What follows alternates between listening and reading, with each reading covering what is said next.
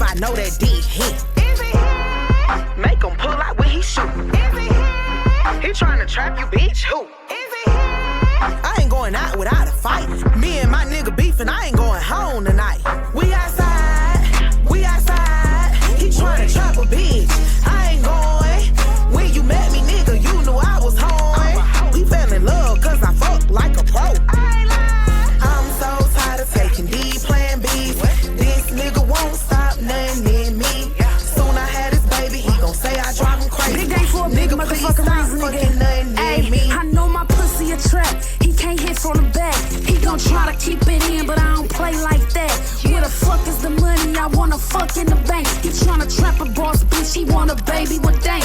Nigga, get the fuck out of my face. You ain't no hitter, can't shoot in my club. All of your niggas be showing me love. I know I'm pretty, let's keep it a bud. Hit it tomorrow, hit it today. Nigga, you really go nut in my what? Nut on my face, maybe nut on my butt. Nigga been mad, he ain't hitting the mud. I'm in the club with no panties on. I wanna take your man home. I wanna hit it for weeks. Hit it today, better have a plan B. What a mistake, abort the baby. I'm that bitch, don't play them games. They so good, but you better pull out. Nut on the bed, nigga, nut in my mouth. I'm so tired of taking D plan B's. This nigga won't stop nothing in me. Soon I had his baby, he gon' say I drive him crazy. Nigga, please stop fucking nothing in me. We outside, he tryna trap a bitch. I ain't going. When you met me, nigga, you knew I was home. We fell in love cause I fuck like a pro. I mean, I just feel like I'm that bitch for real. I just feel like you niggas ain't fucking with me. I mean, you ain't finna try me with no motherfucking baby, nigga. What the fuck I look like C9 for 9 months? The fuck? I'm outside, bitch. It's summertime. I'm outside shaking ass. I'm outside looking for the niggas. You already know what the fuck going on, bitch. K Lamar, Big Dank, we in this bitch. I felt it was necessary to play the entire thing, chat, and I'll explain why, okay? Someone in chat even said at the beginning of that song, AI horrors beyond our comprehension. When I saw this, I saw a clip of it. I saw like 15 seconds of this, and I thought, this has to be AI generated. This has to be AI generated. There's no fucking way that it's 3 fat black bitches holding a 40 Loco and a KFC, you know, outside of a KFC dancing and singing about abortion and Plan B. There's no fucking way.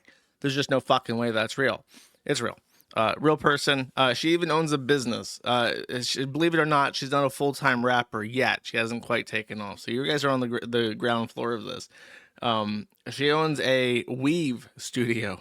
So when she's not singing about abortion and Plan B, she's actually doing weaves for black ladies so they can look their finest, so they can go out and get trapped by niggas and get nutted in and get Plan Bs themselves. Shit.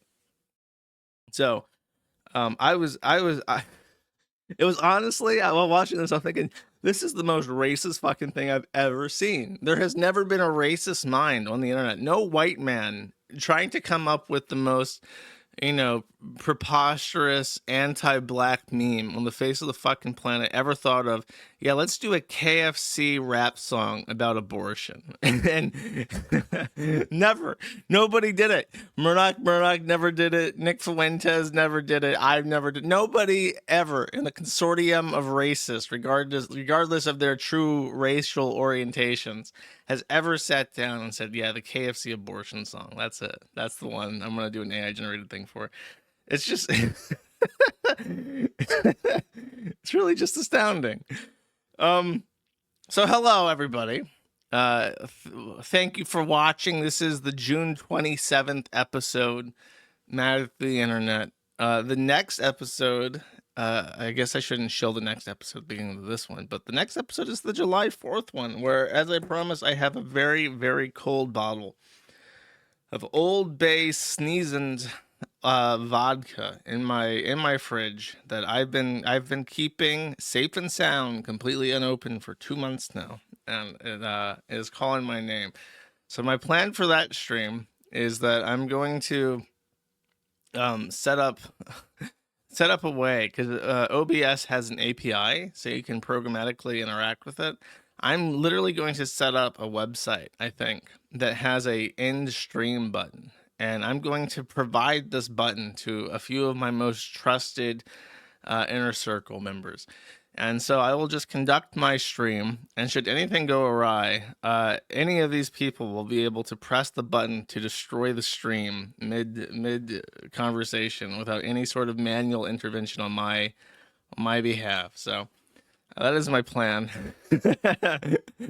I'm trying to. What I'm gonna do. I'm gonna come up with some creative animation or song or whatever for the in stream frame. But yeah, that's my plan.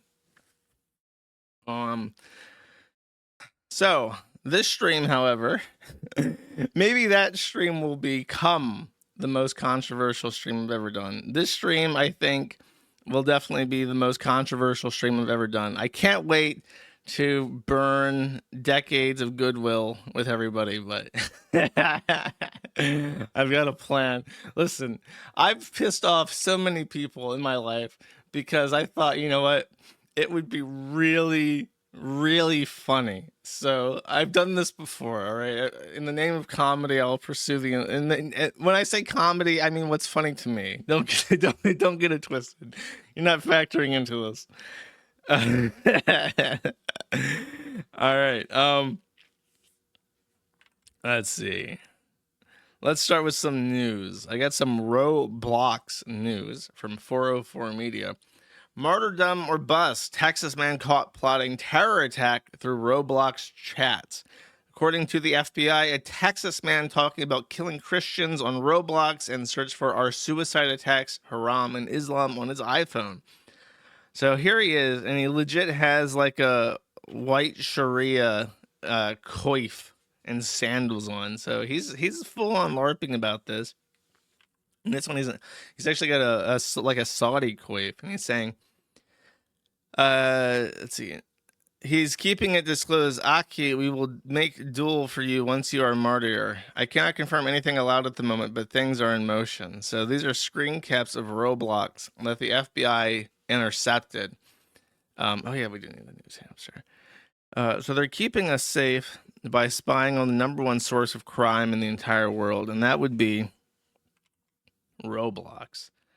Sometimes you're just there to catch the pedophiles, and you accidentally catch a white Sharia, but it happens, shit. Charging documents. Let's see if I can find Roblox in this. Hell yeah. His name was Burger? I have to look up what this guy looks like now. James Wesley Burger. That sounds white to me, chat. Is there a picture of this guy?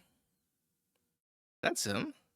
Oh my god, he's even got the Muslim neck beard. This guy is like such a Texas looking redneck. What the fuck is he doing pretending to be Islamic? Okay, so the United States is investigating Burger, I'm sure they are, for making threats via the Roblox gaming platform to attack a Christian concert or event.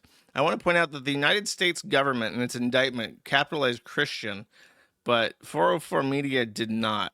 Little C Christian. Okay.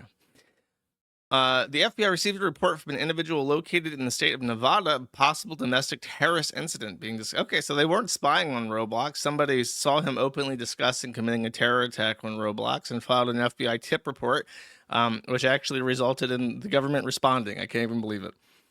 So his name was Kraz3 Plane, or Crazy Pain, I guess.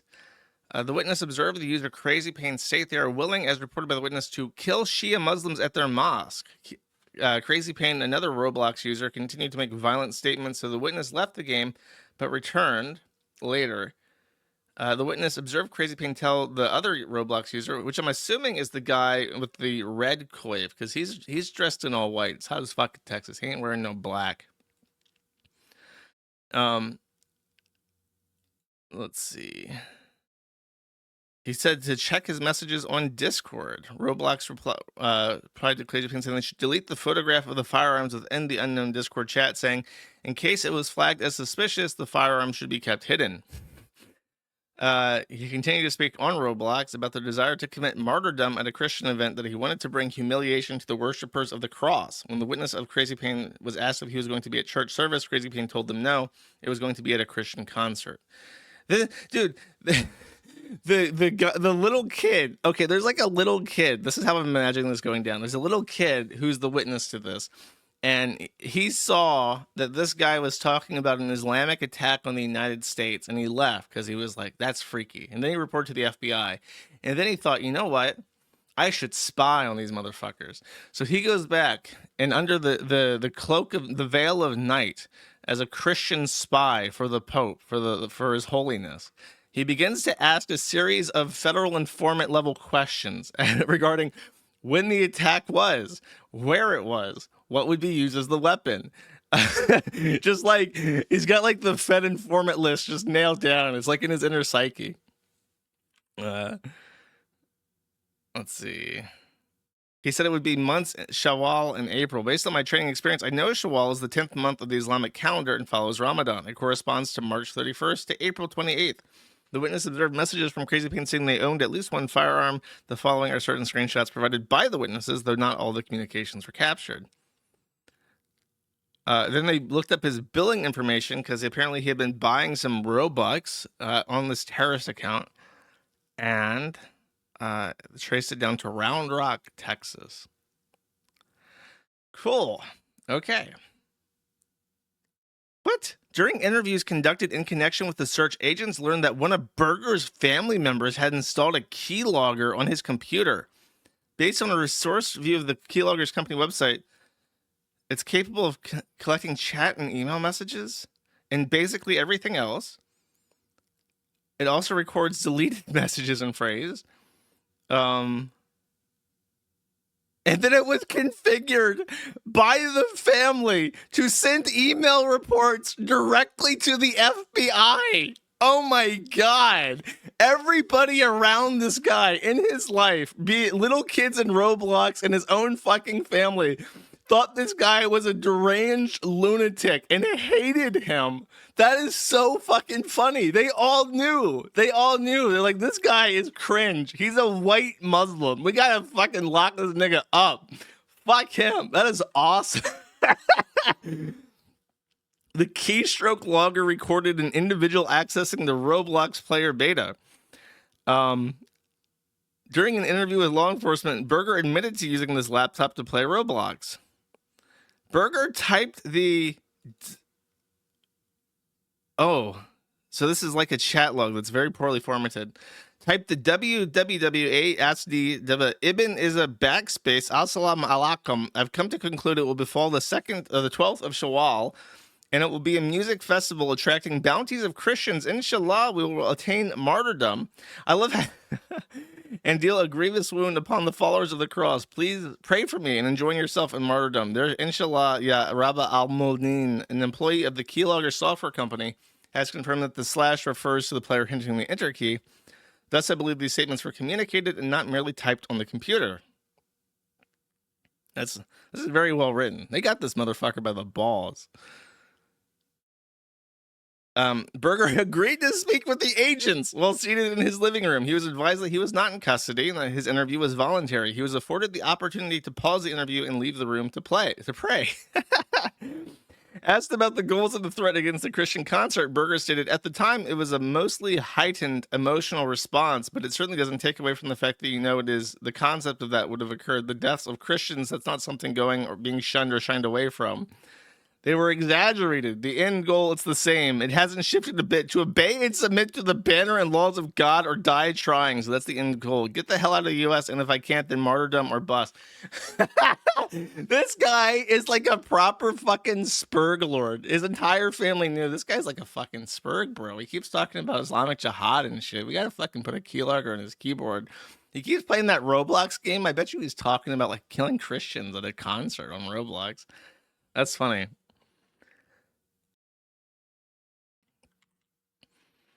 I kind of want to move on, but like the action is meant to cause terror. I cannot agree with the term terrorist, I agree it would be what a terrorist is seeking. Asking whether he would be a terrorist, Berger means, yeah, since my own definition, I guess I would be a terrorist. Holy shit. What the fuck is wrong? Dude, this guy is like, he lacks that self-preservation instinct to such a degree that it's like, is he like actually mentally ill? You know what I mean? It's like, is he like actually retarded? Is he able to stand trial? I would use a pistol or a car like a small hunting rifle. I don't remember mention of a shotgun. Asking whether he would be looking to acquire a rifle, he said yes, pretty much. Dude, he doesn't have self-preservation instinct. He's just retarded. When I said the word grievous, Berger said the word wound, indicating he was aware of the specific statement. He said, "How do you mean?" He says, I asked, "Did you make that statement?" And he said, yeah. All right. Although Berger attempted to argue that Crazy Paint account in conjunction with another person, Berger admitted, "Yes, I use that account, and yes, I made similar statements." Okay. A search of Berger's Apple iPhone showed searches for, among other things, Lone Wolf Terrorist, ISIS. Lone Wolf Truck, ISIS propaganda. Which month is April in Islam? He didn't even know what a shawa was. He had to look it up so he could look like he knew what the fuck he was talking about. Festivals happening near me. Are suicide attacks haram in Islam? Ginger ISIS member.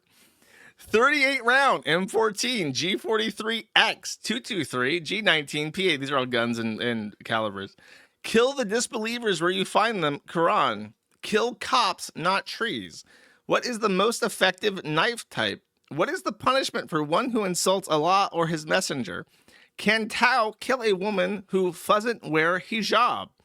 Is Abu Bakr a part of the Ahlul Bayt? Okay. Well, let's give a round of applause to our ladies and gentlemen in the FBI who followed up to a little kid being concerned about a fucking terrorist in his kid's game and actually made an arrest to someone who was obviously, like, don't get me wrong, this guy wouldn't have killed like 40 people, but he would have gone to the concert and shot like one random grandma, sitting in the back for the Rappin' for Jesus concert before being tackled by the big black bouncer. Like, that's what would have happened. So grandma got saved. At least one person got saved from being shot in the back.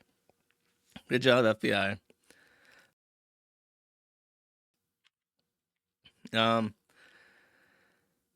Next, payment processors are now censoring the furries. First, they came for the Nazis, and I said nothing because I wasn't a Nazi. Then they came for their shit posters, and I said nothing because I was not a shit poster. And then they came for the furries, and there was nobody left to speak for me. So this is in regards to Fansley. Fansley is an OnlyFans alternative that was promoted by Aniza Jomha. I believe they were a sponsor of Creator Clash even. And which is weird because she's on OnlyFans, but their sponsor was Fansley. Anyways. So Fansley updated their terms of service because their payment processors came down and basically said, you have to get rid of this furry shit. So the clarification came from the payment processor, and as in, like, it follows the lolicon stuff that was being enforced on Pixiv and other sites in Japan that was pissing people off. Let me see if I can actually find the exact thing here. So Fansley, we're updating new policies, AI-generated content, alcohol and intoxicating substances. Media account. Okay, policy clarification, anthropomorphic content. Our payment processing partners classify some anthropomorphic content as simulated bestiality. As a general guideline, kemonomimi, human-like characters with ears and tails, are permitted, but full personas, kimono, and scaly content are prohibited in adult context. And then it has a further prohibition on hypnosis and mind control as a form of rape. And then nothing recorded in public. I see. Okay. So it's just so weird to me because it's like you have digital Satan, right? You have the payment processor sitting there like, yeah, like, well, hold up. Let me pull this up.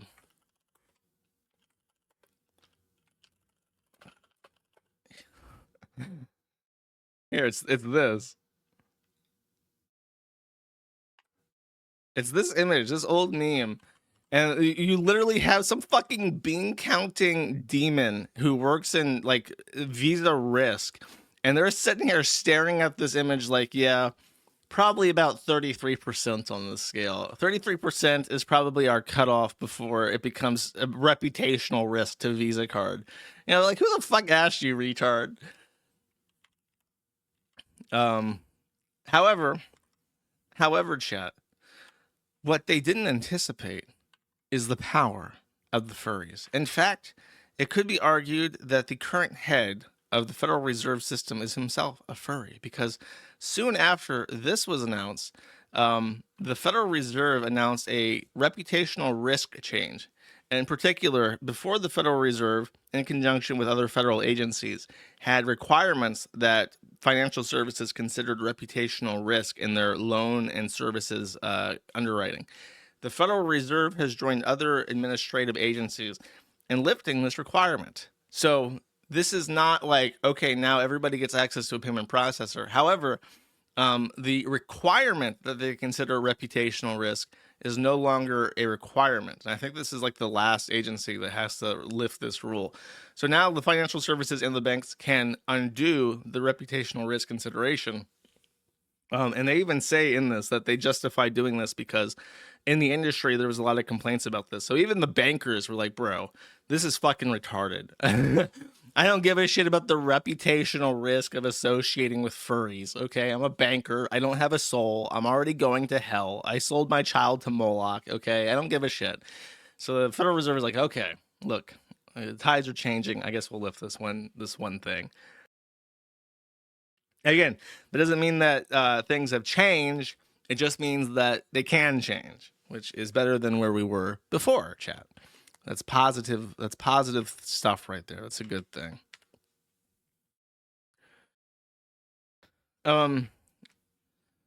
So this is political. I'll keep it short. I'll keep it nice and short. Cats, as it were. Okay. Here we have Donald J. Trump, President of the United States. Very, very spastic messages came from Trump in regarding a ceasefire. The ceasefire that he talked about was one of the weirdest ceasefires I've ever heard of. I don't think there's ever been a ceasefire like this in the history of mankind. Correct me if I'm wrong. I'm sure some military spurg knows that this is not true because, you know, the world's a big place. Lots of weird shits happen. But the ceasefire that he brokered between Iran and Israel was unilateral but and had different terms. He told Israel they had 12 more hours after midnight to keep bombing Iran, and Iran had to stop retaliating against Israel. So it's a one-way ceasefire kind of imposed upon them. And I've never heard of that. I've never heard of a ceasefire that lets one side continue to lob bombs while the other did not. So the United States flew over with the B-52, the big, scary, pixelated looking jets, and they dropped 10,000-pound bombs to destroy Iran's nuclear program. Iran said there was no damage. The CIA says that there was actually catastrophic damage. And then Donald Trump said, look, mission accomplished here. Stop fighting. Actually, Israel can keep fighting 12 hours more because it's Israel, bro. Come on. It's Israel. You got to let them bomb you a little bit more. They gotta get the better deal. Otherwise, they're not going to accept nothing. So, apparently they agreed to this, and it happened so quickly. There was actually mass confusion on if Trump was just lying. And in fact, based on the timeline, it's entirely possible that Trump announced the ceasefire on his Truth Social or whatever, and then neither Israel nor Iran knew it was even happening. He just said it. I know this is I'm making this up. Maybe he did debate it, but in my head, he literally just went on Twitter or whatever and said, "Look, this ceasefire, it's happening at midnight, and Iran and Israel gets an extra 12 hours to bomb Iran." And both parties are like, "What the fuck?" I guess we got to do it. It's Trump. What are we going to do? So they both just agreed to it after the fact. Everyone was extremely confused for several hours trying to figure out if Trump was lying or not. And then Iran declared victory. Israel and the United States declared victory. Everyone's very happy, except Trump, actually, because when Trump said you have 12 more hours to bomb Iran, Israel was like, oh boy, Goyim, 12 hours where we get to punch and we can't get punched back? This is the greatest deal in the history of deals maybe ever. So they just started bombing the fuck out of Iran immediately. And it was expected that, you know, there's like a level of bombing and then the bombing would taper off over 12 hours. But Israel, when they got word that they could bomb with impunity, they just went crazy, right? So this was Donald Trump's reaction to hearing that Israel had just opened like a huge volley of missiles against Iran, when the expectation was that they'd be coming the fuck down.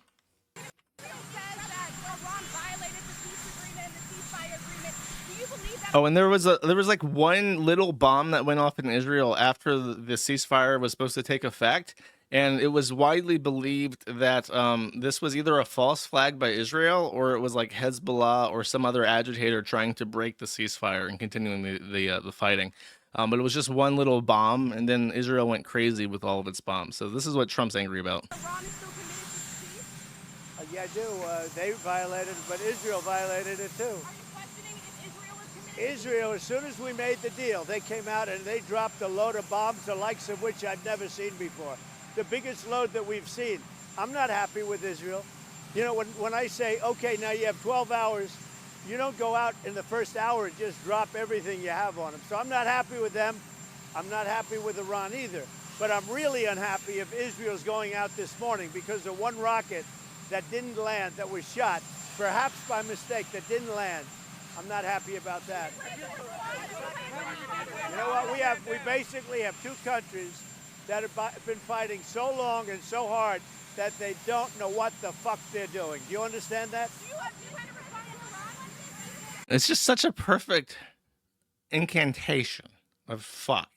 Not many people can land fuck like that. And even the people that can, they can't do it all the time. You have to be actually really pissed off to say it like that. One more time. I like the entire part where he stops talking the first time. And then the press starts like yelling at him, right? And he's just like, he's not looking at the press. You know, all this noise is coming from the press. He's like staring off into the distance. He's staring out over the Potomac or whatever.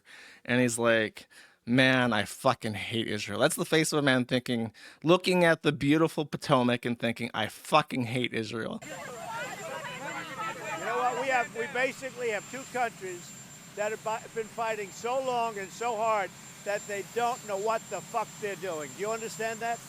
He's not even responding to anything anybody asks. He's just telling them. He's like, I'm so fucking angry about this.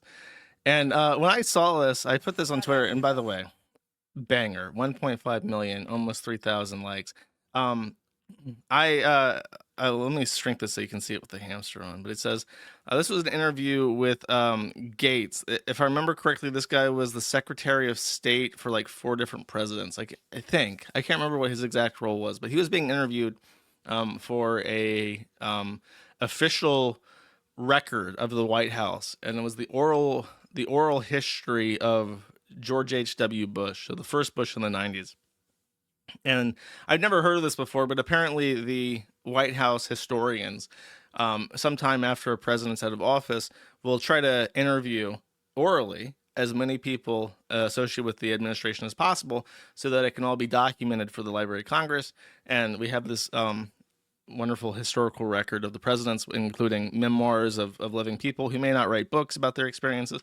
And in this instance, Brands, who is the historian, asked Gates, was there anyone that George H.W. Bush actively disliked? And Gates replies to him and says, Shamir. Shamir was the president of Israel at the time that George H.W. Bush, or the prime minister of Israel at the time H.W. Bush was the president of the United States. And he says this, Shamir, but I will say this, every president I worked for at some point in his presidency would get so pissed off at the Israelis that he couldn't speak. It didn't matter if it was Jimmy Carter or Jerry Ford or Ronald Reagan or George H.W. Bush. Something would happen and they would just absolutely go screw themselves right into the ceiling. They were so angry. And they just sort of rant and rave around the Oval Office. I think it was their frustration knowing that there was so little they could do about it because of domestic politics and everything else that was so frustrating to them. But he did not, I think, care very much for Shamir. I'm trying to think about others, but I can't think of any others. So this guy, who is one of the closest people to H.W. Bush, is asked the question, who doesn't he like? And he goes off on this lovely tangent about how every president that has ever served the United States since JFK, probably, maybe even before, would just think about Israel and something that they were doing at the time and get so angry. And they just know because of the Congress and because of apex control over the Congress, there's nothing they can do about it. Other famous instances of this include, by the way, Israel stealing enriched uranium from the United States. In fact, the company that we paid to enrich uranium was founded by the Mossad, and the owner of it was a Zionist Jew, and he exfiltrated enriched uranium to Israel so that they could make a nuclear bomb. In fact, it's believed they have access to a hydrogen bomb because they detonated the bomb off the coast of South Africa one time. And we couldn't stop them. We couldn't stop Israel from making a fake uranium enrichment company and exfiltrating uranium to Israel and detonating hydrogen bombs off the coast of South Africa. We just couldn't stop them. That's a conspiracy? I don't think that's a conspiracy. I think there's even reports from the CIA where they talk about how this happened and how they let it happen, basically. There's that. There's the time that, by the way, this woman, let me just show you this. This woman was the prime minister of Israel for a long time.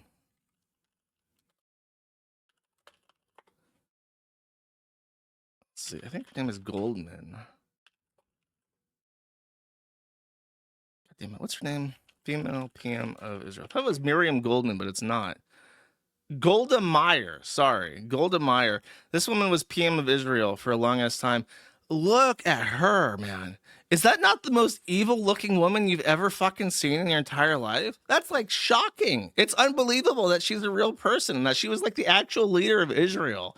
It's like if you were going to create like a caricature of an evil Israeli woman and make her like the leader of Israel. Like, that's exactly what you would come up with. That's Golda Meir. And I think she was responsible for overseeing the invasion of Egypt and conquering the Sinai Peninsula.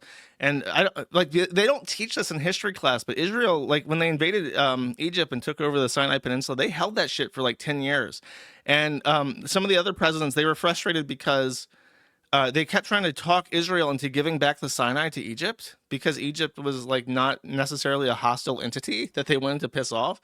And they just couldn't do it. It took them 10 years to negotiate handing back the Sinai to Egypt. And during the entire time, they were like settling the area with Israeli settlers. So it's like in every presidency, there was an instance where Israel would do something that jeopardized peace, put the Americans at risk, damaged the American international reputation, conquered land, stole uranium, bombed Iran, just like constantly. They just every fucking presidency they do something, and it's just like, and we can't do anything about it because we got Ted Cruz in Congress and he's getting paid, and that's all that fucking matters. It's just crazy. Maybe one day something will change, chat. Knowing that one day things may change, it fills you with determination. Here's a funny thing. Here's a little bit of hopium copium. Okay. This is a Supreme Court decision in regards to an executive order about Trump. However, that's not the actual decision is not necessarily what I want to read. It's this. So this is a quote this is the majority opinion, and I think that this opinion was 8-1. So every Supreme Court justice on the Supreme Court bench voted in favor of this opinion. In the dissenting opinion, the lone dissenter was Ketanji Jackson or Brown Jackson, who of course is the loudest and newest member of our Supreme Court, and Amy Coney Barrett of all people. I think that's her name. I don't know. I can't remember her name. It's a weird name. Amy. We'll just call her Amy. Amy wrote this. And I actually was not suspecting that Amy wrote this when I first read it. We will not dwell on Justice Jackson's argument, which is at odds with more than 2 centuries worth of precedent, not to mention the Constitution itself. We observe only this. Justice Jackson decries imperial executive while embracing an imperial judiciary. So every Supreme Court justice agreed that the lower court was acting as an imperial, as with executive authority, and demanding that the government do things that it can't demand them to do, and overriding precedent for the last 2 decades or centuries of the country. And then Ketanji's just like, but you got to act with your heart, man. Sometimes you just got to act with your heart. And then Justice Amy was like, she got the fatigue. She got a little bit of fatigue and said, no, No, Miss Jackson, we are not going to completely rewrite the Constitution based on how you're feeling at this exact moment. Actually, there's another part to this. Let me pull it up real quick. I have it excerpted somewhere.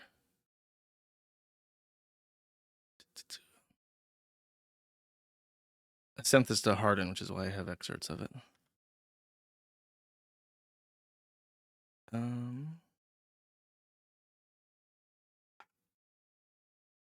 Sorry, give me 1 second. Okay. No one disputes that the executive has a duty to follow the law, but the judiciary does not have unbridled authority to enforce this obligation. In fact, sometimes the law prohibits the judiciary from doing so. Observing the limits, she cites James Madison. Observing the limits on the judicial authority, including as relevant here, the boundaries of the Judiciary Act of 1789, is required by a judge's oath to follow the law. Justice Jackson skips over this part because analyzing the government statute involves boring legalese. Post at 3. So at some point, Miss Brown decides to complain about boring She's a Supreme Court justice. There should be no such thing as boring legalese to a Supreme Court justice. If you put down a 500-page tax court ruling in front of a Supreme Court justice, he should be like, oh boy, reading material for the next 2 hours. You know, it's like, I can't wait to dive into this succulent meal of boring legalese. If you put that shit down from a Thomas Clarence, he'd be reading it in bed at night with his nice little nightcap on and his pajamas and shit, putting himself, but he wouldn't be able to go to sleep. It was to be a bad idea because he would just be so riveted by the tax court documents. He wouldn't be able to go to sleep. Miss Jackson, however, I ain't reading all that. she gets a court opinion and she's like, I ain't reading all that. That's nice. I'm glad for you though. We're sorry that happened. Whatever. So involves boring legalese. She seeks to answer a far more basic question of enormous practical significance. May a federal court in the United States of America order the executive to follow the law? In other words, is it unnecessary to consider whether Congress has constrained the judiciary? What matters is how the judiciary may constrain the executive. Justice Jackson would do well to heed her own admonition. That's a $1 million word there. Admonition. Everyone from the president on down is bound by the law. That goes for judges too. That is fucking crazy. I have never read anything so scalding directed at another Supreme Court because they work together. It's like you have if you work in an office and you have 9 coworkers and you just sit down and like, God, you're so fucking shit at your job. You know that? Like that's going to spike some tensions. And it's especially hard when you go to an office and you're all lifetime appointees. You're all going to be there for the rest of your fucking lives. And she's been there for less than like 2 years and you're already like, bitch, shut the fuck up. That's going to make things a little bit tense moving forward for the rest of your fucking life. This is crazy. I just saw this. I couldn't even believe it. I thought it was fake. I had to look it up. And sure enough, it was a brand new opinion. I'm just like, holy shit. I've never read anything like this before, man.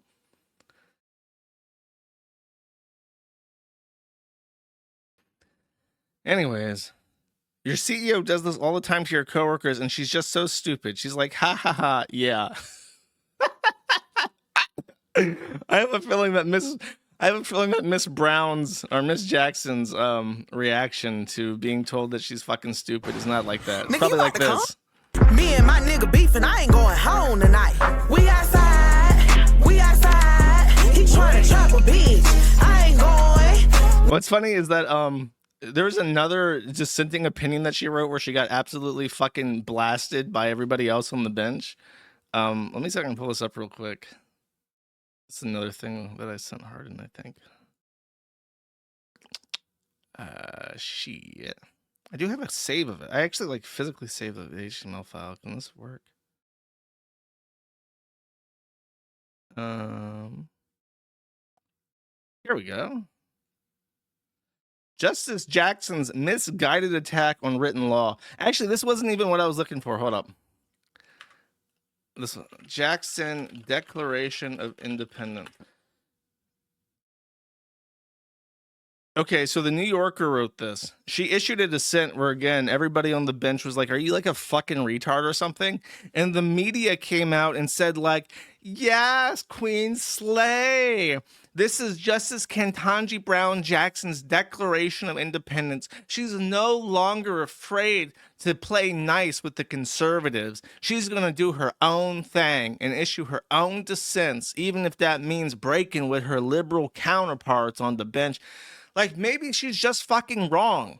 Maybe if Sotomayor and the other bitch is like, are you retarded? Maybe she's just wrong. But no, the New Yorker is praising her. Yes, Queen. Dun, dun, dun. All sick of these plan Bs. And it's just like, maybe she's unfit to be a Supreme Court justice. This was a response. The first thing I pulled up was a response to this saying, Justice Jackson's misguided attack on written law. The point is that in her dissent, she said something like, textualism is white people and racism and shit. Textualism is when you read the law and you interpret the law literally as it is written. Whereas the other one, I forget what it's called, is when you consider the context and you contextualize the law and you consider what they were going for and what was said outside of the law, like when they were discussing passing the bill and stuff. And she's like, we need to consider the context. You got to put this in the context to see that I'm right and shit. And it's like, no, you should enforce the law as it's written, is usually how the court handles things, but not always. Not always, chat, but generally you want to stick to the law as much as possible because the law, technically, supposedly, is the will of the people because Congress passes it and Congress represents the people, right? So therefore, what is passed into law is considered the will of the people, and that's why it should be interpreted literally. But unless you're Ketanji Brown Jackson, then you gotta consider the context of white supremacy and shit, man. Awesome, cool, very nice. Let's get out of the politics real quick. Actually, there's a little bit of a segue, political segue. We have our vice president, JD Vance, shitposter-in-chief, joined Blue Sky, and he joined Blue Sky to shitpost about, I think, trannies. This was the Tennessee tranny thing. So he says, hello, Blue Sky. I've been told this app has become the place to go for common sense political discussion and analysis, so I'm thrilled to be here to engage with all of you. To that end, I found Justice Thomas's concurrence on medical care for transgender youth quite illuminating. He argues that many of our so-called experts have used bad arguments and substandard science to push experimental therapies on our youth. I might add that many of those scientists are receiving substantial resources from Big Pharma to push these medicines on kids. What do you think? For this alone, which is not a particularly inflammatory piece, he was banned. I'll remind you that Liz Fong Jones is like an investor into Blue Sky, so he owns a part of it, which is why if I even make an account and don't post, I will immediately be banned. I've actually sent in appeals and asked, like, hey, can I get an explanation why my account was banned? Because I had something like Joshua Moon at bluesky.app. I was like really early to signing up to it. And I was nuked before I even posted because Liz Fong Jones watches the Kiwi Farms. And when I posted my Blue Sky account on the Maddie thread, he got it banned because he's in somewhere high up in their orchestra. So Vice President of the United States of America post just a question, really not even something too inflammatory. Just post a question like, hey, this is the Supreme Court ruling. This is going to decide how certain people live in this country. What do you think about it? And he's banned. Once they realized, because he went back onto Twitter or Zitter and he posted that he got banned on Blue Sky and basically made fun of them for being shit. They immediately unbanned his account, but obviously the damage is already done. You don't get to do that. You don't get to unban the account after you already make a mistake and be like, whoops, sorry about that. However, JD Vance, after joining Blue Sky and posting 3 messages, rocketed to the #1 position. I think that this has changed now. Jesse Singal has lost his first place most blocked account on Blue Sky, usurped by Vice President Shitposter-in-Chief JD Vance 1. Competing very close with Mark Cuban and Brianna Wu, who was going to get 2 mentions this stream for some reason. J.K. Rowling, by the way, threw down the gauntlet and said that she could beat all of them if she joined Blue Sky, which would be very funny. However, I don't co-sign that, chat. I don't think that people should be drawing attention to Blue Sky. As I mentioned before, Blue Sky is like semi-federated, so it's like it's trying to pretend to be the Fediverse, where it's like we're totally federated, guys.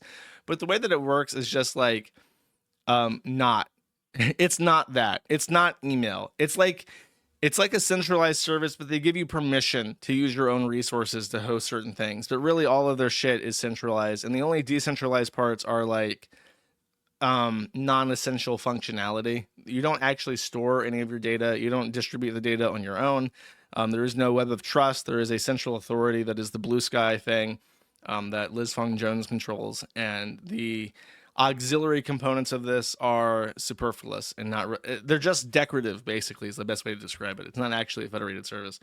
But because they're pretending to be federated, there are certain things that are available to the public that are not usually available for a properly centralized service. And in particular, statistics, which are some of the most important metrics and data available to a platform, is its statistics, because you can measure the health of a website. You can measure the impact of certain events on a website's popularity and what people talk about. And that's all very important for marketing. And usually, like with Reddit, by the way, some of the most important leaks that ever came out about Reddit and how Reddit corporate behaves came through marketing information. Like the details that they give marketers in regards to advertising costs and stuff. They say if you advertise, I remember this because it happened during the Donald back in 2016 when the Donald was a really popular subreddit on Reddit. Their sub was artificially crushed. It didn't appear in a lot of prominent places, and somehow they were able to determine that not only was the Donald much more popular than it appeared on the site, it was actually probably, I think, the most popular subreddit. And the reason why they were able to deduce this is because if you tried to buy an advertisement for the Donald, it would tell you how many users were on the subreddit and how much activity it had, because that's what informs your CPM price when you're buying an ad for a space, right? So for the advertisers, where they were legally bound to disclose accurate statistics, they were telling the advertisers one thing, and then to the actual public-facing users using the site, they were giving them much lower statistics to try and like demoralize them. But to the advertisers, they're like, no, this is a great deal. They got millions of people on this. So statistics, important. Statistics, important. Why did Josh mention statistics? Why did he go off about the Donald? Chat. The answer, Blue Sky is dying. Their posts per hour are going down. The momentum of getting off Nazi, tranny, bashing, zitter is failing. And the fact is what's always been true with social media. People go to where people are. That is the product. When you sell a social media site, you are selling access to other people, to eyes and ears and thoughts and hearts and minds, chat. And when you're a sequestered little club of the gayest faggots to ever fucking live, nobody wants to join your site except for other gay retards. And surprise, surprise, the people are going back to Zitter, even though it is ran by Le Evil Nazi. Dun, dun, dun. So my point is, I don't support what's-her-face, J.K. Rowling, the turf queen, playing games like this. I don't even really support JD Vance is a one-off joke. I guess it's really, really funny. But honestly, people should just be ignoring Blue Sky. I pretend it doesn't exist. Unless I really, really have to. I talk about something that happened on it. But for the most part, I prefer to not acknowledge it because I think it's gay. And it's ran by people who are evil. And I think that gay, evil people should lay heckin' die and not lay heckin' run important things that people use unironically, chat.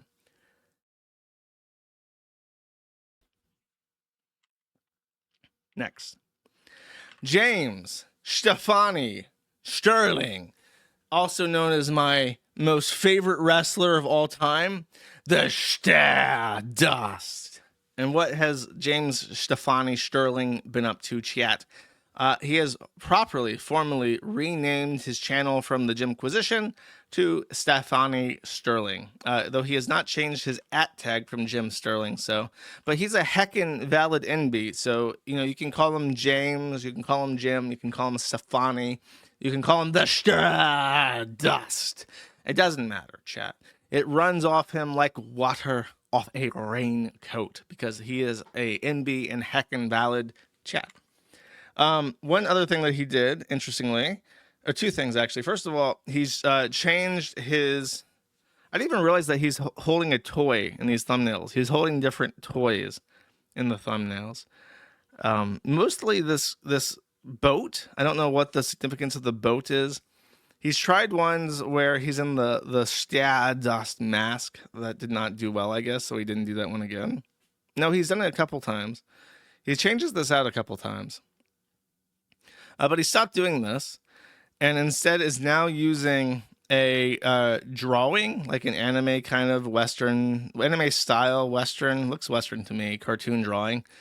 And actually, it's not anime at all. It's just Western. Sorry, chat. I'm being haunted by the cartoons from Japan. It's a lobster, though. And I thought about this. I'm like, that's fucking weird. Why is the Stardust avatar, cartoon avatar, why is it a lobster, chat? Why is it a big-titted lobster tranny? And the answer... Hold up. Let me pull this up, because if I just describe it, it won't be as funny as flashbanging you with this. Oh, wait, no. Oh, here we go.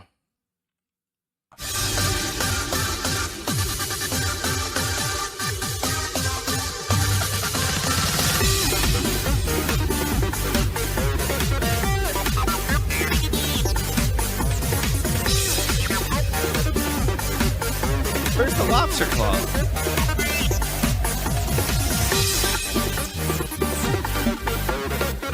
Oh, there it is.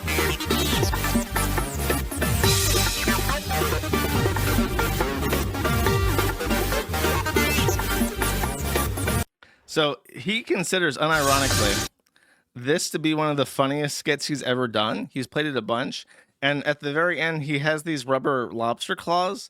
And for some reason, he is so enamored by the lobster claws that I'm almost 100% certain that he is using lobster claws for his new avatar because he loves that skit so much. This is, by the way, you know how like PPP has like every fact about iDubbbz and Nick Fuentes recorded to memory? Jim Sterling is one of my personal fascinations. And as a result, I have like absolute, for a guy who can't pronounce any words right and who forgets everything all the fucking time, I've got the Jim Sterling lore on fucking lock. I'm like, the lobster claws. That's a reference to the Bethesda dance. What a valuable, how big is a human brain, chat? There's a significant chunk of that dedicated to James Stefani Sterling Stardust lore.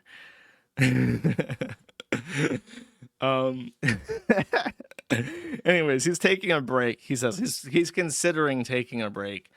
I guess the stress of being the Jimquisition is taking a toll on him.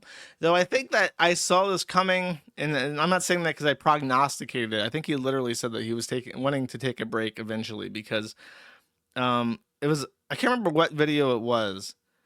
Oh, it was his anniversary video where he had successfully, over the course of 10 years, put out a new video about video games and kind of mostly about wrestling and toys in the last couple of years. But he had made that deadline of a new video every Monday for 10 years. And after he did that, he kind of said, like, look, I don't like doing this. I hate YouTube. I hate logging into YouTube. I hate opening my email and seeing emails from YouTube. And I'll probably take a break. So it's not surprising news, but it is a literal break from tradition, chat, because he had never missed an episode. So, in case you're wondering, the video itself was not that great. Even by Jim to his credit, though, and actually I can't even give him credit because a lot of it was fucking bullshit about toys. He just can't stop himself. He just like injects so much garbage. He's like addicted. I honestly think that in his free time, when he's like popping oxycodone or whatever and like lounging around in his chaise lounge and in his room surrounded by toys, I honestly swear, I think he has like a YouTube playlist that has nothing but like TV advertisements for toys from the 80s and 90s. And he just like eats and takes pills and drinks and watches these advertisements on loop. And when one particularly enamors him, he injects it into his next video for the next Monday. That's the only explanation that I have, because it's always different and it's always like complete. It's unrelated, you know. At least when I pick my music for my streams, I try to get it at least semi-topical sometimes. But it's like that, but with cartoons or advertisements for kids shit. It's truly strange. And with that, actually, News Hamster, you are dismissed. Thank you. Next. We have an important update from Kaceytron. And I think it's really important. This is about the H3 lawsuit, and this is her statement.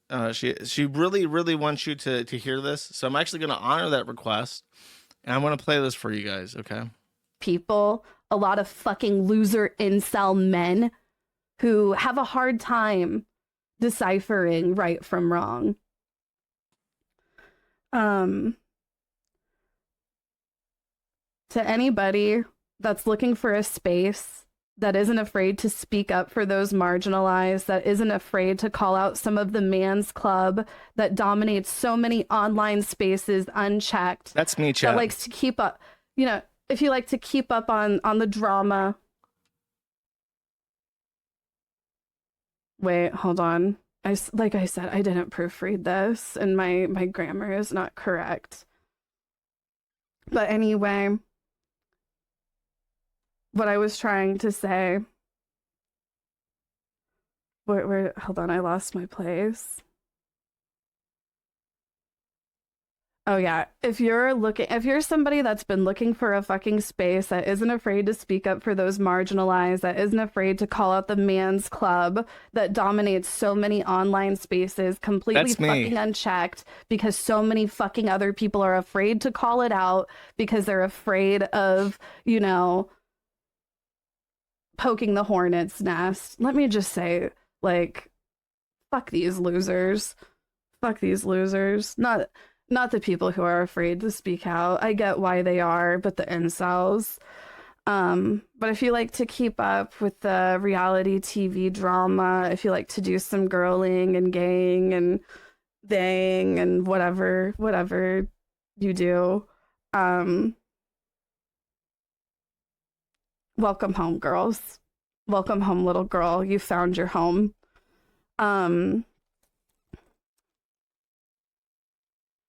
I also want to say I release my content.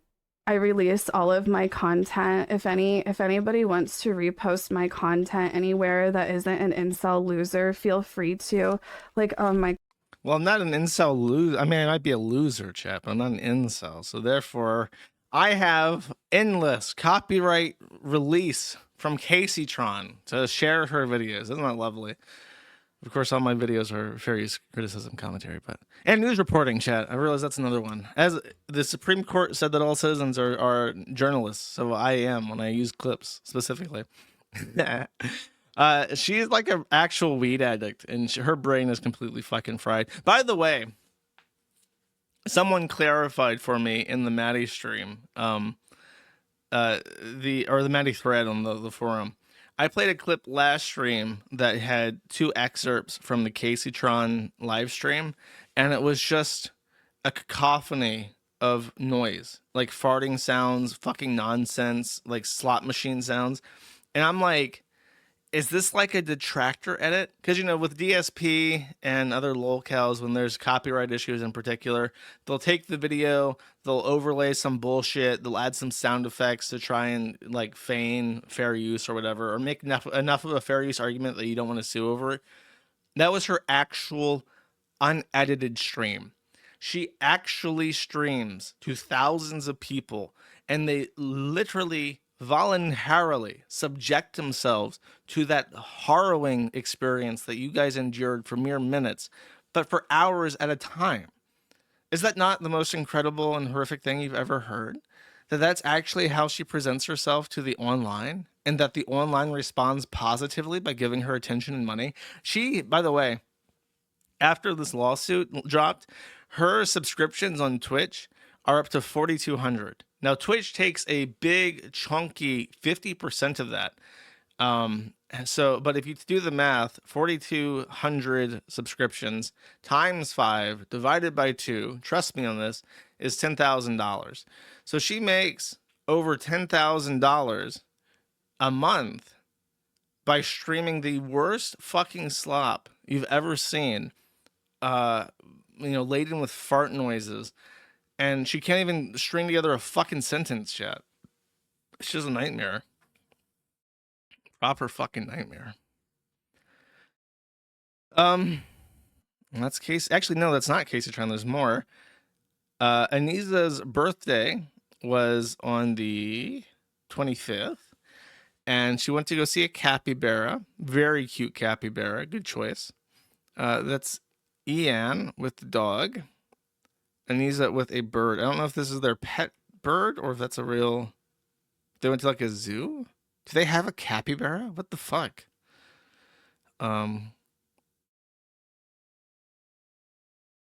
Capybara. Capybara seems annoyed by her, but, you know, such is life. They always look like that, to be honest with you. Rusty Shackleford says, wait, you and Ethan have the same birthday? And she says, Soulbound, it was destiny for us to battle on this mortal plane. Wait.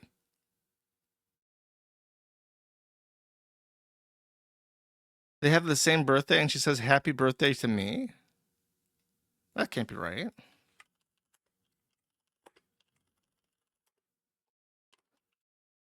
That's not possible, chat. iDubbbz's birthday. His birthday is October 1st. She's like lying. She's like, she forgot his birthday, chat. She doesn't know her husband's birthday. So on her birthday, she decided to use the birthday spirit to endow some goodwill, birthday blessings, to Kaceytron, saying, for my birthday, I would like everyone who can afford to go donate to Casey's GoFundMe for legal fees. It would mean so much to me. I started y'all off with my own donation, so you know how important it is to me. Thanks in advance. Love you all and appreciate the happy birthday wishes. And this is, oh, look, she changed the logo. I pointed out how horrific oh my God, her GoFundMe logo was from last stream. It was like a picture of her, like as ugly as possible, with like her eyes bulging out weird. And I guess she decided, she took my advice and said, you know what, that is probably not how I want to portray myself on the internet.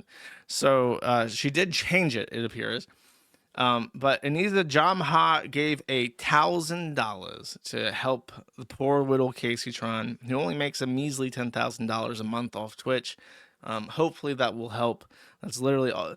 She had to dip into her SSRI funds for that shit. Actually, she's back in Canada now, so I think the Canadian taxpayer is paying for it. Maybe that's why she had $1,000. Now that she's back in Canada, Canadians are paying for the SSRIs. Well, that frees her up from the American healthcare system to give as much money as she can, chat. That's very nice.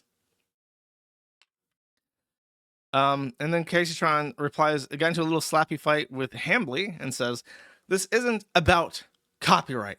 This is about evoking incel support. As someone who has been the target of incel harassment for plus 10 years, there's a lot of them, and few who speak up against it. Men who delight in humiliating women for clicks. I am so tired of being a target of this. So her being sued for copyright infringement is not merely her being sued for copyright infringement because she chair streamed an H3 video and then ignored his copyright takedown notice. It is about fighting the incel chuds, chat. H3, by the way, posted an update. Because he chose to sue 3 women, many people were concerned about his incel chudliness. And H3, of course, being a progressive retard reform Jew living in LA, took that to heart and said, okay, I gotta do something about this misogynist label. So he posted this. He said, good evening.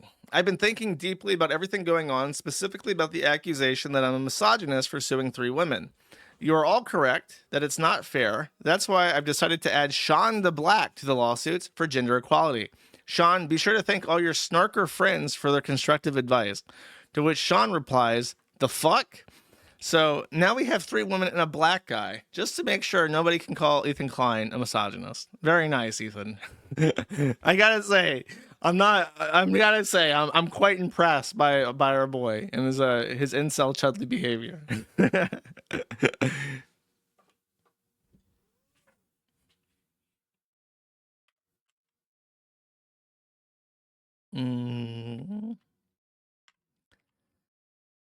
Next, okay, so this is Brianna Wu. So okay, get this right. Zoe Quinn was popular. Never. But she was most notable during Gamergate, which was 11 years ago. I have to like put up a timer somewhere. I have to have like an actual clock on my wall. You know how like in like banks and the stock exchange, they have all the clocks that let you look up and say, oh, it's like 3 p.m. in Tokyo or whatever.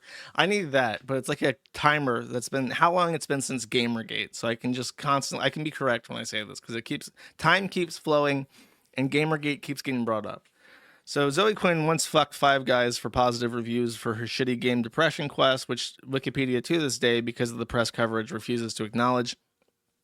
During Gamergate, there was a little bit of a cat fight. Brianna Wu, at some point, declared herself the primary target of Gamergate, to which Zoe Quinn had a confused face about because she was actually the primary target of Gamergate because she's the one that fucked 5 guys to get the positive reviews for her shitty Depression Quest. Brianna Wu literally fabricated evidence to inject herself into Gamergate for attention. And because Brianna Wu had connections in the press, was able to actually do this successfully. Zoe Quinn has basically chat,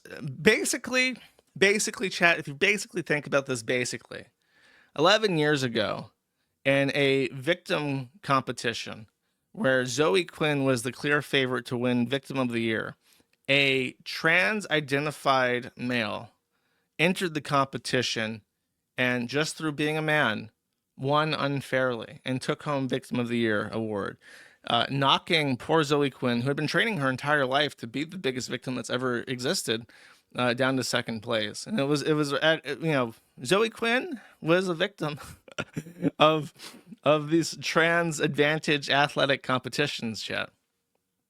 And unfortunately, just because of the time and the year it was and the politics of that era, Zoe Quinn could not come out and say that it was fucking bullshit that this tranny was lying and making Gamergate all about their self when they were the main target. However, not to be too late, Zoe Quinn has finally tried to shit on Brianna Wu. She says, on B-Sky, you know what? I've been sitting on this for a decade because I'm not into punching laterally, but I am fine with punching far-right lunatics. So, that's what changed, because Brianna Wu drifted conservative and tried to become one of the good ones. To be like, no, don't like disenfranchised trannies. Look at me, I'm based and conservative, so you know they exist. I'm like Blair White and shit. However, what Brianna Wu didn't realize is that the only reason that Blair White is popular on the right with certain people like Alex Jones is that Blair White passes enough and is like enough of a bimbofied tranny that closeted gay Republicans want to fuck him. So, but Brianna Wu is like ugly and gangly and a freak and sounds weird and looks weird and is ugly, and has no redeeming qualities whatsoever. So nobody took him up on that offer, basically, not even Alex Jones, which has allowed Zoe Quinn then, because she's apparently unwilling to do anything about anybody that's not on the right, finally post an email that she says victimized her. You ready? Drinking the Mountain Dew. Very interesting title from Brianna Wu on May 3rd, 2014. Flashback to the Gamergate, the height of the Gamergate war. Hey Zoe, I hope this will stay between us, but I did want to share something with you. The first time I really heard about you and Depression Quest, a mutual game dev friend of ours in Boston was complaining about Depression Quest. They had counseled you to take the money from Big Pharma. They were talking all kinds of shit about how short-sighted it was of you not to do this, but you stood your ground and said no. They thought you were a total fool. I didn't know about your reality show, but I did read about the aftermath, and what really impressed me about the situation was that you did the exact same thing. A situation was anathema for you. You said no. You were willing to burn bridges with an entire production company over the situation. You and I are similar people. This is like a villain speech. You and I, Batman, we're not too different. We want the same thing, but we have a different way of going about it. Like that's a little bit over the top. You and I are similar people that would really care about women in games and calling out sexism in the industry. Me too, Brianna. But the truth is, I'm a pragmatist. And if I were being embarrassingly honest with you, I would probably have taken the money from Big Pharma. And I would have drank the Mountain Dew on camera. But here you are today, and you're doing just fine. You stood your ground and made your choices, and you still won. There's been a situation at GSK. Game Stop Killing? There's been a situation at GSK that's been really bad for us and bad for the company. Oh, Giant Space Cat. Okay, that's Brianna Wu's production company. And I can't go into it, just like you can't go into your reality show stuff, but I can tell you, I drank the Mountain Dew on camera for far too long. I have dealt with a really awful, humiliating situation for too long. I finally ended it this week. I don't know you that well, but I've been thinking about your integrity a lot lately, and how going forward I need to be less of a pragmatist and more of a Zoe Quinn in leading my company. I want to let you know that's something I really intend to follow through on. I hope this doesn't seem emo, but it's true, and I think other women in the industry inspire us, and I think we should let them know it. All the best, Bri. It's cringe. That's really cringe. I guess Zoe Quinn didn't respond to this because she's a transphobe and hates trannies and knew that Brianna Wu was a tranny, because she probably met Brianna Wu at some point and was like, oh, you smell like flesh rotting. You smell like death and decay. I can smell your fetid hot dog hole. And she was just too transphobic to be friends with somebody, even though, you know, there's no difference between a trans woman and a real woman. But Zoe Quinn just left this on red, basically. Let's see what she has to say. There's a follow-up. This is her comments to this. So context, the friend she mentions approached me to get me to sell Depression Quest to a pharma company for tons of money, and I politely told him to fuck off. The Mountain Dew thing is a reference to a reality show earlier that year that I was cast on and tanked after it was misogynistic and gross. So at the time, all this felt like a big, weird neg and made me really uncomfortable that someone would be like, yeah, I totally have done all of that because I love money and attention, but maybe I shouldn't because you seem to have gotten away with it. Hard cut to Brianna resurfacing during GamerGate when nobody had heard of her before that. She was barely anything other than an occasional awkward presence in the Boston indie game scene. Did I think it was odd at the time? Yes, but it didn't matter to me then because no one else deserved the GamerGate shit. So I tried to help her anyway because however she got involved, she was involved. And I was a younger idiot who was also being extremely traumatized and couldn't spot opportunists yet. She burned through my goodwill so fast after being shitty to me and other people who tried to help her. That help included talking her out of going on Milo Yiannopoulos' podcast multiple times, letting her scream at me instead of melting down in public, etc. I politely cut her off after she made time to meet with Brad Wardell in GDC, a creep who targeted me and tweeted nice things about him.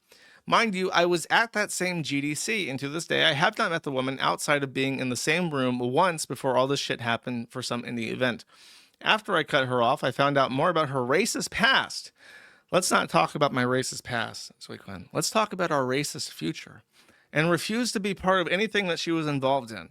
So do I think she faked her own harassment or anything like that? No. What a pussy. Just say yes.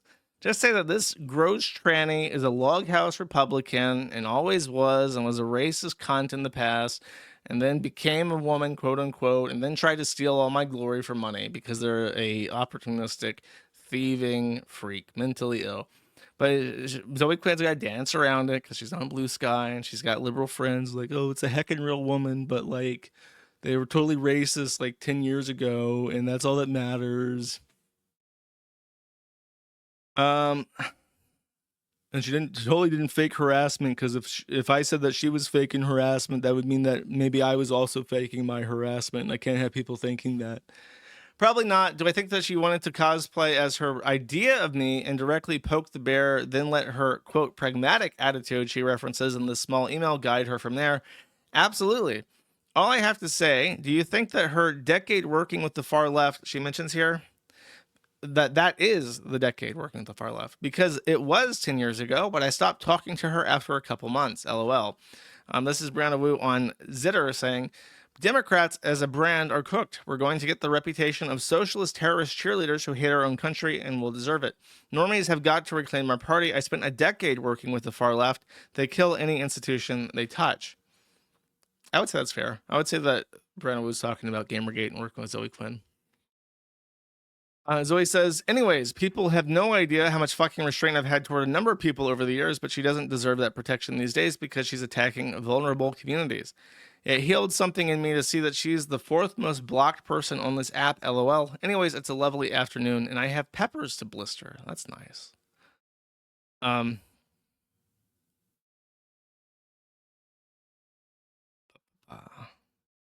That's it. Let's read the responses.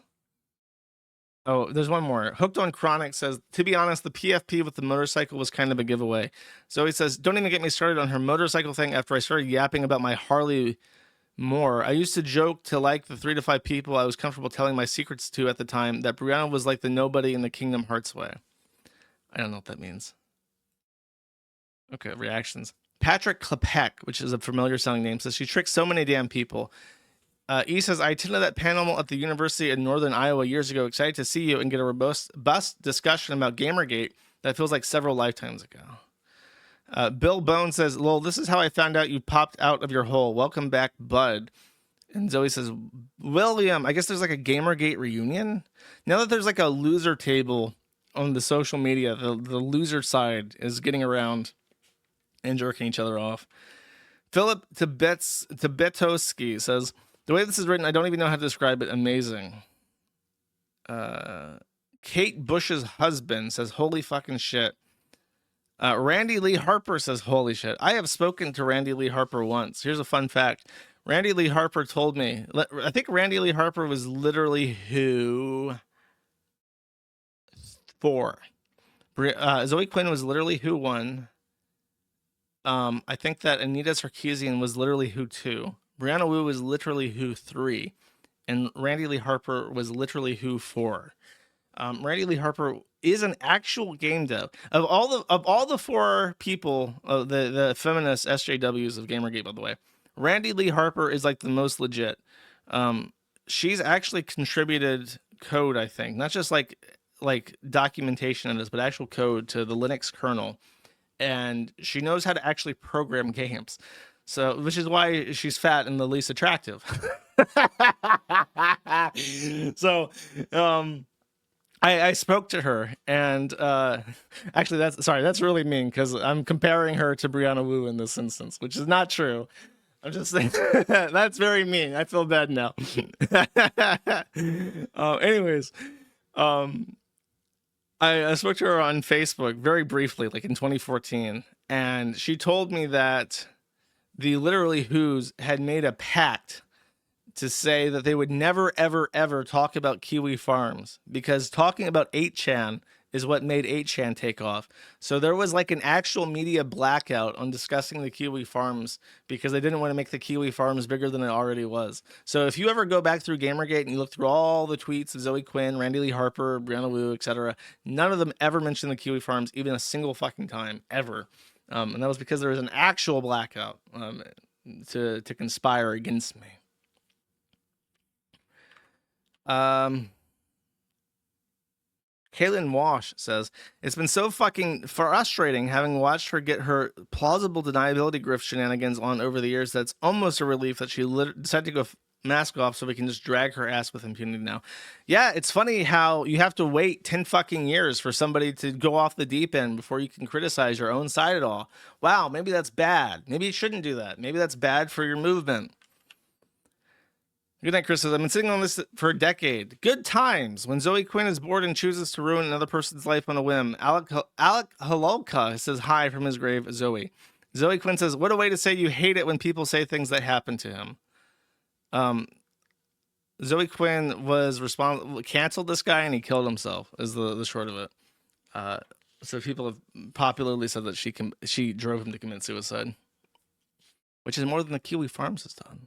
What a murderer. All right, let me get a little sip here because next one, oh boy.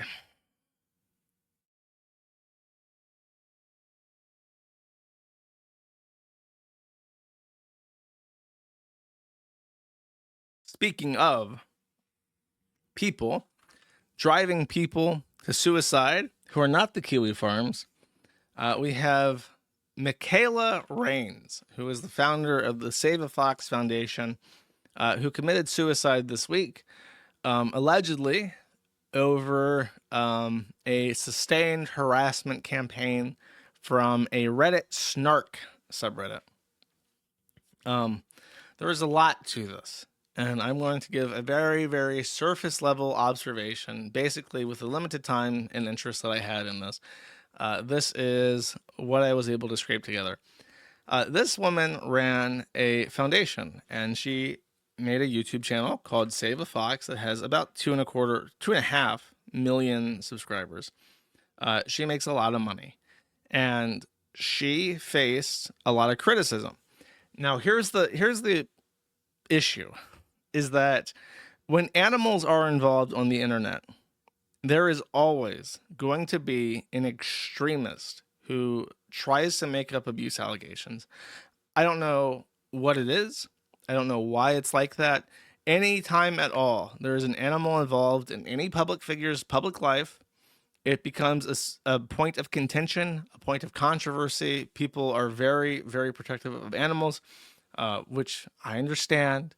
They're defenseless. They're literally pure. They can do no evil. There's no such thing as an evil animal. They're all driven by instinct, by their nature, and they can't be ever held liable for what they do. There's always a person responsible for an animal's actions at the end of the day. And so people get very defensive about animals because they can't defend themselves. They can't speak for themselves.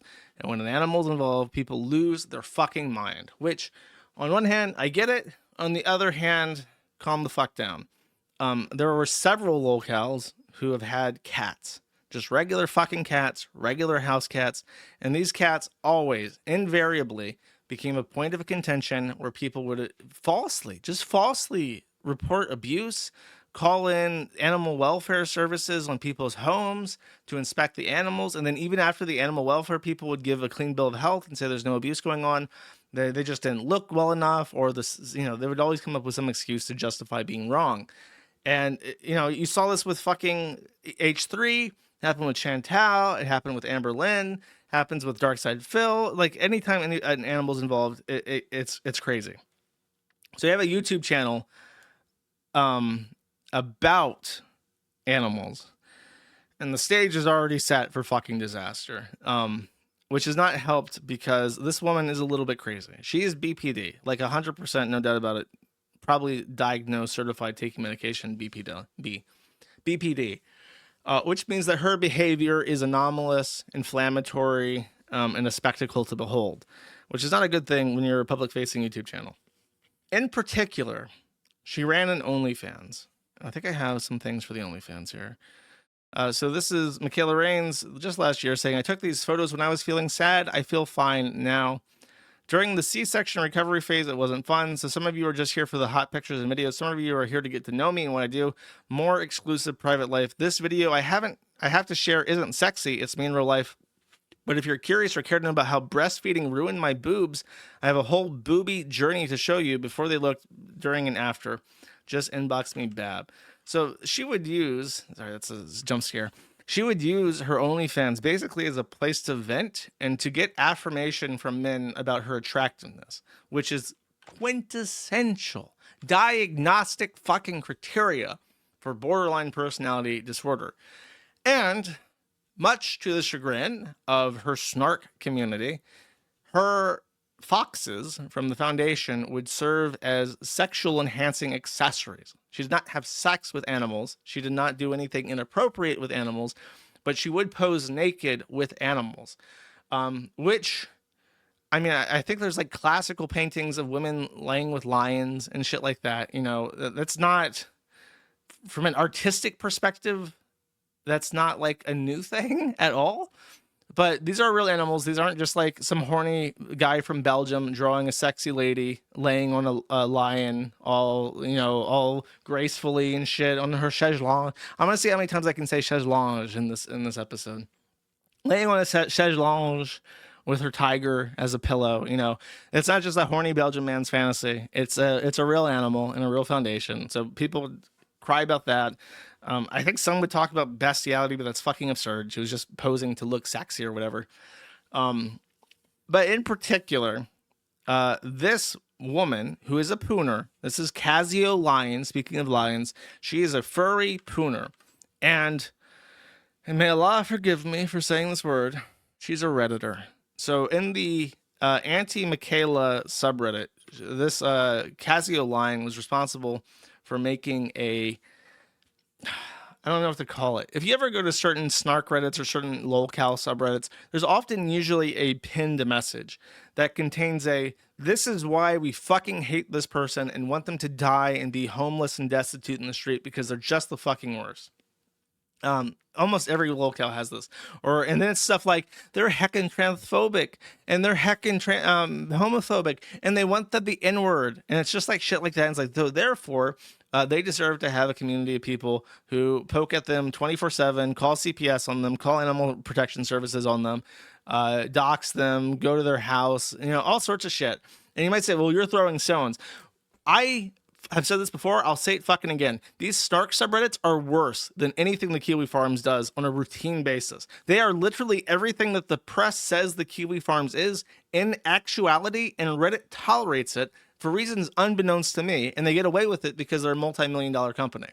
And it's very frustrating to see. They actively encourage doxing. They actively encourage going to people's houses. They actively encourage calling CPS and animal services. They do it constantly. And so this woman put together the big call-out post that they pinned. And when, of course, people go to the subreddit to see, her husband, I'm not going to play the video, but her husband posted a video about her committing suicide. And it's just like, he's obviously completely fucked up over it and it's not funny.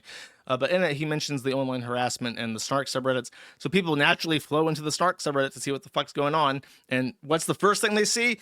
Reasons why Mikayla deserves to fucking die. Save those foxes and bash her fucking brains. And here's the reason. 1, heckin' transphobe, heckin' bigot, heckin' racist Nazi, heckin' fascist, heckin' racisms, heckin' colonialism. Like, just that shit. And then everything I mentioned about OnlyFans, some stuff about animals. But it's that kind of shit. So people think Casio did it. Casio initially said they weren't going to back down. Here's a post on the Fur Affinity. The Floof King, she calls herself. Hello, Casio here. You act like I went to Mikayla's house, sliced her open, and left her out to bleed. All I did was put together a few sources pointing out some things she did wrong. I had no hand in bullying of any kind. Even if I did, you're no better for calling me slurs, telling me you're going to dox me, and sending me instructions on how to kill myself. You ask if I'm proud of myself. If I killed myself with the guides you sent me, would you be proud of yourself? Get real. In case you're wondering, yes, Casio Lion was doxed. No, not by the Kiwi Farms, but by the Shardy. Here's a real picture. I'm only going to mention this in passing. Here is the Soy Jack Party in real life meetup. I'm not fucking joking. This is a real meetup of Soy Jack Party users. I don't know which one of them doxed Casio Lion. I'm assuming this guy. I don't know why. Instinctively, my brain thinks this is the guy right here. He did it. Now, the FBI might want to be investigating this guy. There's just some things about their look and their shirt that is making me think that the FBI should do a little bit of an investigarino about him. I don't know what it is. But one of these guys, I didn't even notice the fucking Puerto Rican Dominican Republic ninja back here. But we got a Puerto Rican Dominican Republic ninja back here. I feel like I should give him a call out too. And then even we have a Chinese mall cop. This might actually be the FBI agent who's looking after this guy. I think this guy is being watched by this FBI handler in the background. We got evidence of him. He's real. So these guys from the Shardy, one of them, they doxed Casio Lion over here and posted it all over the internet, which caused Zare to immediately delete all of her social media. But not before posting this to our wildlife rehab. Several years ago, I wrote an informational post explaining why a prominent figure in the animal rescue community is not the saint people think she is. Now I am alone and being blamed for her suicide. A video dropped today announcing Michaela Reigns of Saber Spark's death. Ever since, my notice have been overflowing with her meat riders. People have obsessively brigaded my posts and comments on various subs. You people are calling me slurs, threatening to dox me, and telling me to kill myself as well, and somehow you're the good guys. I bet if I were to actually kill myself, you'd be very quiet. Listen, we have a rule in the Kiwi Farms. Don't just talk about it, do it. Don't bait. No baiting over here. Talking about meat riders. Talking about that meat rider, no baiting. We got a no baiting rule in the Kiwi Farms, okay? When I first found out about what happened, in the very heat of the moment, I felt no remorse. Then a pit made itself known in my stomach and began to expand. But how? With the way you people are behaving, the guilt is starting to wane. I am proud of the fact I was able to raise awareness of her wrongdoings. What I am not proud of is that people took her death as an invitation to hold me personally responsible. I am proud of what I did. I'm just not happy about the accountability. It's like that meme. Me reaping. Or me sowing. Fuck yes. Me reaping. Ah, shit. This sucks. Let's see. Can I zoom in? You probably won't believe me when I say this. Oh, wait, no, wait. Or that. Do people really think Mikayla went, oh no, 2 years ago, a small furry creator on the lowercase I internet, which one, said I'm not perfect, time to kill myself.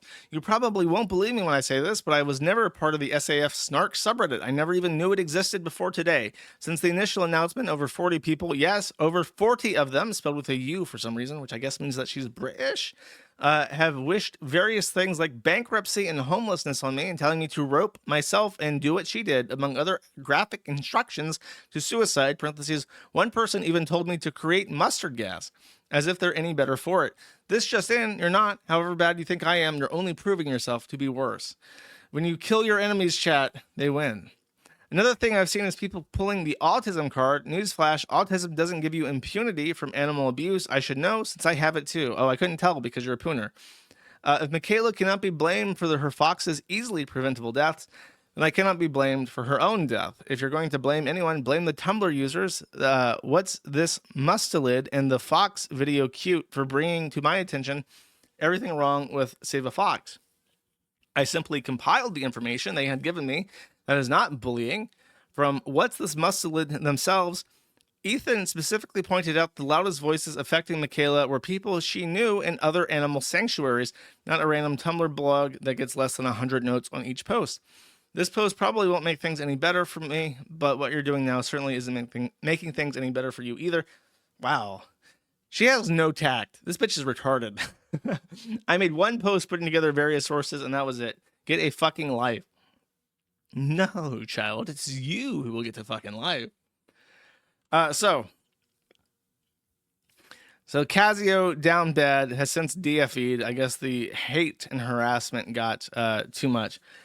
So let me, for the fairness of this investigative journalism, which I am doing, let me present to you Casio's evidence.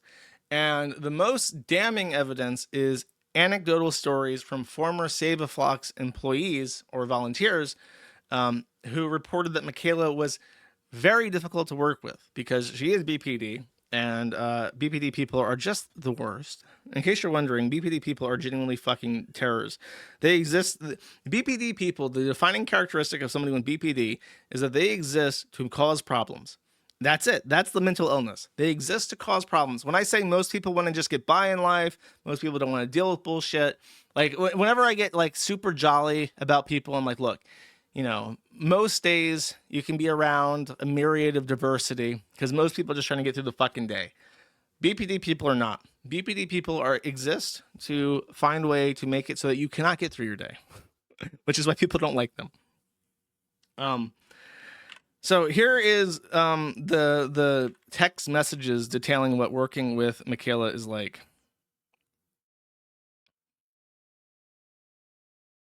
Tits out for Scotch, which is a fox. He was on a leash so lazy Mikayla could catch him at night when it was time to put him back in the enclosures. He was on a lead and he got tangled and baked to death. This was on Friday, July 3rd. His leash became entangled in some shrubs in a corner of the yard, and he died from being baked in the sun and trying to free himself. The saddest, worst death you could possibly imagine, if you bear to think of it that way. Far worse than a fur farm death, far worse than a shot or hit, and probably more preventable. It's a different story.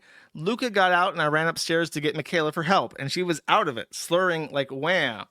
I'm like, dude, Luca is out of his yard. She goes, and I don't know what to do. Have Jax help you. I'm going to bed. I'm like, what the fuck?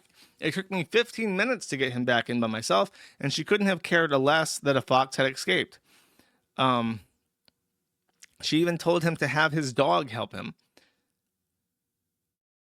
He says he has no clue how the fox got out, but she was zoned the fuck out and didn't care. That fox could have just ran away.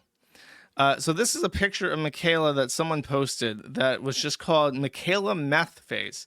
So there was allegations, rumors, speculation that Mikayla was a heavy drug user. And I don't know what this is. It could just be like a really bad breakout. It could be meth.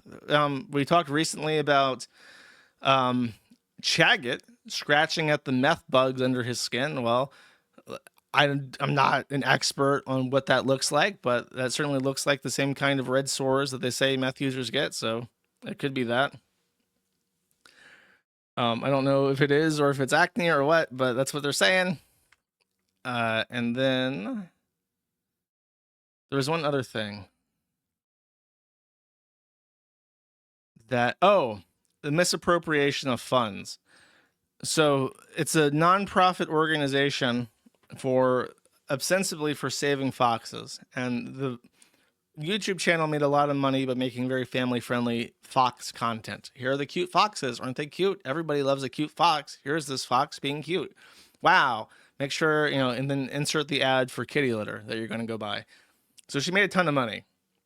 Now you would think a organization like this making a ton of money would expand operations, get employees, kind of furlough their ad rev back into their charitable purpose, something like that. Her husband then bought a $400,000 car. I was told it was $400,000. My mind kind of stretches to imagine what kind of car could be $400,000. I think it's it's the kind of car that what's her face, Trisha Paytas got. It's like is it a Rolls Royce? Or no, not a Rari. I don't know what it is. It's like a really fancy car that they deck out for you all custom and shit. I think it's a Rolls Royce. But yeah, I don't know. It was a $400,000 car apparently. I'm not sure what exactly kind of car. But there's that. Supposedly they live very extravagantly, so that would mean that a lot of that money, more than the animal people would appreciate, going back into her lifestyle as opposed to the charitable purpose.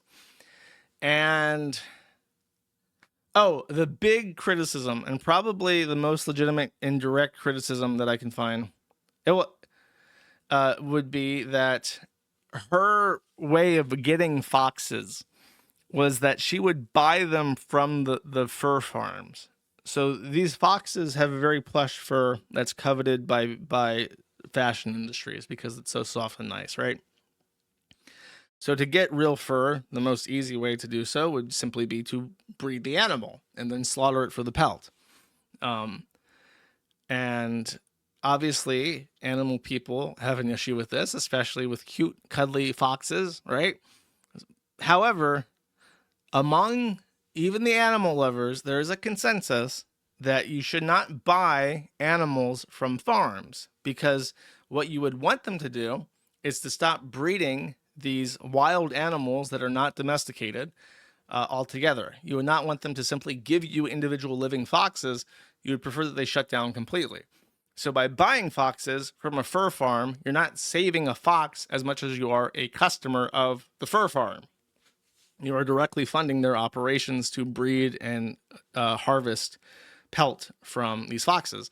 So the idea that she was buying the foxes, not simply rescuing injured ones from the wild or whatever, that rubbed a lot of people the wrong way. Probably, I don't know if Casio is lying or whatever, but if she was getting trouble with animal sanctuaries in her life around her, probably over that. Like, you're giving, your YouTube money to these fox farms, and, we don't like that. The issue is that even if we were to assume that Casio, the Snark subreddits, and all the animal sanctuary people were just the worst people on the fucking planet, and they were literally harassing her every day, the big issue that I have in not being sympathetic for Michaela Reigns at all is that she had children. I read the OnlyFans post where she was talking about breastfeeding. She had a daughter, and her daughter is now surviving her. And she's very young. I want to say she's like 8 or something. She's a little kid. So she's done a horrifically selfish thing that is inexcusable and indefensible. And you just really don't have more, even if you don't give a fuck about animals, like, you should not do that to your own kid. That's really fucked up. I'm so sick of people crying about breeders. Nobody wants your fucked up animal with PTSD. My Neezy, I would highly recommend subscribing to my locals channel at matattheinternet.locals.com and watching the episode that I did about designer pit bulls. Exotic pit bulls. Sorry, that's what they're called. Very fascinating look into what a purebred, healthy animal looks like from that perspective.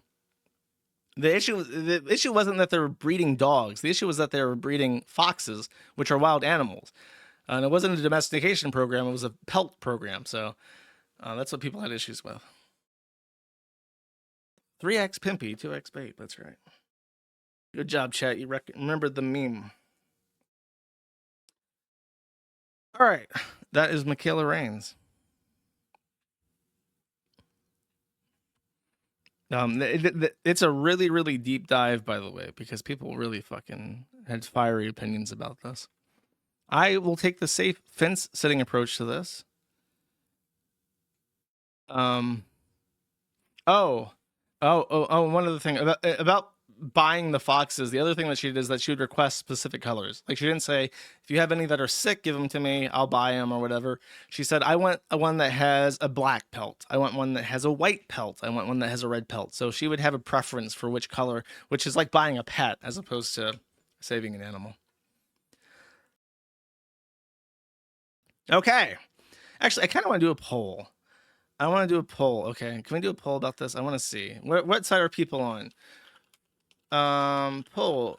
Who do you feel... How do I word this? Who is in the right? Okay. Wait,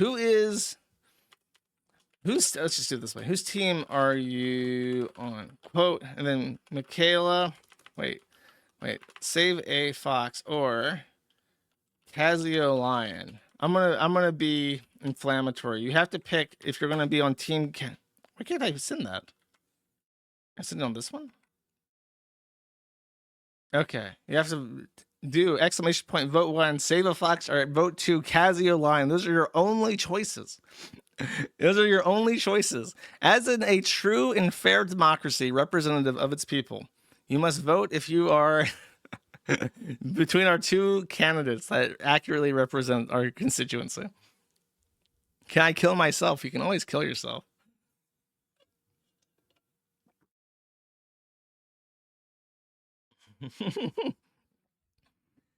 The real drama. Okay, so here's the fun thing.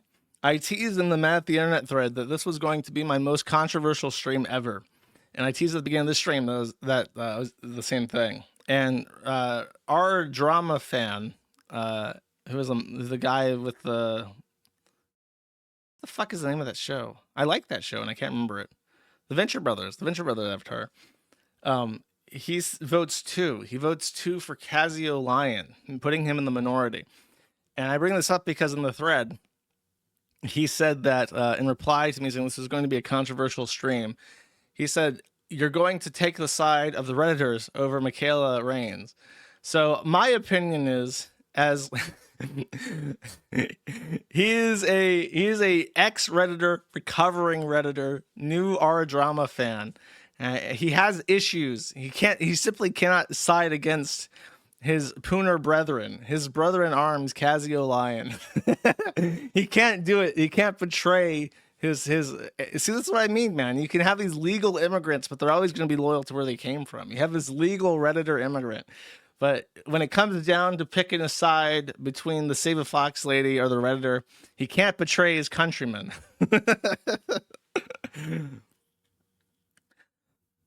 For the record, I without knowing more, I can't really make an informed opinion. However, she's an OnlyFans hoe.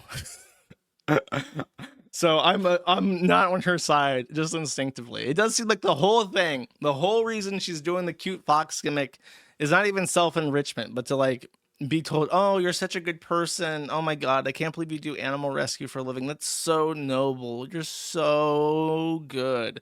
You're such a good person. And that kind of sickens me. I don't need to be told I'm a good person. I know I'm the best person ever, chat. I don't need external validation for my insane, unhinged things. I simply have a immortal furnace burning hot, giving me all the validation I could ever need. I know it's the right thing because I ordained to do it, chat. Okay. This is the lowest turnout for a poll I've ever seen, so I assume that most people simply chose not to vote. However, that means your vote did not count. But 78% said they were voting for Saber Fox over poor Casio Lion. Oh yeah, the OnlyFans. There was one other thing. She was not nude in this photo, but supposedly she posted like a picture of herself posing with a fox on OnlyFans, and her kid was like in the background somewhere. So it's like the kid wasn't being exploited. There was no nudity. It wasn't a porn shoot, but she got posted to OnlyFans, which is like, should be a little bit more conscientious about these kinds of things. You should consider the optics, perhaps.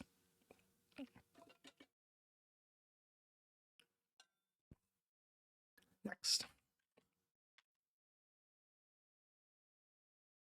We're out of the Troon and Female segment. I am being told we have a breaking. We have a statement from our dear leader. He wishes to speak directly to you now through the uppercase I internet chat. Let's see what he has to say. I don't have to do anything. The things you're begging, I can ask for contributions whenever I want on my own stream, and I can conduct myself however I want, and you'll like it. Too bad. That's my prerogative, and you have no right to try to boss me around and tell me what to do, because you're not my dad, and you're not my boss. I'm my boss. Get it, Chief? Okay. How about wasteful spending? I can spend my money however I want. Right now, I could literally blow thousands of dollars on nothing, and you'll like it, because it's my money. It's not your business. Deal with it, Chief. All right. Diet, I can eat whatever the fuck I want. Me too. Because it's my life, not yours. Therefore, deal with it. I can shove delicious Takis encrusted chicken sandwiches into my mouth on stream, and you'll watch it, and you'll like it. Get it, Chief? You don't get to boss me around because I'm nobody's bitch.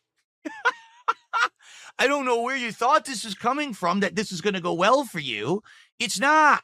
I can do and say whatever I please, and people will watch it and like it and support it, and you will still be sitting there miserable because you were sitting and watching clips on X. So true, King. So relatable. Such a relatable, down-to-earth guy when you really think about it. So that was a clip of, I mentioned last stream that DSP was begging harder than ever. And so he's been getting some shit for that in his chat. And that was his response to a person who was calling him out for it. And I kind of want to shout out the guy. Apparently this guy, when he does these, I don't know if this came from a tweet or if this guy actually, I'm going to give him a sticker just in case if he made this, because I think his idea is that to make this fair use, he green screens it and then you can do whatever the fuck you want with it. And it's very funny. I like it a lot. So that's DSB. He's very angry. He should try he should try smiling more. You know what I mean? I wish I could do that with other locales. Imagine if, like, I don't know, if Chris Chan could just project himself like as a talking head, like from The Wizard of Oz, onto my stream. That would improve the stream, I think. That would actually elevate things. You could, I have to, dude, that's how you do it. That's how I do the super chat system if I ever rework it. Back in the day when we had that Russian dono chat thing, I had a soundbite for $100 donations that were from Keffels. And it was Keffels saying, "Thanks for the money. I'm going to go spend it on drugs." I got to go find that actual original clip and green screen out Keffels' head so that when that happens, you actually see the head talking on the video. We can do that for everybody. It would be like the Nick Ricada AI super chats, but real life chat, real life, real words. Okay, so Joe Obama. After my last stream, you may remember that I did a review of a Etsy page that had people posting photos of themselves enjoying the product, which was an LGBTQIP plus pacifier for adult babies. Number one, I thought this guy was black. He's not black. That's just shadowing. But number two, I pointed this guy out as being particularly egregious because he was just so bizarre looking. His pacifier was even like custom modded, and he was wearing a Lola bunny hat that made him look like Waluigi. So it's just a truly bizarre and stupendous visage that left me absolutely speechless as I gazed upon his photo here. And I was not as mesmerized as I was by this. Other people immediately knew who he was. As it turns out, he's a known person in the King Cobra JFS sphere. He's an ABDL ex-friend of King Cobra called Scrapper Steve. So apparently people immediately recognized him, immediately identified him, and called this out to me. And I just found this fascinating. So I had no idea who this was. I think he came in after my stream about King Cobra, so I never learned about him. But apparently in between showing up on King Cobra JFS streams as a friend, he also shows up on Etsy pages trying out pacifiers. Kind of a small world, isn't it? Such a small world. Here we have a police report from the city of Milwaukee. Well, chat. What could be going on in Milwaukee? Apparently, adult disorderly conduct. Now, who could this disorderly person be? How about Patrick S. Tomlinson, child? Patrick S. Tomlinson was cited for disorderly conduct. He was not arrested. I believed he was arrested. He was not arrested, but he was cited by a police officer for a petty misdemeanor. So he didn't need to get arrested or booked. He was simply cited. Here is the police report. He says on March 20th, P.O. Lopez, squad 1122, was dispatched to a trouble with subject at 2613 North Oakland Avenue.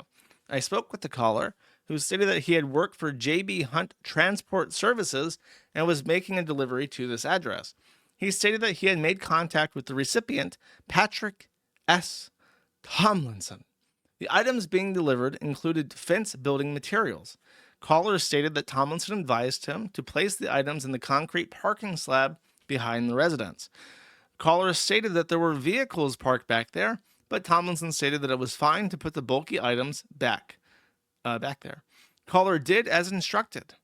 Caller stated that just before leaving, Tomlinson approached him aggressively, yelled at him to move the items because they were blocking his vehicle. Caller stated that Tomlinson got into his personal space and yelled profanity at him. Caller stated that this caused a breach of his peace and he felt threatened by Tomlinson's aggressive behavior. He stated that he felt a physical attack from Tomlinson was imminent. Caller, fearing for his safety, entered his truck and attempted to leave. However, Tomlinson stood in front of his truck and would not allow him to leave. When I arrived, I observed Tomlinson standing in front of the caller's truck, which was parked on the street in front of the location. Tomlinson stated that he was upset that the items were placed in front of his vehicle. He denied acting in a threatening manner towards the caller. He could not deny standing in front of the truck since I observed him doing so. He did not call the delivery company to attempt to resolve the issue. There are no witnesses. So, it's so funny because you listen to Pat talk and how he talks to people, and you just know he's like, I think I even said this when I did a stream on him or something. I'm like, you just fucking know that this guy is like this to everybody around him all the time. There's no way that you can spend 20 hours a day on Zitter saying, no, child, enjoy prison. Wrong again, child. That's where you're wrong. And that's why your life is already over. You know, he just does that. And it's like, you can't shut that off. If you're like that often on the internet, there's no way you can just go to like real life and be like a normal person. So it's like, he is like that with random people, random service people. He's just like, Put the items in the back, driver child. But there's cars back there. You sure you want me to just drop it off in the back lot? It would block the vehicles. That is what I said. Did not make me repeat myself. And he does it. He's like, you fool, you imbecile. You blocked my vehicle. How am I supposed to drive now, stalker? That's what you asked for. And you wonder, is there any wonder whatsoever why this man is divorced? And imagine being married to this fucking guy and living with him 24/7 and getting stalker childed in real life continuously by this fat retard. So terrible. What a fate worse than death. And an update, by the way. I showed the video of Poo Poo Pee Pee, pedophile, weirdo VR chat Elijah Millar with an A last stream. There is actually a press statement now released by the Department of Justice for the Middle District of Tennessee saying Elijah Millar, 19, of Murfreesboro, Tennessee, was federally charged on Friday, June 20th, with the unlawful possession of a firearm, announced Robert E. McGuire, acting United States Attorney for the Middle District of Tennessee. So what he was arrested for was that the protesters reported that he had brandished a weapon. And so with the report of a weapon at the protest, cops are like, holy fuck. So they rolled up on him and arrested him. They did find the firearm, and he was not allowed to have it. So that is a serious charge. And I believe, I'll read it because it says what it is. According to court documents, Millar went to a No Kings protest near Bicentennial Mall in downtown Nashville on June 14th. Miller was dressed in all black, wearing a mask, and was, according to witnesses, carrying a firearm. Witnesses reported to law enforcement that Millar told the protesters that he had a firearm, spat at them, yelled at them, and brandished the firearm. Officers with the Metropolitan Nashville Police Department then approached Millar, disarmed him, and arrested him. According to court documents, MNPD seized a Sig Sauer 9mm pistol. So that was a serious fucking threat. That gun literally has the potential. You ever hear the meme, guns don't kill people, people do? That gun could have killed people. That gun was at imminent risk of going off at any second. So it sees a Sig Sauer 9mm pistol from Millar at the time. Days later, officers at the Murfreesboro Police Department encountered Millar and received another loaded 9mm firearm from his waistband. According to the federal criminal complaint in 2023, the Chancery Court in Ruthforo County, Tennessee, entered an order appointing an emergency conservator for Millar, finding that he was at risk of substantial harm to his health, safety, and welfare, and prohibiting him from receiving or possessing a firearm. In September 2024, a Chancery Court judge in Rutherford County issued an agreed order of limited conservatorship for Millar, finding him to be a disabled person needing care and significantly restricting his access to firearms.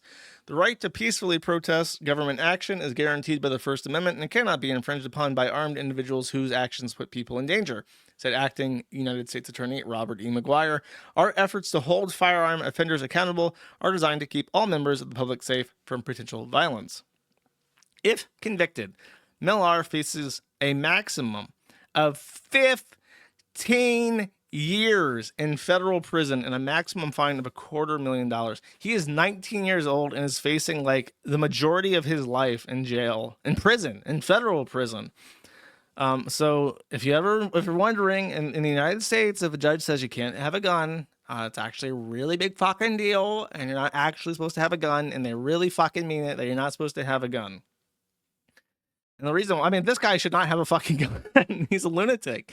So that's why the punishment's so big, because everyone has a right until they lose it to have a gun. So if the courts are going out of their way to try and deprive someone of their rights to a firearm, there's probably a really, really, really good reason for it, unless you're in Illinois or some shit. But he's in Tennessee, based Tennessee, so we can rule out that there's some activist judge just trying to disarm everybody. I think that the poo-poo pee-pee pedophile was probably a danger to himself and others. Lock that ass up. Lock him up.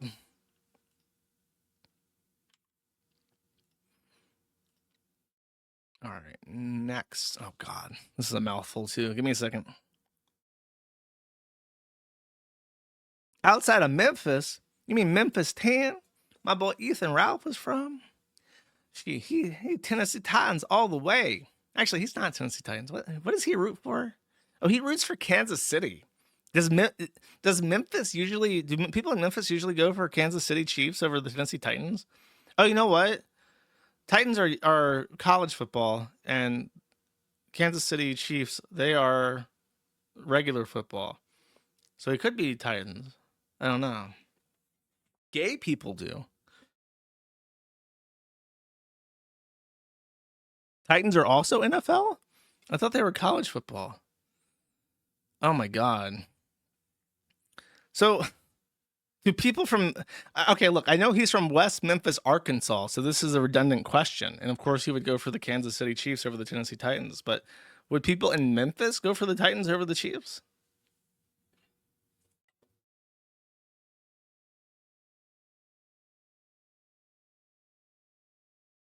Oh, the Tennessee Titans have L'Jarius Sneed now? Wow. Wow.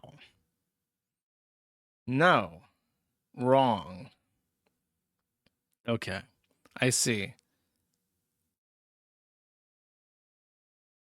I don't look, I don't care about any sports shit. I'm just curious because I know he supports the Chiefs. So if they're like a rival to the Titans, but he's claiming to be from Memphis, Tennessee, that's just more evidence that Ethan Ralph is not a true Memphis 10, boys. I think we got him. I think I've finally cracked the code. We don't need his birth certificate. We know he's not wearing the orange, chat. I've learned that, by the way, I've learned from country music that orange is the color of the Tennessee Titans. And I think that actually the rivals are not the Chiefs. The rivals are the Alabama one, right? The Alabama boys in red. I've learned this from country music, chat. I've figured this out. Okay, I got it all locked down, chat. Why? Don't get upset at me for not knowing your sports trivia. I'm not fucking grilling you on old school RuneScape. Hey, by the way, during an old school RuneScape, who's the name of the bad guy at the end of the Quest Underground Pass? Oh, you don't know. Oh, he doesn't know obscure trivia about shit nobody cares about. What a fucking loser. He doesn't know shit. Fucking idiot. Dumbass motherfucker. Doesn't even know the boss of Underground Pass. Fuck you, bish. I got 2 birds up right now, chat. I got 2 birds for you, chat. Bish, motherfucker.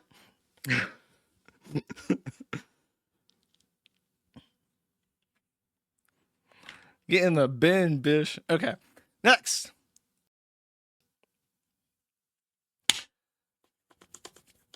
Let's talk turkey. Let's talk real business.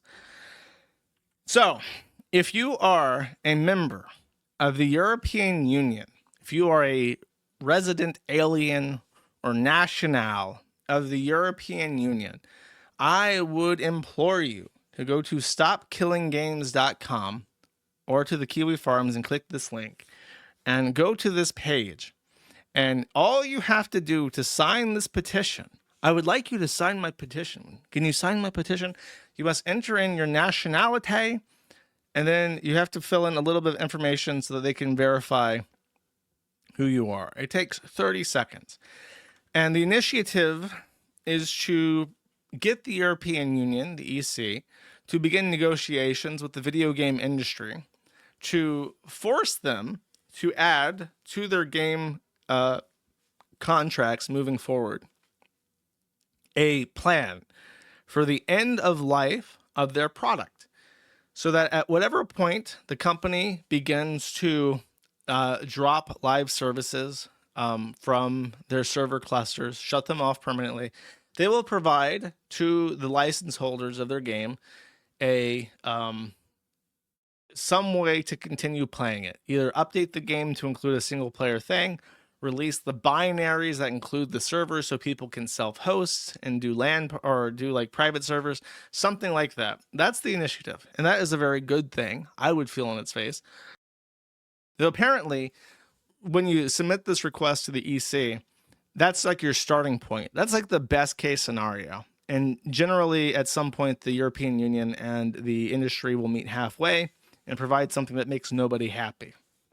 So you might be wondering, why promote a democratic process for the European Union that's fucking gay, and the only thing they've ever done right is get phones iPhones to have USB-C chargers.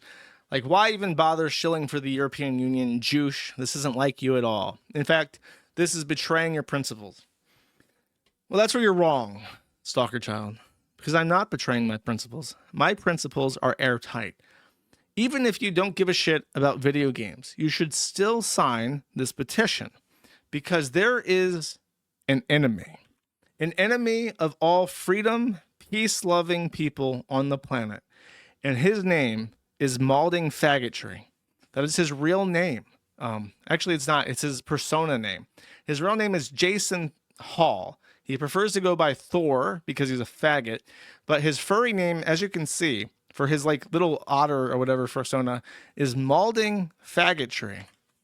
And Maldavius Figtree is the enemy. He is the Staatsfiend gegen uns alle. Okay. And he must be taken down. He authoritatively declared some time ago that he was going to be the end of the Stop Killing Games movement. Let's hear his exact words, chat. Let's get this transcript up. There's only one part of this video that I want to play. This guy is very autistic, by the way. And it's just so unfortunate because it's like, he's just like this weird dude. And he's very obviously like a little spurg. And he's like, I want to make video game better for everybody. And it's like, he can't do it because this Nepo baby, Maldavius Figtree, has ordained himself to be God and says he cannot do this.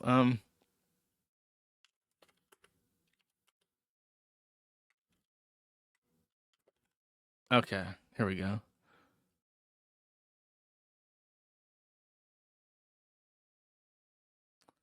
See this guy? He's got like the full head of hair.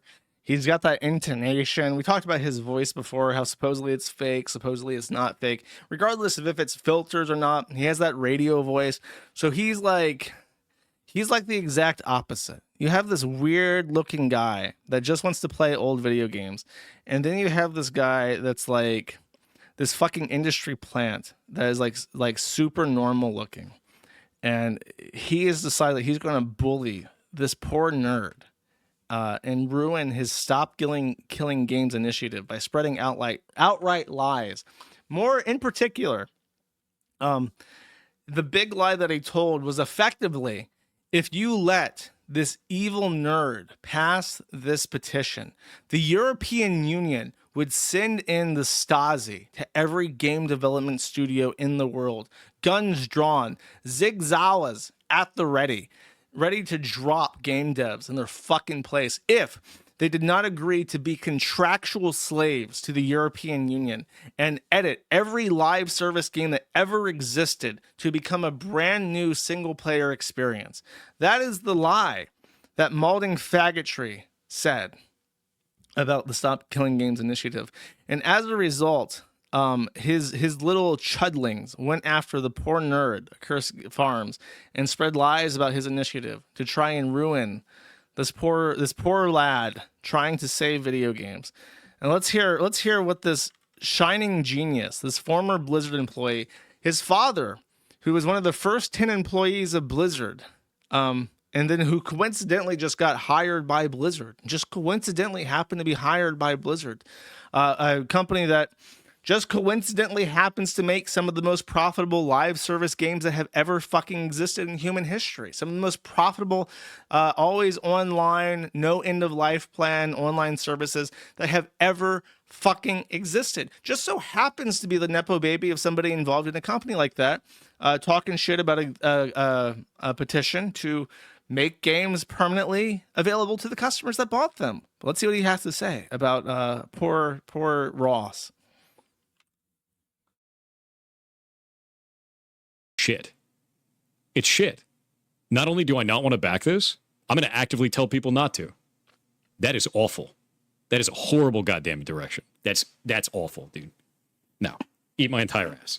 The level of stupid that I just had to receive was like sitting on Twitter for 12 hours. This shit sucks. That's a really stupid ass move. That's an incredibly stupid ass move. I think this is ass. This is complete garbage. All of this can eat shit then. I drop the mask entirely. I have no qualms about that. They can eat my entire ass. The whole thing. That sounds stupid as shit. Oh, yeah. I can see why people like him. It's like listening to Mr. Rogers. See, I mean, he's just a dopey autismal, and he just wants to say, do you, if you're in the European Union and in the time between me saying, sign this fucking petition, and now you haven't already signed it, you are letting Maldavius Figtree win. He is sitting there, his little fingers pressed together going, yes, my child will ignore the petition. Meanwhile, poor Ross, working, slaving away, spending his own money to support his initiative. He's saying, no, my child will sign the petition. It's happening. You don't want, see this fucking guy? Hold up. You see this fucking guy right here? Do you want him to be happy? Do you want this man to know happiness ever again in his life? Because right now he's very happy. He's very happy with you, lazy child who hasn't signed the petition. He's very pleased with you. He's going, yes, good. Be lazy. Do not sign my petition. Do not sign it. Yes, Blizzard should make infinite money forever. Yes. Don't let him be happy, chat. Because here's the thing. This user, Boing, is a roommate of Maldavius Figtree, or was. And during the World of Warcraft debacle, which I talked about, where basically Maldavius allowed his entire team of hardcore World of Warcraft classic friends to die as he scuttered away like a little roach, scuttered away as a frost mage roach. All his freezy spells ready to go. Mana gem at the ready. Archmage mana reload ready to go off cooldown. He had all the mana in the fucking world to cast his freezy pop spells. But what spell did he cast, chat? He cast Blink, as in the teleport spell, to get the fuck out of there while all of his friends died. And he lived. And since then, it was a Pyrrhic victory, because even though he allowed all of his streamer friends to die a horrific death that he could have prevented, he was never allowed to return to World of Warcraft. He was booted out of his guild, OnlyFangs, and he says there's now like a force field that prevents him from playing World of Warcraft. So he may have saved his character, but in the end, it didn't even matter. For the coward's toll is always death in the end, chat. But one of the things that came out after the whole World of Warcraft debacle was that Kiwi Farms user Boing decided to post and say, hey, I know this guy. He was my roommate once upon a time. So I think it's a woman even. She made a serious concerted effort to dig up all her old phones and try to restore the data that was on them because she happened to have pictures that could prove it. And there is one picture in particular. I don't want to show this because basically he left poo-poo streaks all over the cabinet, the toilet and bowl that she had to clean. But there is one picture in particular that I'll take a risk and share with you. This was after he moved out, so I think he left all his shit behind. It is the gnome dildo. It is the gnome dildo. This is like a furry, it's like an actual animal penis dildo that he left in plain view of this woman. When in a state of disrepair as he left shit all over the place. So the gnome, he even has like a knot at the end, so he could knot himself with this dildo. So I'm going to do something. Just give me 1 second. I'm going to do something I don't usually do. I'll put the dildo back up in a second, but I am. Does that work? No, it does not work. That work?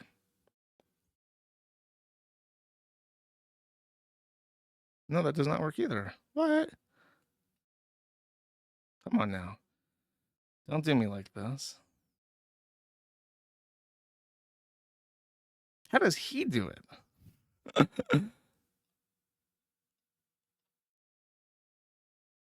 Oh, wait, that's okay. Wait, hold up. Oh, there we go. Oh, fuck yeah. Yeah, buddy. Okay. All right, so chat. Here's the deal. I don't think I've hammered this home enough. So let me explain. All right, actually, let me do one more thing before I fully.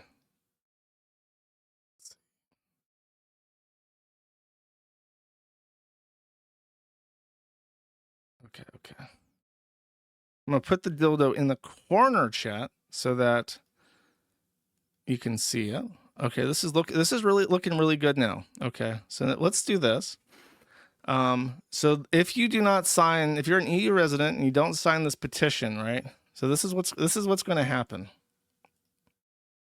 Why can't I paint? There we go. Okay. So he always has this little roachy wizard hat with the little thing down it. Okay. And then that looks bad. Let's just do this. We're going to give him a little happy face. Okay. Big, crooked, lying nose. Okay. Actually, let's do this. I'm not very artistic, chat. There we go. Now you can tell it's teeth. We're going to give him a nice little nose here. Okay. And then he's going to have really long hair. Okay. Like a witch, chat. He's like a witch. And now he's going to be bent over, chat. Okay. This is him thinking about you. Okay. Not signing that petition because he really fucking hates video games, chat. And then this other hand, okay, will be reaching back there, okay, and it will be securing the animal dildo, okay. And actually, I'm gonna make this a little bit bigger, chat. Let's draw the dildo first so we know how big this is. Okay. And actually, you know what? Oh no. There we go. Okay, I saved it.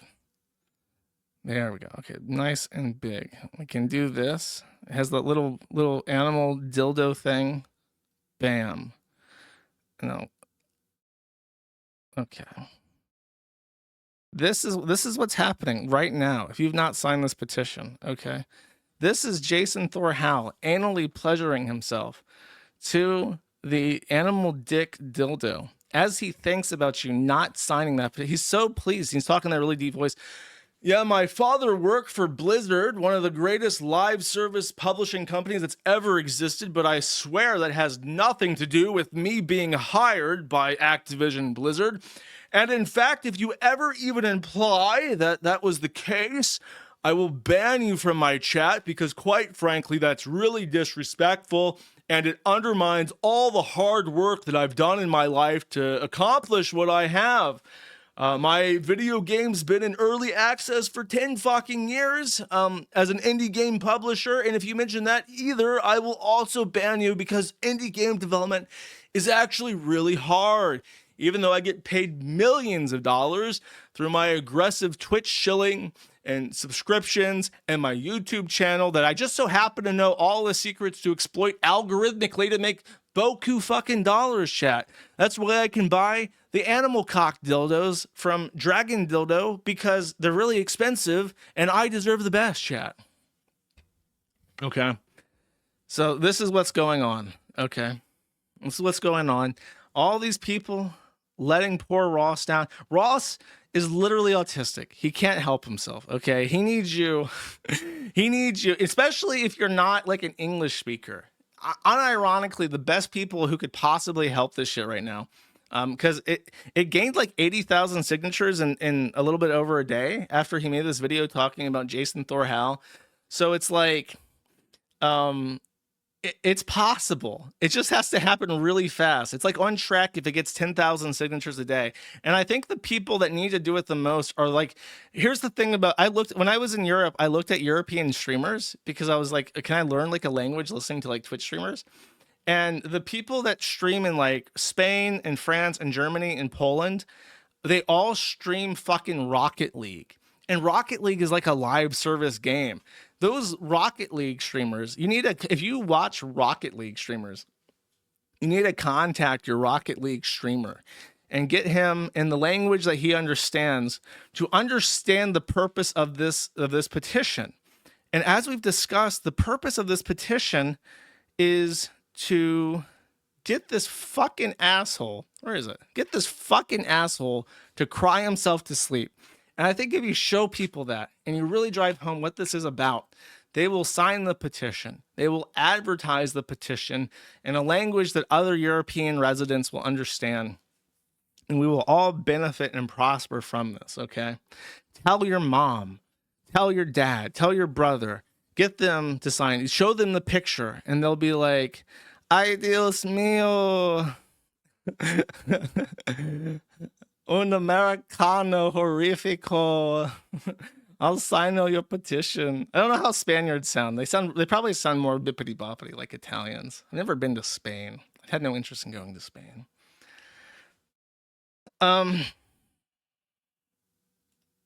Okay. That's literally all I have to say about this. That's it. That's all I gotta say. All right. Sign the fucking petition. God damn it. I don't even know how to say that in German. It's a hard word. Sign is like Unterschrift, right? Unterschrift, deine Unterschrift on die Petition. I can't imagine that that's translated to anything in German. Hold up. Petition in German. I am not a robot. Fuck it. I'm going to DeepL then. Petition in German. Petition. Also known as an Unterschrift action. I like that more. Unterschrift action. It sounds like Antifa, anti-fascist action, but with Unterschrifts instead. Okay, do that. Unterschrieben. That's it. Unterschrieben Sie. Bitte. Gegen. Unterschrieben gegen die Malding Schwulette. Okay, that is your commandment. And that's the high order from the Bundeskanzler. All right, sign that shit.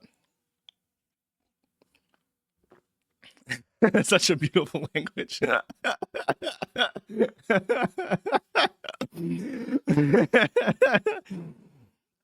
All right. All right. Next. This is oh my god, I can't even believe I'm doing this. This is the second update to the brony being accused of sexual assault thing. So here's what happened, okay? In case you don't remember, there is a big brony cartoon YouTuber who was accused, who has a wife, I believe, and he was accused of raping a 19-year-old brony girl who is called Emu Emmy. I believe is Australian. However, Emu Emmy did not publish her accounts firsthand. She went through someone called Kim. I like Kim Possible a lot, and some other A-log of this brony guy. And so the accusations sounded very believable to me. And there was a little debate in my chat over if I was wrong to say that it is sexual assault to push someone down on a bed and fuck them without establishing consent in any way, shape, or form. Because my chat is retarded sometimes. My position was that if the accusations are true, which is what I said, I was very careful, and I said if the accusations are true, that is definitely sexual assault. However, immediately afterwards, the next stream, I reported that the A-log who facilitated the expose in the first place was suicide baiting because Saber Spark put out a very strong, very well-crafted statement that completely and totally denied absolutely everything. And actually, I think now he's contradicted himself now that I think about it, because I think his initial statement was that he had absolutely no sexual relations with her. And now, according to this guy, the statement has changed somewhat, where they had a friends with benefits type relationship, and she was not upset with him until months after the fact. So what he did is he paid a guy to lift the text messages from his phone, and he's published those. And they show correspondence between the person who accused him and himself in a friendly and productive way for months after the second sexual encounter, which happened at the restroom, where he just ejaculated on her face. However, most pointedly, and this is incredible to me that he admits this. He admits both times that they had a sexual interaction that he offered her a handshake and said friends. So he confirmed that he's that fucking autistic, which is just like unfucking real. That of all the things that stuck, that happened. It's both sides said that after he ejaculated on this 19-year-old girl's face, he offered her a handshake and said friends. That happened. That's real. That happened on planet Earth. in our lifetimes. So truly fucking bizarre. Afterwards, they continued talking to each other. And the only reason why, according to him, the only reason why they stopped talking is that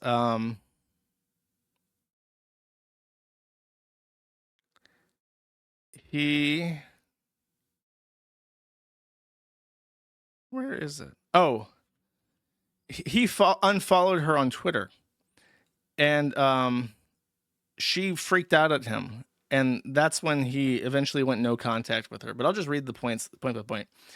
Saber Spark paid hundreds of dollars to get the text messages.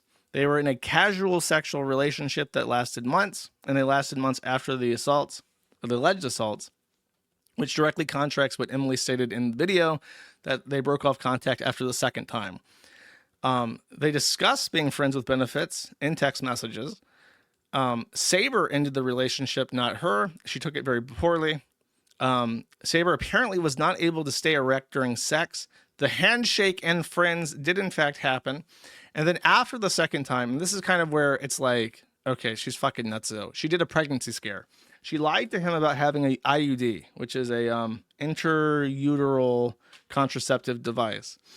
And so an IUD you basically don't feel. So you have no way of knowing if it's there unless they tell you. So if they tell you they have an IUD so they can't get pregnant, then you have no way of knowing if that's a lie.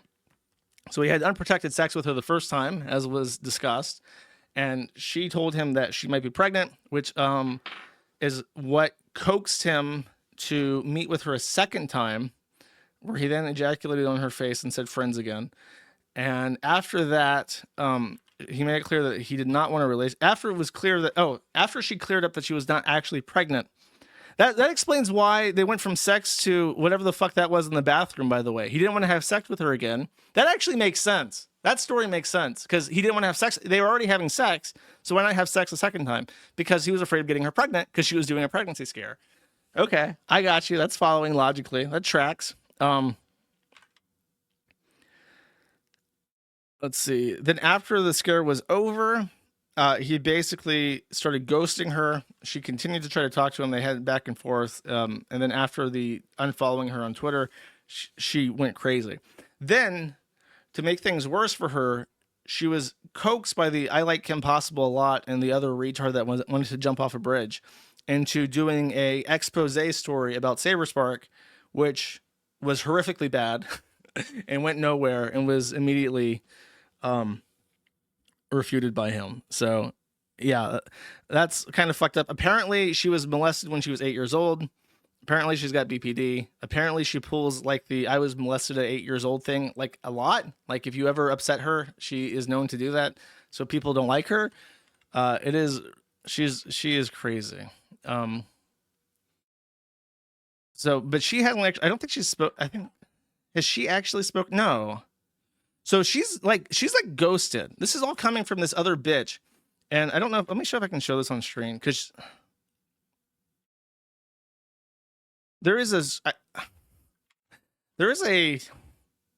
screenshot, and I don't know if this is real. I'm not showing it on screen. Apparently she never did anything nude, but she registered a ChatterBait account called I Suck Dick a Lot and wanted to get into being a cam girl, but never did. This is Kim Possible, not Emmy, the girl, the accuser.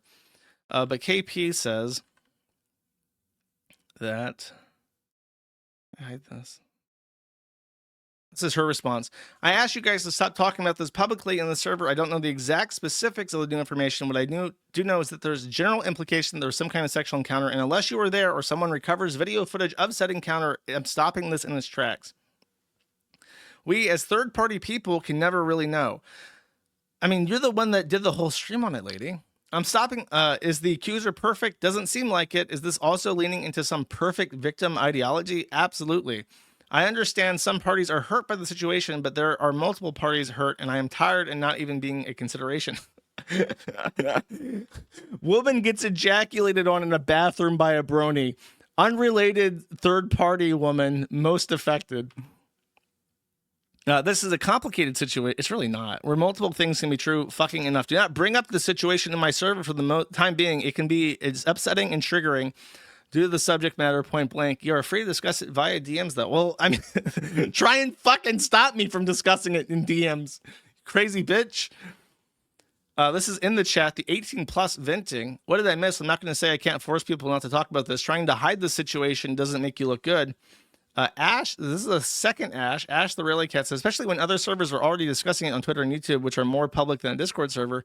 KP responds and says, you're making a lot of assumptions about my reasoning. And if you're going to make an assumption that I made this decision because I'm trying to hide from the situation, politely, fuck off. Same note, any more disrespectful and dismissive takes, I'm not tolerating it, you know. Well, I hope that the lesson is learned, chat. Never stick your dick in crazy. Casual relationships will blow up in your face. I'm sure Saber Spark will recover from this, but you know what? It probably could have been fucking avoided. I'm sure he regrets his penis decisions. And I hope you've all taken this as a valuable learning lesson moving forward, chat. All right. Don't even. Me goes on 20-minute diatribe about how life-ruining fucking crazy bitches is and how this could have been avoided if he just didn't enter into casual relationships with mentally unwell people that were molested at 8 years old. Chat, yeah, I would. There's no chat. These mans, you can't do nothing with these mans, chat. Speaking of, I don't know what to call this. There's zero possible way to segue from Saber Spark and his bad penis decisions to this, but Destiny has blocked. Let me say this in full, actually, so that it has the weight that it deserves. Stephen Bonnell II has blocked Nathaniel J. Bonnell I. Destiny has blocked his own flesh and blood child on the social media platform formerly known as Twitter. Why he has done so is unknown to everybody. However, I will say this. Poor Nathaniel here seems to be in a little bit of a fatherless rut. And I say this because we're going to go look at his Twitter timeline. So here's pictures of Hitler with his daddy issues. Something about Jews.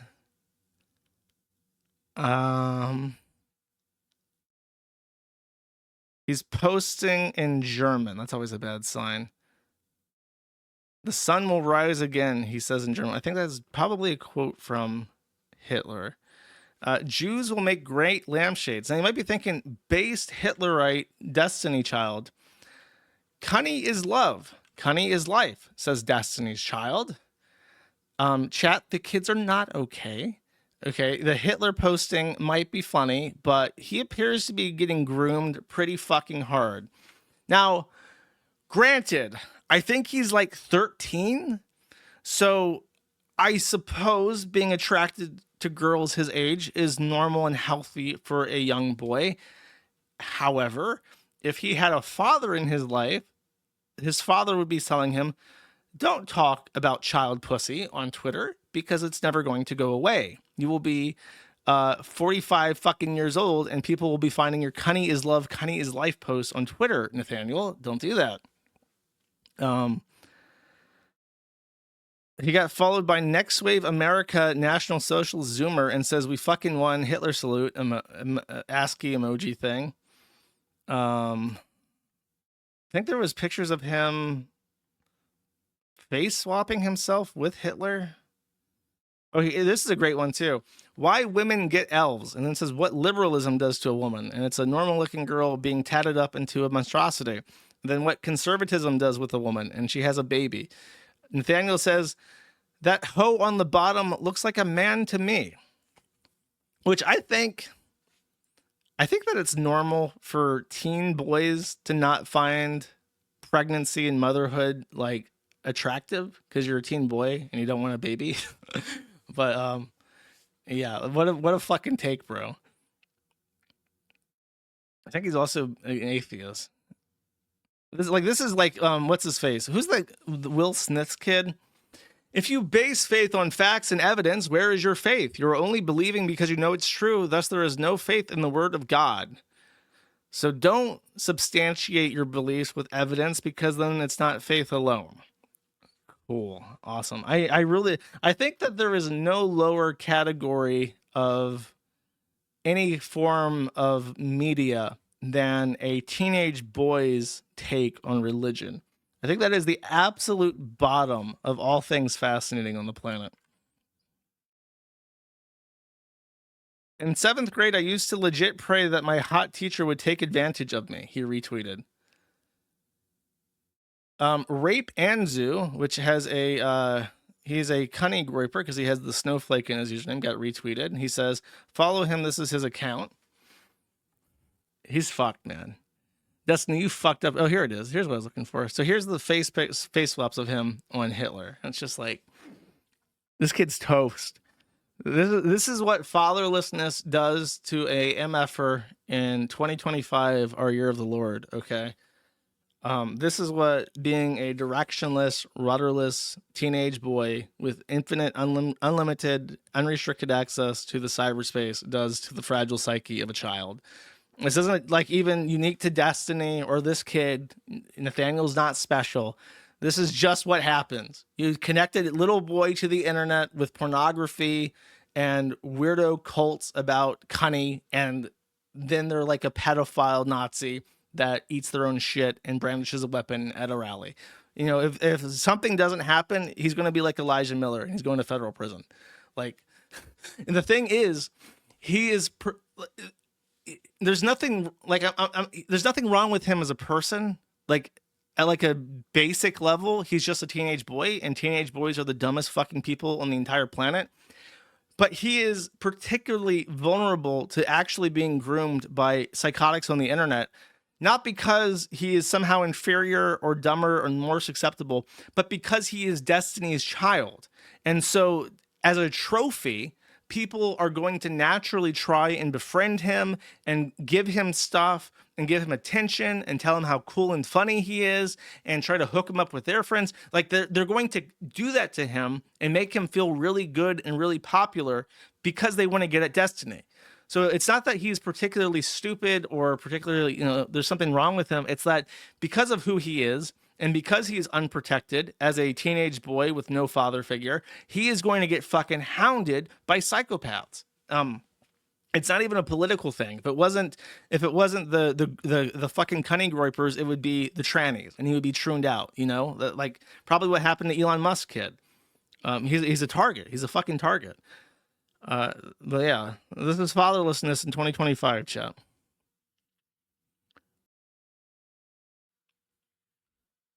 So, Prague chat. Is that what the cool kids do? You got to Prague. Is that an emoji and kick? The Prague? It is. Give me the Prague Pepe chat while I take a drink of water, chat.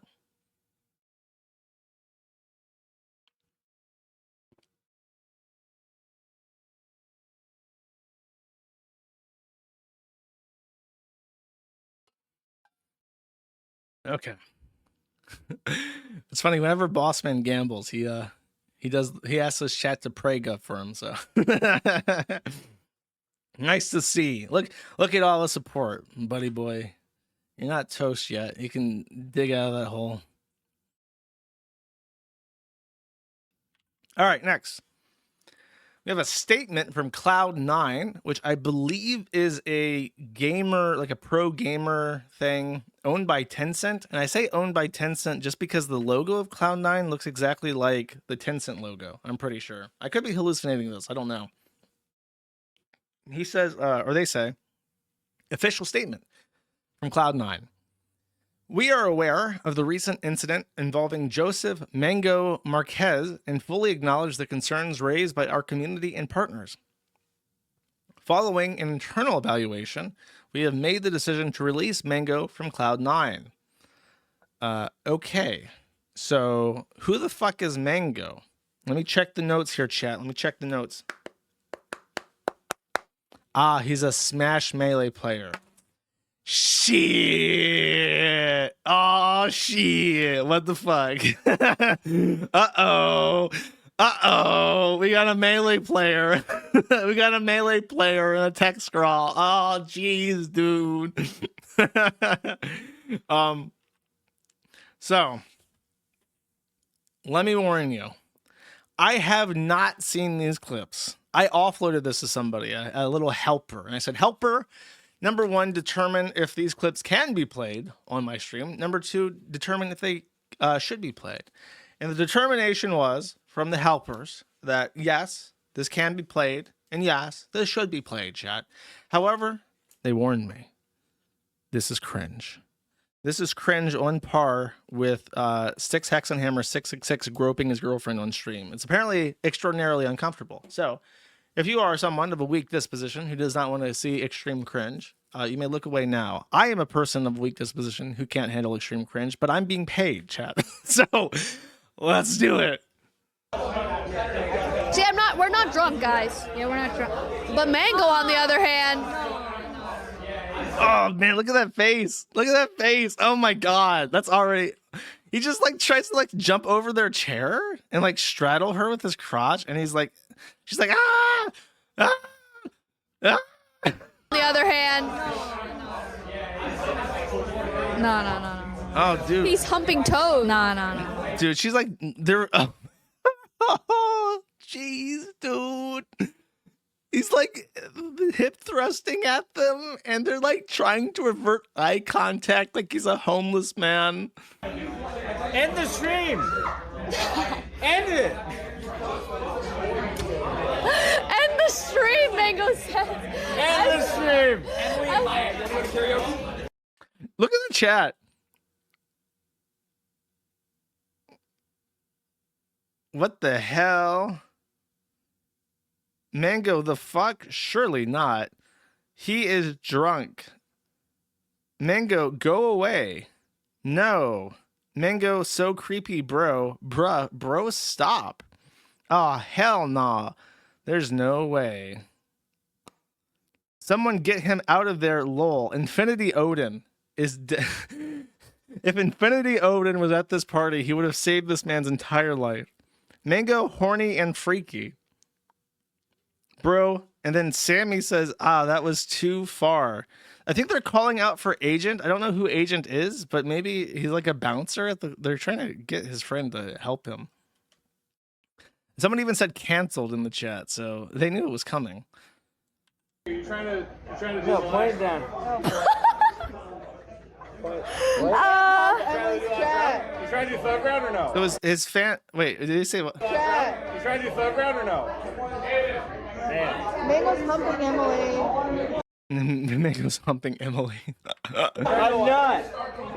That's okay. Come on, buddy. Get the fuck out of there. Okay, I'm ready to play. Emily, get it. And he just walks away. What kind of fucking friend is that? What? Emily, stop it. You're doing great, Mango. Don't encourage him. Very impressive. Nice movement. I can't believe that guy just walked away from him like this. What the fuck? What a dickhead. Dude, you need a partner. You need an accountability buddy at these events so that if you start dry humping at unsuspecting women, they can grab you by the fucking nape and throw you on the ground and haul you out.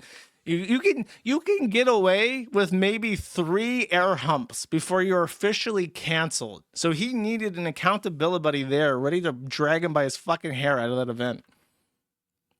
Karaoke? We're doing it here. Here? Well, apparently everyone. Oh no, he's back. He's back. He's ready to dry hump the Asian Trying somewhere. to here because we got drinks and it's easy to set up. He like pushes him out of the way. He's like, buddy boy, this is my Asian to hump. Everyone's just trying to run it here because we got drinks and it's easy to set up. I'm down. Hi, Mango. She's like, oh no. What are you pulling her hair? Mango, you're so silly. Dude, that guy like actually pissed. Why are you pulling her hair? Pulling her hair? Stop touching her, you fucking weirdo. I want to beat this bitch up. Don't beat her ass You up, guys bro. are amazing. I won't let him beat you up. Thank you, Lud. Oh, see, look at that. That's the face of admiration. We have a stone cold, in shape Giga Chad here. He's touching the lady. Lady does not want to be touched. Stop touching the lady. And then look at that. Look at that actual appreciation there, Chad. Very nice. That was so fun. Thank you for having me. Hey, thank you for competing. He's like, I did ads. What's your final? dude. That's so creepy. It's so creepy because it's like weird. Like, why is he doing like he's patting her head from behind if you can't tell? But it's like, why is he doing that? And it's like he's breaking the touch barrier. Is what he's trying to do. He's just trying to make physical contact with her. It's actually super creepy. I got second in the worst cup.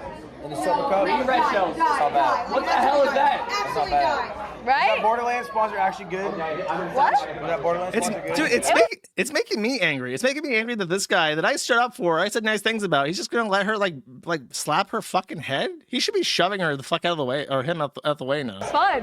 I was loving it. I love Borderlands 4. I love to hear that. But this was the best There we thing go. ever. Yeah. Physically removed. Physically, a little bit late, but it happened, chat. He did it. In our stream. Woman's hair. It's we're gonna do karaoke on this TV. Oh, great. Voluminous. She only watches that shit once a month. Yes, I am. Turns out we're staying here. Okay, We're gonna do karaoke on this TV over here. Yeah, let's do it. Okay, I'll end soon. Love, thank you. All right, last one. Let's see what happens. So, back at the fucking Asian girl again. Oh! Final words. What is he doing? Is that like a... Bro, what? Is that him? Did he pick up his own cardboard cutout that has like the... It has the Cloud9... Sponsored by Cloud9. I wonder why they had to disavow him. That's fucking funny. That's the worst optics you could possibly ask for. In this. Oh my god. Final words. Look at her. She's like in a panic. He's like dry humping. He's dry humping himself. She's now getting like flickering looks of panic. Ooh. Bro. Look at that. Mango is... She has to say it. Say it already? Say it already. Is that like from before? Mango is a horny dog. That's be Mango. Mango is just humping. Mango is gone. Bro. He's too drunk.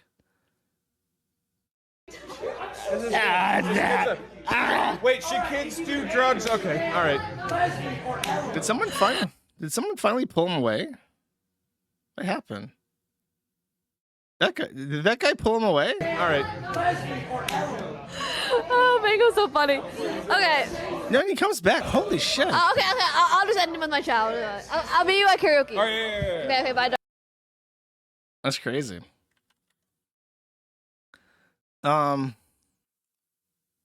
Okay, let's see what these messages are. Okay. So let me explain. I know who Big Eagles fan is, Big Hat Lala.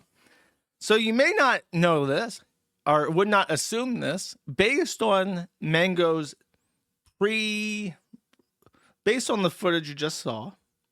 But Mango's actually married. And when he was getting canceled, Big Hat Lala, Big Eagles fan, his wife, went onto Twitter and said, "Why are you all freaking out at me and freaking out at my dear husband, Mango? What has happened?" She says, "I'm bothered the most by the fact people say all this shit, but ain't no one said shit to me. Not a single person came to me at all, and now everything's hearsay on Twitter. I just want people to leave me alone. Y'all fucking forget there's an 11-year-old child involved. Stop texting me. Stop messaging me on all social media. Just fucking stop. He's almost at a preteen age, and my son does not deserve to read all these things. His friends will probably see it, and it's hard enough to make him friends because he's extremely shy." They're messing with her and her kid, basically, which is why she's upset. She says she unfollowed a bunch of people and then has since deleted her account. So she had no idea what was going on. People were just blowing up her phone and contacting her and harassing her and her kid. She had no idea what happened.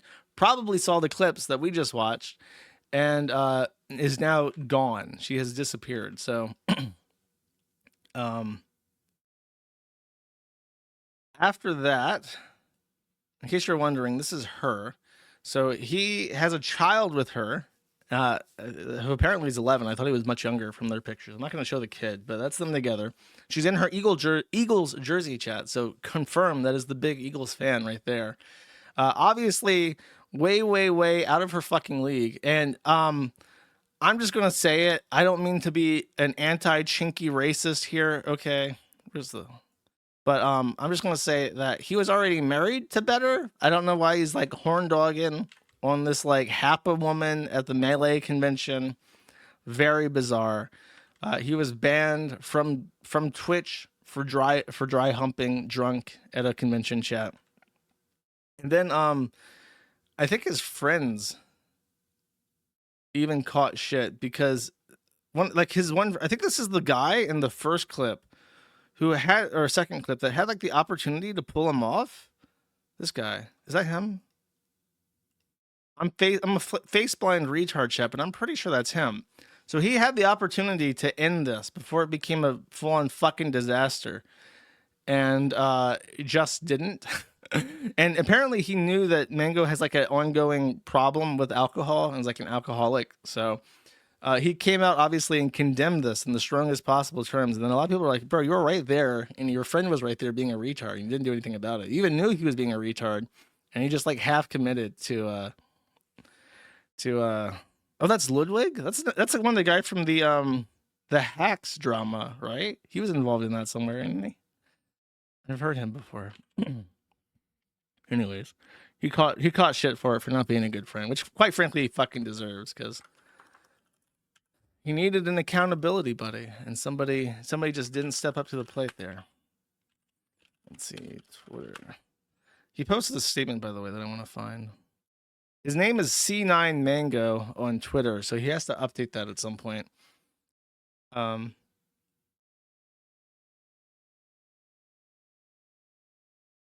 I read all this? Oh, this is the one that I want to read. C9 dropping me, probably getting banned from tourneys. Fucking shit, man. No one to blame but myself, but man, never thought I could hit this low. Probably won't hear from me for a while. I'm sorry, everyone. Wish I was better. I had it all, and I toss it in a trash can. Many such cases, chat. Many such cases. Many such people thinking with peepees and not brains, chat. I'm gonna instill virtuous thinking in my audience, and hopefully we will all make better pee-pee decisions, chat. Okay, that's that. Next,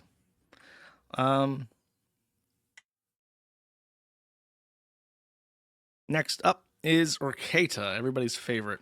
So this is the real picture of Aaron Imholte. I don't know what the fuck is going on in this picture, but someone needs to fix the lighting or the camera that exists at the Kandiyohi County Jail, because it is fucked beyond belief. Just completely fucked. So why is Aaron Imholte in jail? He's already out, but why was he in jail? The answer, he talked about Mikayla Raines. So here's a fascinating little development, okay? So when Aaron Imholte was convicted of revenge pornography, he took a plea deal which allowed him to get out scot-free for $50, basically, which is how we established the price of one Kayla nude unit. It is $50. However, his plea stipulated things which are, according to the Kiwi Farms legal team, unconstitutional. But the issue is that the stipulated order that he agreed to was agreed by him. So therefore, even though the order is unconstitutional, the way that it works is that even if you receive a blatantly unconstitutional order, you generally will have to comply with it unless it is actually physically incapable for you to do so. For instance, if a judge orders you to lift a car, you can't comply with that because you can't lift a car. But if a judge orders you not to talk about somebody, that is unconstitutional, but you do have to comply with it until it is appealed. The issue is that Aaron Imholte agreed to this stipulation, and generally speaking, the court will allow you to agree to things that generally it could never impose on you if you actually agree to it. So that's an important thing that a good lawyer would watch out for. The court can tell you not to do certain things, but only if it's allowed to by law. However, it can agree to things that you agree to, even if they're very unusual. For instance, I remember a long time ago, there was a woman that got arrested for like some kind of really, really petty crime that was committed at a Subway. She lost her shit at a sandwich artist in a Subway and committed a crime that was serious enough that she went to jail. She agreed to, as part of her plea deal, to get a job at Subway for like a month. Obviously, we have anti-slavery constitutional amendments, right? So a judge could never order you to go work at Subway for a month, but he might accept a little quirky plea deal that involves working at Subway for a little bit, because I think that's actually a really fair way out of it. Okay, you don't go to jail, but you do have to work in service for a month, and then you'll get some fucking appreciation for what it's like to work in service, you bitch. That's completely fair, but you have to agree to it. Aaron Imholte agreed to an unconstitutional prohibition on him talking about Kayla Reigns. It is constitutional to be prohibited from talking to somebody, but it is not constitutional to be restricted from talking about somebody unless you agree to it, which he did. It would be the job of his attorney to say that you don't want to agree to this because you are a talk show host on the internet that covers internet drama, and the juiciest drama you know anything fucking about is about the Reigns. So eventually, if you agree to this plea deal, you will eventually run afoul of it. And there's nothing that we can do about it because even though it's unconstitutional, you fucking agreed to it. That's what a good lawyer would say. His attorney did not appear to give him that rundown. And as a result, he is bound to a court order that he would have to work very, very hard to undo. Because in law, it's always easier to stop something from happening than it is to undo the thing that already happened. So he would have to try and throw out the plea agreement, and then he would have to get a new plea agreement and have to get that ruled unconstitutional and so on and so forth. And then he still has like a violation of probation thing for violating the court order, regardless of if the order was valid or not. It's like a huge deal. So he shouldn't have accepted the plea deal to begin with. And in doing so, he actually threw out a lot of his own arguments in his defense. So he put himself in a really bad position, which allowed him to inevitably get caught up. And fun fact, Reigns has been hinting that he wants to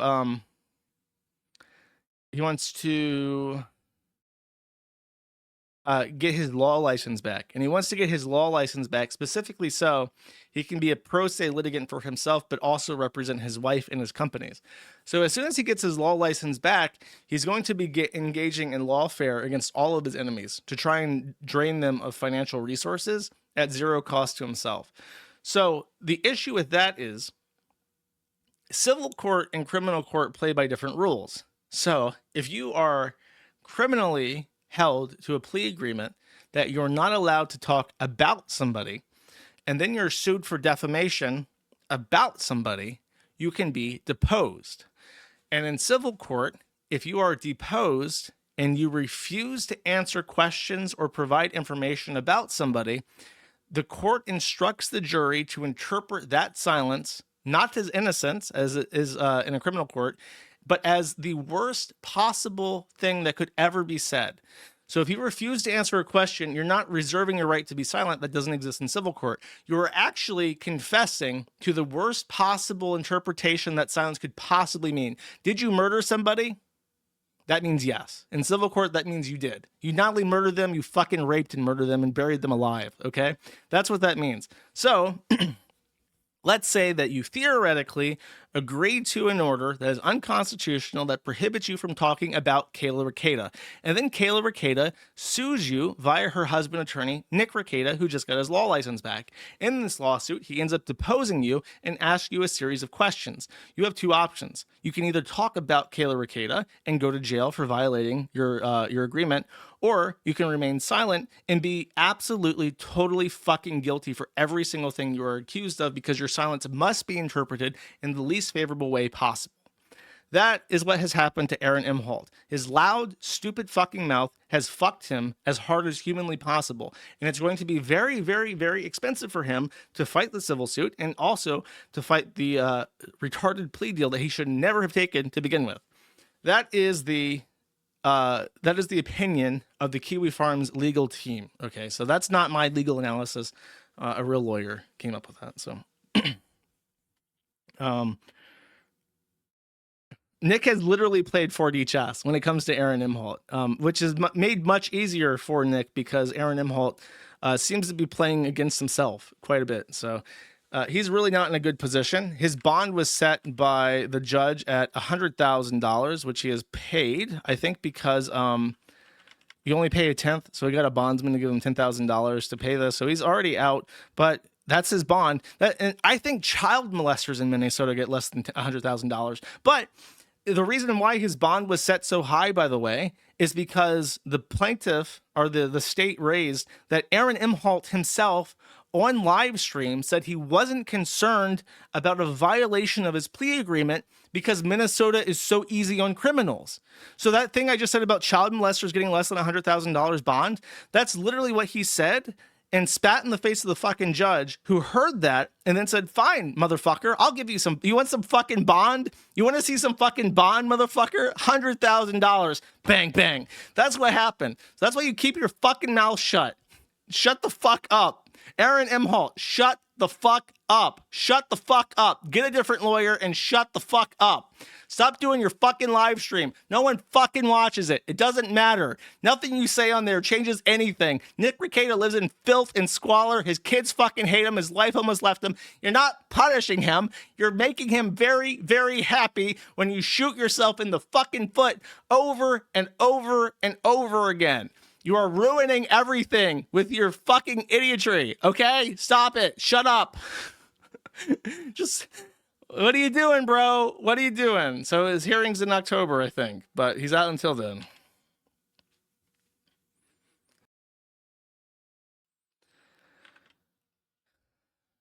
Oh, one more thing, by the way. This clip of Rekieta is just very funny because look how uncomfortable he gets a super chat message that's in the AI voice, and then his guest looks as uncomfortable as humanly possible. I think the guest is wanting to give his apparently his hot takes about Karen Reed or some shit. So this is supposed to be like a serious law tube interview, but of course he can't do those anymore because he's a coke fried retard. And he gets the dopamine super chat, so he lets it play, and his guest has to listen to it. What happened to the peen counter? Also, did you load the kiddos up with enough cocaine they won't disturb the show? God damn it. Yeah. He looks super impressed by that. He loves hearing about penises and children being doped up on cocaine. I'm sure that he heard lots of stuff, like when Rekieta announced this interview or whatever, he probably got lots of shit on Twitter, and then when he hears it on stream and hears him laughing about it, he's like, uh-oh, oopsies, shouldn't have done that. And then afterwards, by the way, last thing on Rekieta, our boy Nick met up with his best friend in the entire world, Patrick Melton, and gave us what is probably the worst photo of Nick, at least, but one of the worst photos I've ever seen. Look at this motherfucker. Look at this fat, greasy chomo wearing his own merch, and then Nick Rekieta looking like a 50-year-old fucking corpse. He reminds me of somebody like I know people compare him to Daniel Larson and say he's getting Larson-fied all the time, but he looks like a cartoon character or something. There's like a movie with like an old decrepit old man sitting in a rocking chair that I'm thinking of, because he looks like he's 50 to 60 fucking years old. He just looks terrible. He's like balding, and it's like, that's your friend, bro. Your best friend in the whole world is a fucking chomo. And by the way, I think they got kicked out of this bar. I think they're at something like called Stoney's or something. And Patrick Melton got punched or something by the owner, and they were removed from the bar. I think that was a rumor I saw. I don't even know if that's real, but that's what I heard. I don't know. Tell me who you think Rekieta looks like, because he looks like somebody. He just looks so fucking old and sick, and just he looks hollowed out. It's like an actual. You know how like in like a video game, how you have like in certain games, like in Fable, you have like that morality meter, and it's like when you're good, you have like this glowing radiance around you as in your character, and then when you're evil, like the ground cracks and turns to lava as you walk around, and you're like all like shadowy and shit, and you have little devil horns and stuff. That's like Mikayla. It's like he's like actually slipping down the Fable morality meter, and his like horns are starting to poke out of his fucking head. He's getting a little demon tail. The earth is starting to crack underneath him as he walks from his fucking sheer malevolence. It's just like you just look at this motherfucker and say like you lost it. You lost it. You lost your immortal soul. It's coated in black wax now. Aura, exactly, precisely. It's aura. Don't do drugs, kids. Speaking of drugs, boss man Jack. To the room, say something real quick. Yo, just say yo yo. Damn that pussy nice. Yeah, hell yeah. That's what I got. You heard her voice. Say it again. Damn that pussy nice. Hell yeah, bro. Damn that pussy nice. Boss man She's not, Jack. bro. She's not fat at all, bro. Trust She's me. not fat. Bossman Jack had a girl over. Oh my god. We gotta look at her. Look, she's normal. She's like a normal girl. Oh, that's with the Instagram filter. I think this is a more candid photo of her that I think I need to show, to be fair. So he had a girl over, a real flesh and blood human being, to DTPN, have raunchy, disgusting crackhead sex with. Truly wonderful. Happy for my boy. But isn't there somebody you forgot to ask? Let's see what Reddit has to say about this in the Bossman Jack snark Reddit. You ready? This is what Bossman's new girlfriend thought on him. She just loved the way he loothed it all every day. Oh my, the way he suicide baits, how he's racist, transphobic, and homophobic. How he doesn't sour or brush his teeth, the way he smokes crack, the way he beats his parents. That would make any girl go crazy. The way he's racist, transphobic, and homophobic. This dude, I swear, I have listened to literally hundreds of hours of Bossman Jack streams. And I know there is probably not, probably not a less racist person that has ever lived. This guy loves blackies. He loves black culture. He loves black music. He loves black people. If anyone, like, unironic, like, you know, someone says faggot in like a chat that you're not supposed to say, like on YouTube or whatever, like someone bypasses the filter, say faggot, the streamer has to like, bro, knock that off. You're gonna get me in trouble. Bossman Jack, he sees someone being racist in 2025. Cringe, get fucking swept, rat. Like, he gets offended. Like, don't talk shit about people of color in my chat. And I have so many wonderful songs just burned into my psyche now. Sometimes I just think, I hate being sober. I think I'm a smoker. I hate being sober. Like, I have so many wonderful new musical experiences permanently engraved into my gray matter for all eternity, added to my library. Okay. Thanks to Bossman Jack and his appreciation for African American culture. As far as homophobic, I don't think so, man. If he is, he doesn't talk about it. Sometimes he calls someone a faggot, but then he walks it back. He's like, I shouldn't say that. So I think he's probably ambivalent on the gay question. As far as transphobic, I guess it depends. To trannies, everything except sucking tranny dick is transphobic. But I think he just has that thing where it's like, bro, I just want to smoke crack. I just want to gamba. And if you don't interrupt me smoking crack and doing gamba, I don't have any issue with you. So it's like, you know, trannies, like, okay, whatever. I don't give a fuck. As long as they are okay with me. If they're okay with me smoking crack and doing a little bit of gamba, I'm okay with them walking around in a dress. I think that's gay. And that's the best you can hope for, trannies. I just want to let you know right now, apathy is literally your best bet. You will, if you expose your tranniness to people and actually let them get to know you, they will always fucking hate you. But apathetic people, they'll let you get away with murder. So apathy, like Bossman Jack, best you could ever fucking hope for. Just letting you do whatever the fuck you want with no oversight whatsoever. And then I got some bad news. If you don't know, Twitch is probably the absolute worst platform that has ever fucking existed. And it's impossible to watch Bossman Jack on Twitch. It used to be with Kick, because he streams that weird out. He has no schedule. He wakes up at 4 a.m. He streams for 8 hours. I wake up, I look in, there's an 8-hour stream to listen to, right? So on Kick, it was awesome. You would just play the last VOD and we would watch it.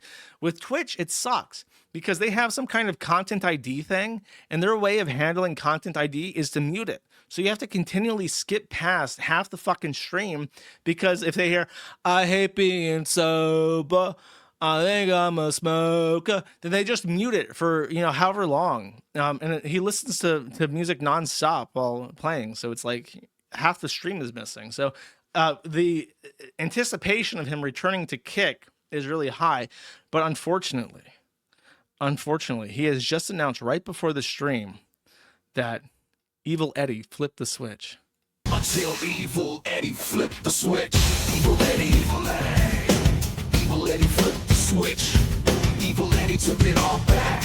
Evil Eddie, that fucking bitch. Evil Eddie, we're gonna act.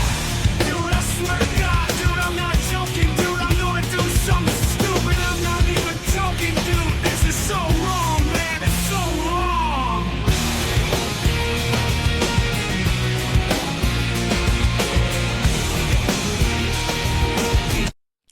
Okay, so Evil Eddie, as a Kick stream, how do I tag this motherfucker? Can you guys tag him in the Kick chat and tell that motherfucker to unban Bossman Jack? This motherfucker, Evil Eddie, makes like $1 billion a month off crackhead gamblers. They have given him an empire. They have allowed him to single-handedly undercut the largest streaming platform in the world through crack gamba alone. He has literally lives a life of unbelievable luxury and wealth and comfort that nobody else on earth could ever dream of. And all he's got to do is sit back and let the crackhead gamba money roll the fuck in. And he can't even get my boy, Bossman Jack, unbanned. Motherfucker, Eddie, he made you. He made you, Eddie. The only reason why I know what Kick is, that stake is because a little crackhead that could lost it all again and again and again. Just donoed you tens of thousands of dollars. And I'm supposed to be okay with this oppression, this betrayal. My boy wants to stream on Kick and promote your fucking products. And you're telling him, no, you cannot promote my products. What do you mean? And you know how fucking shit Twitch is? You know how fucking big of a pain in the ass it is to have to skip past all the muted segments on his VODs? The Kick VODs actually work. It's the only thing on the site that fucking works reliably. Bring them back. Bring them back. Who do I got to email as a verified partner of Kick to get this motherfucker back on my platform, okay? I am honored to have my content appear next to his. When you go to the homepage of kick.com and you see the Mad at the Internet stream and the Bossman Jack stream, you're just spoiled for fucking choice that day, okay? So I don't want to hear any of this shit. No fucking excuses, okay? Twitch doesn't deserve him. I've never visited Twitch in my entire life. I've gone my entire life never watching Twitch streams except for like minutes at a time. Okay, just to like get a glimpse of what a new game looks like. But now I'm actually spending hours on twitch.tv listening to Bossman Jack, whose VODs are mutilated because they suck ass. Okay, fix this shit, fucking asshole. Wait, refresh Bossman thread for Kino. That sounds like a trick. That sounds like a fucking Ratatouille rat statement if I've ever heard one before in my entire life. What's going on here?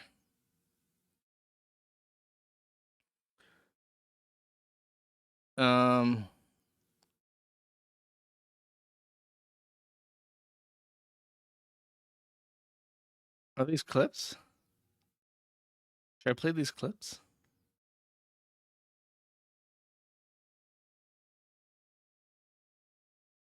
Let's see, what is this? I'll play this clip. They got 2 clips I'll play. These are brand new. I legitimately want to fucking kill myself, bro. Like, I actually do sometimes, bro. Motherfucker, there is one and literally one thing only you cannot say on either Kick or Twitch. And that is the words, I want to KMS. You just can't say it in any way, shape, or form. It's not permitted. Okay? You fucking crackhead. Stop saying that. That's why you got fucking banned. So stop it. Bro. That's just so fucking wrong, dude. And fucking so, dude. Why do I never cash out, bro? Oh, it was on his Discord stream. Okay, great. Okay, good. Okay, see, look, he can do it only on Discord. Evil Eddie. He can only threaten to kill himself on Discord. He's got control now, dude. I'm not getting that back, bro. I'm not getting that back, bro. I'm not gonna get that fucking money back, bro. I'm not gonna get that money back, bro. I'm gonna donate everything, dude. 50 buck LTC. All right, we got this. Please win this, bro. Bro, please win this, bro. Oh my. Oh my god, bro. I gotta go, dude. I'm about to fucking, dude. Dude. Oh my fucking god, bro. I'm about to fuck. I swear to fucking god, one of these days I'm gonna really fucking do it, bro. I'm gonna fucking kill myself, bro. Don't do it. And I'll never go live again, bro. I'll never be live again. 1-800-GAMBLER, bro. Don't do it. It's just that's story of Boss Man Jack. Fucking got bullied online for fucking years and finally kills himself, bro. Love you. Do it, bro. I swear to fucking god, dude. I swear to fucking god, bro. Dude, it's fucking bullshit, bro. Oh my god, dude. I want to die, dude. I hate waking up in the morning, bro. I fucking want to die, bro. I fucking hate my life, bro. I fucking hate my life, bro. I fucking hate my life, bro. Oh my fucking god. Why didn't I cash out, dude? I fucking hate my fucking life, bro. I'm gonna kill myself, bro. Don't do it. I'm gonna fucking kill myself, bro. Bro, I swear to god, dude. I swear to god, bro. Of all the people we have a thread on, probably the only person I would feel bad if they killed themselves for is Boss Man. That's the only one, man. And you know what fucking sucks about that? I know he's baiting. He does it all the time. Don't get me wrong. I'm aware of who I'm talking about. But gamblers, this is true. This is not, I'm not even fucking bullshitting you.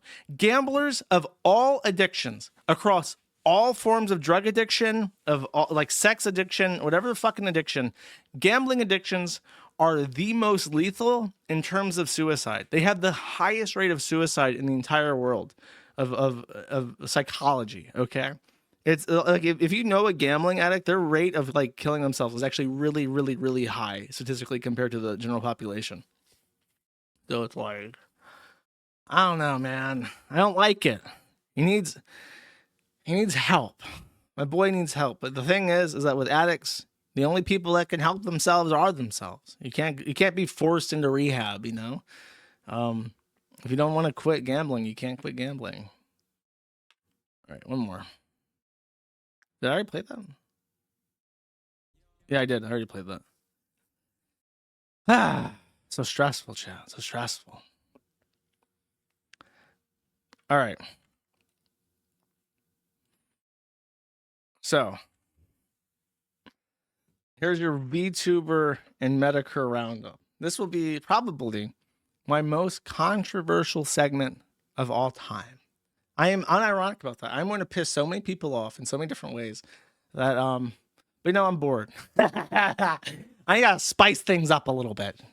Here we go. Okay. So, first things first. This account, Girl on a Mission, looks like your average run-of-the-mill Amberlyn verse A-log account. Just a name referencing Amberlyn Reed, a picture of Amberlyn Reed eating. Pretty standard, pretty typical Kiwi Farms femme poster. There's an issue. 2019, the site was hacked, and a list of email addresses associated with accounts was leaked. And as we know, there are many, many people out there with known email addresses and accounts to cross-reference those addresses with now as a result of this leak. In particular, this user ignored my warning that was on the registration page and has been for a very long time to not register with your actual email address. I said that before the hack because I knew we would always be a high-risk target for a hack. So my policy is, instead of trying to absolutely 100% secure this huge empire of fucking hardware and software, instead of trying to make it absolutely impervious to hacking, just do my best is all I can do. Let's just not keep information that's valuable. And let's train users to be smart and to use VPNs and to use Tor and to use alias email addresses and forwarding emails that protect their identity. So that has always been my policy. And I've always warned people not to register with real email addresses. This person ignored my good advice. And as it turns out, they are somebody known to us. This is Shondo. Yes, the I'm a little girl. If someone wanted to rape me, they wouldn't be able to stop them. Shondo. As it turns out, and has been speculated, she's has eating disorders. And Amberlynn Reed is one of the most famous people in eating disorder communities because she is what's called fatspo. In Tumblrite eating disorder communities, there's two types of inspo. You got thinspo, which is really, really, really, really skinny women. And it's kind of like, I don't know, they just share like these really skinny women, and they say like, look, you could look like this too if you were extremely anorexic. You're thinking about eating that gram of rice? That's like 50 calories, you idiot. This is what you would look like if you didn't eat that rice. And then they're like, oh, dude, that's thinspo. But then it's the opposite of thinspo is fatspo. You post Amberlynn Reed eating rice, and you're like, that's what a rice eater looks like. You think about having that gram of rice, huh? Well, you're going to look like Amberlynn Reed. So those are the diametric forces that squish young ladies into anorexia, bulimia, nervosa, and so on and so forth, right? So Shondo, who apparently is known to have eating disorders, very typically was an Amberlynn Reed A-log and had a forum account. She even said that she had a forum account, which is what prompted people to try and find if she was in the leak, and she was. So shout outs to Shondo, the Kiwi Farms user. Honestly, we're just happy that we have a big umbrella. We're a big happy family, okay? So if I guess we have to just deal with the fact. Who did I give shit for? Oh, I gave the VTubers shit for the Elijah Miller stuff. So I guess I gotta eat shit for having Shondo on board. What can I say? That's just how it is. Second, we have a second clip from Catboy Ranch Dressing. Very appreciated. Great user, by the way.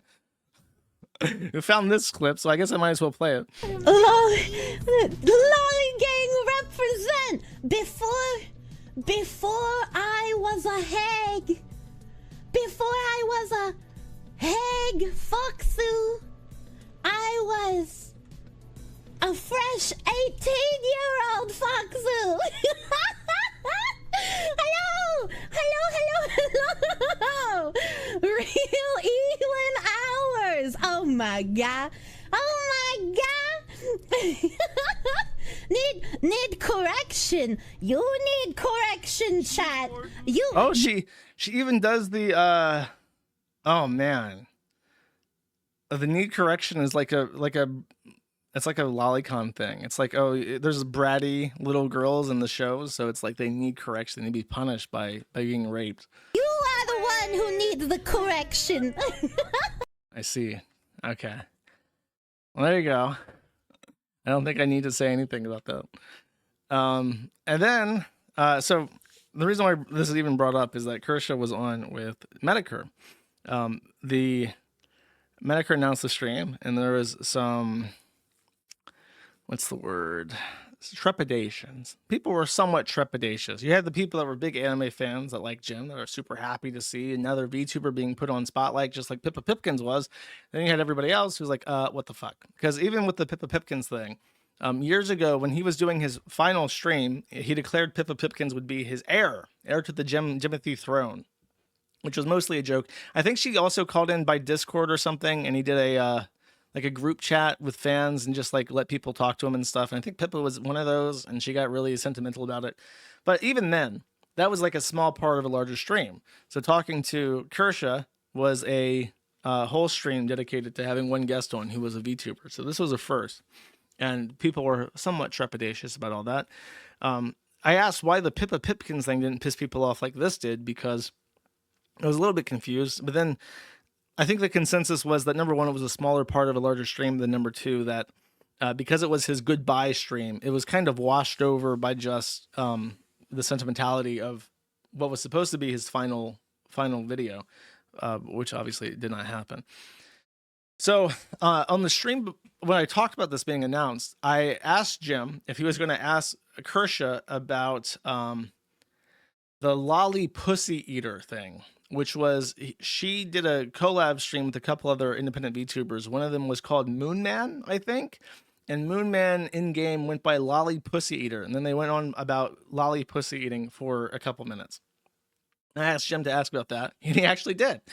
And he said, that she said that it was a joke, and therefore they moved on.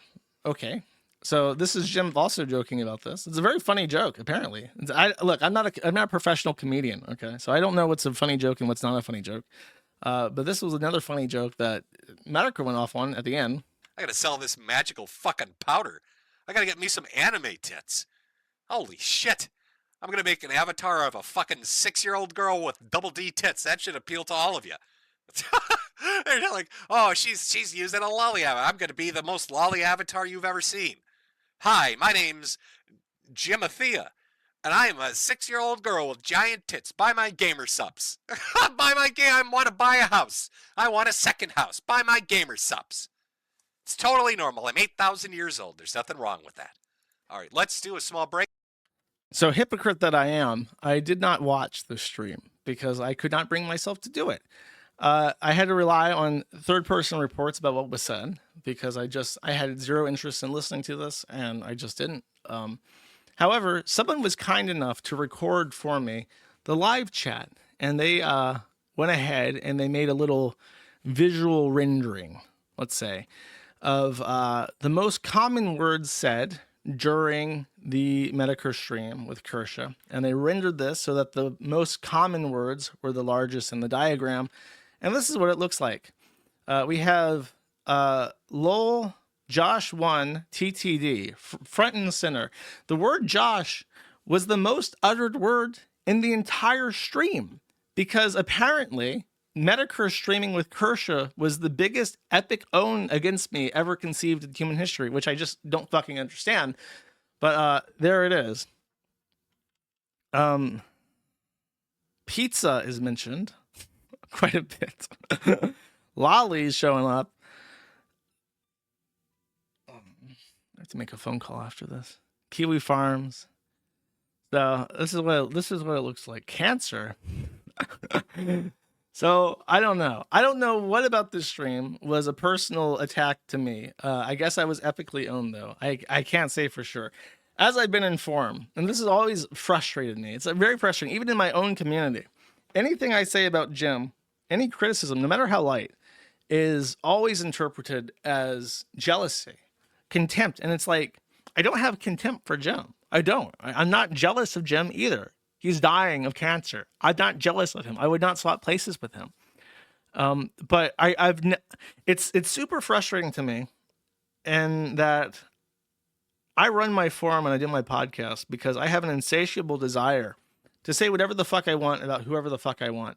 And when it has come to Medicare consistently over years and years and years, he's the only person I've not been allowed to express how I think because people will genuinely fucking freak out at me. And I despise that. It's actually really, it's really annoying.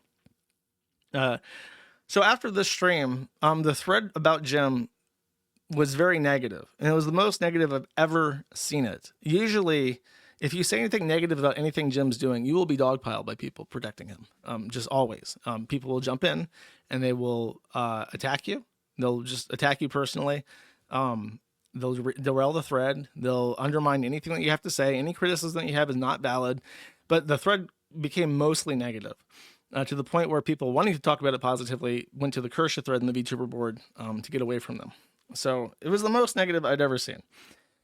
Now, everything I've just said has been an extremely, extremely kind of surface level observation. I'm not really giving my opinions. As I said, I get annoyed by how often people seek to deprive me of my ability to give opinions without having to eat shit for it for weeks and weeks at a fucking time. And to this day, no matter what I say, somehow it always causes an issue with people. Why is Josh so fucking salty at Jim? I'm honestly a million times more annoyed with the people that say shit like that than I've ever been with Jim. But now apparently, now is the time. So instead of me giving my opinion and me sticking my neck out, because I don't want to come across as jealous or bitter or anything like that, I've decided to do the smart, intelligible, and Jim sanctioned thing to do and simply offload my baggage onto an anime girl. And I'm going to allow an anime girl to give her opinions about Jim in this stream, and Kersha, and Pippa, And I'll be completely and totally immunized from the consequences of it because based anime girls are always based. And if you get mad at this, it's just your fault for being mad at a fucking cartoon character, chat. So let's see. Oh, there it is.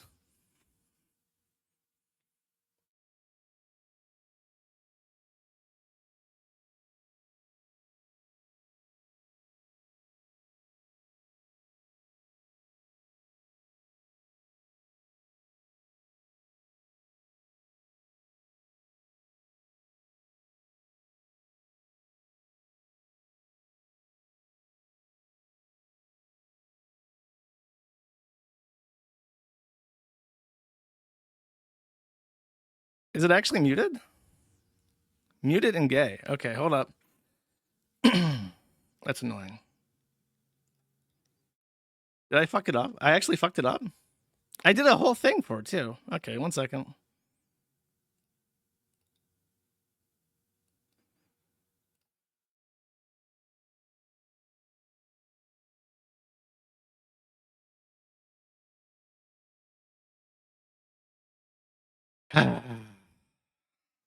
Such is life. No, you're gonna suffer for it. Hold up. I have to fix my Discord chat.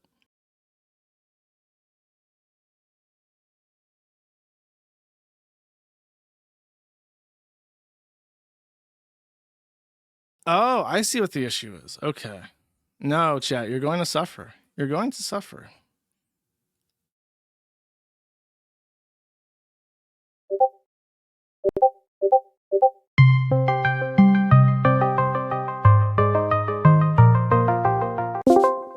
Konnichiwa! Hello! It's your favorite VTuber, Doki Doki Chan here. I am a based anime girl. You know, I am super based because I don't like niggers! That means you have to care about what I say, by the way. Anyway, chat, today we're talking about Gem Medicare. He did a stream with my colleague, Kirsha. She is so kawaii. She is also a based anime girl, just like me.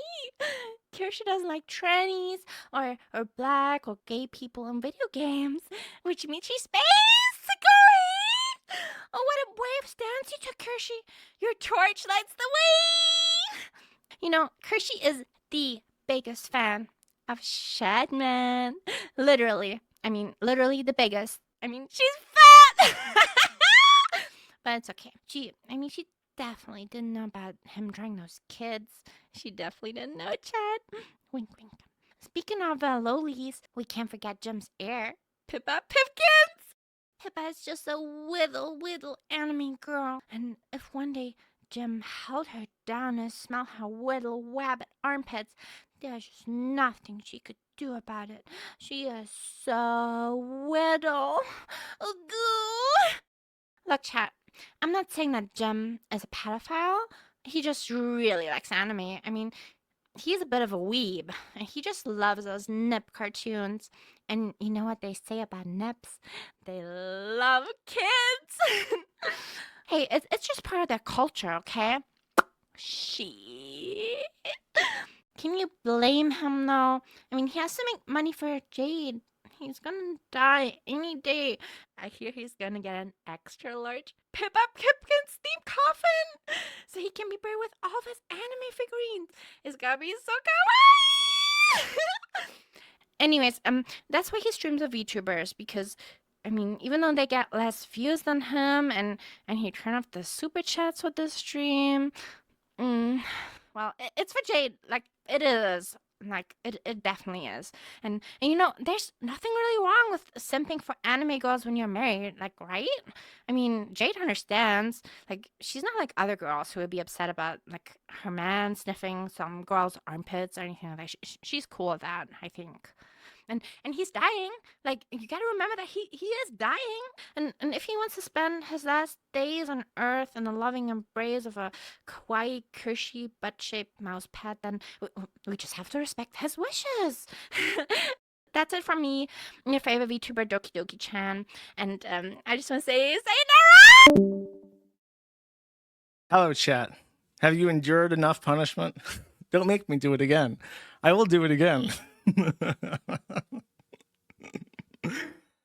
I don't know if I can co-sign all of that. I actually had to cut out some of the anime's dialogue because it actually went a little too far in a few places, chat. A little too far in a few places. I had to wind it back in, okay? Well, I mean, I guess, as I said, I have nothing to say. I just let an anime say it for me, and therefore I'm immunized from all consequences. Now, that lovely note, chat. Let's go to the money zone. Let's look at the money zone and collect the money, chat. Make sure to leave a comment, like, and subscribe. How do I super chat? All right. As I said, thank you for watching. Next stream, by the way, will be the 4th of July stream, where I'll be getting drunk. As I, all my best ideas happen when I've become intoxicated, chat. Not after that. Kurt Eichenwald, anime masturbator for $10 says, glorious Kiwi Emperor, you're my special little boy. Only you read my super chats because I'm your pay pig and you're my special little boy. I won't super chat anyone else ever again because I'm your pay pig and you're my special little boy. Thank you, Kurt Eichenwald. Humble Guardsman for 5 says, put the blood in internet blood sports, no back and forth videos. Corn demands blood for the blood god. I guess you're talking about Card. I have to coordinate with Card to get a date for the interview. Don't take my kidneys for 5 says, Fent and Steel. Your kidneys, I guess. Crunchy K for 1 says, nothing. Thank you. Bunker Housing for 5 says, I signed the petition. I'm doing my part. Insert proper Starship Trooper clip. All the best opinions are most accurately depicted through reaction gifs on Twitter. Thank you for signing the petition. Bunker Housing for 3 says, they were in a studio. The background was green screen. Also, you will never be as worthless as a tattoo on an in-person. I mean, because it's like black on black. You can get white tattoos as a black person. Yugila Sneed for 5 says, the VTuber reckoning is upon us. Anime's mad. Gershwans. Great idea. Humble Guardsman for 1 says, you didn't capitalize Christian in your tweet, retard. Okay. David S877 for 25 says, has the government called to hire you to man the machine guns at the new Alligator Alcatraz? If they need me, I am on standby. I'm standing back and standing by. Meowga1 for 10 says, hey Moonpie, big thanks for responding to my email about payment processors, Peak Kiwi Business Advisory. Welcome. Happy to help. Pogo Stick for 10 says, WebM 9 seconds. Okay. Do I have to like show this? Is this like a thing? Ew. I'm not playing this. Ew.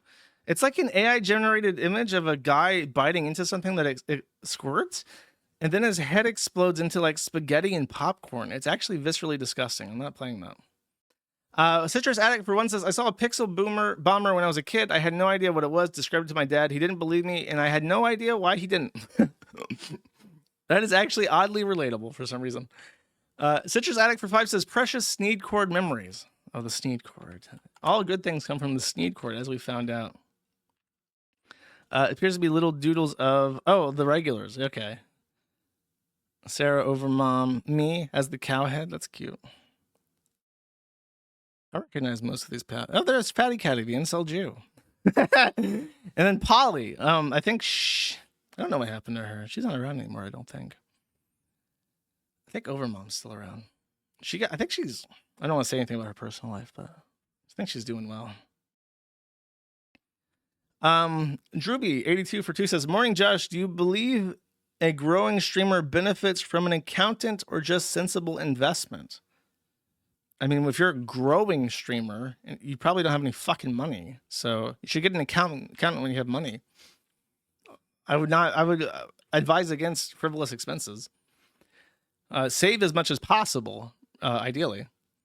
Bunker Housing for 3 says, maybe Kiwi Farms should tap into those APAC monies. No one would dare mess with the Kiwi Farms then. That's true. That's true. But then I'd have to stop people from posting about Jews, and I don't think I actually have the ability to do that. Jim Stewartson for 5 says, happy pizza day, Josh. Now that you've done t-shirts, coins, and patches, what's the next merch item going to be? Ever thought about socks? Socks are a great and subtle way to show that you're an internet turbo tranny killer. I do need to do something for Halloween. I'm not sure what. I think I had an idea before, but I lost it. I am planning another Quinn run eventually, though. It's a secret, though, so don't tell anybody. Red Eyes Black Dragon for 5 says, never forget, Jersh, never forget the lives lost within the compound of a pack cow. I know. The trannies, they drag those poor alpacas kicking and screaming into the shed, and they were never seen again. And they were the lucky ones. Space Allen for $50 says, Ham Jam. Thank you, Space Allen, very much. I appreciate it. Bot or not for 20 says, I've been spending the last couple of weeks watching through old Maddie, and man, it made me nostalgic for Stream.me and how small the audience was. Proud of where you are now, regardless. Thank you very much. I appreciate it. Yeah, Stream.me was, I guess, comfy is what people like to say, but that was years and years ago now. I can't believe I've been streaming that long, really. It feels like a new thing, honestly, that I do. Thank you. Crocodile for 5 says, if all blacks were like Clarence Thomas and all Jews were like Stephen Miller, the world would be a better place. It would be literally like that that meme from The Simpsons where all the people of different colors and religions are like holding hands and dancing in a circle under a rainbow. That would literally, if that was the case, that's what life would be like. But we are denied that. God made the Tower of Babel and made us different to punish us for our arrogance. Crocodile for 5. Oh, I heard that. Bunkerizing for 3. The way Justice Jackson acts is giving diversity hires a bad name. It's true. Didn't think it was possible, but it's true. Racist soft shell crab for 2 says, will you be shooting off any fireworks alongside the Old Bay vodka next weekend? Liquor and fireworks are as American as apple pie and baseball. Before I got to the second sentence, I was going to say that actually fireworks and alcohol don't mix, but you beat me to that. So I can just say no. I don't plan to shoot off any fireworks. Asian tech support for $50 says, I missed my boy Cats. Well, he is dead, so I don't know what to say to that. Don't ever ask me to write a eulogy. Yeah, apparently a lot of people miss Cats. You're in good company, brother. Thank you. Citrus Addict for 1 says, Jim's new PFP is based on him from the Powerpuff Girls. He's a supervillain evil tranny with lobster claws and a drag costume. It's not subtle, even though it ties in with the other shit. Is it really? I know exactly what you're talking about. Is that actually what he did? I thought he was just doing the fuck Bethesda crab thing, but I wonder if that's why he likes the claws so much, because he likes him. Him was creepy. If you've never watched the Powerpuff Girls, there is a literal demonic tranny devil character that's a reoccurring character, and he's supposed to be like the prime evil. And there's a really weird thing where it's a male, I think, but he talks in falsetto and he has an echo to his voice. And it's kind of like Bane, where in the Dark Knight Rises, Bane's lines are all ADR'd into the movie. It's not his actual, like, he's muffled when he talks. So they ADR his lines over him because his mouth's not moving anyways. And as a result, there's always this sort of like dominating feel to how he speaks, because it goes over the music, it goes over the sound effects. It's just like hard ADR'd into the audio. And when him talks in the cartoons, this weird falsetto with an echo is also like super ADR'd in over everything else. And it's really creepy and unsettling. It's really creepy as a kid. Laserdisc Spinman for 3 says, those were 30,000 pound bunker busters they dropped on Iran, not 10,000 LBs, the MOPs. Well, there you go. I don't know anything about warfare, but apparently they dropped. That's fucking heavy, bro. Our planes can carry a 30,000 pound bomb? Those pixel planes can carry 30,000. That's like a train. That's like the caboose of a train and like a couple wagons loaded with coal. You know what I mean? That's fucking heavy as shit. How big are those pixel planes? They must be more. In my head, they're like really small, but they must be like fucking unbelievably huge if they're carrying 30,000 pound bombs. That's really fucking big. I bet you they're massive. 2 of them? They can carry 60,000? What the fuck? In my head, I've never seen one in person, so I've always thought of those planes as like tiny, like fighter craft. But now my headcanon is different. They're like the size of an alien spaceship blowing up the fucking White House. That's crazy, bro. Okay, fine. I will. I'm curious. B2 bomber size. I have to prove my fucking humanity. B2 bomber size.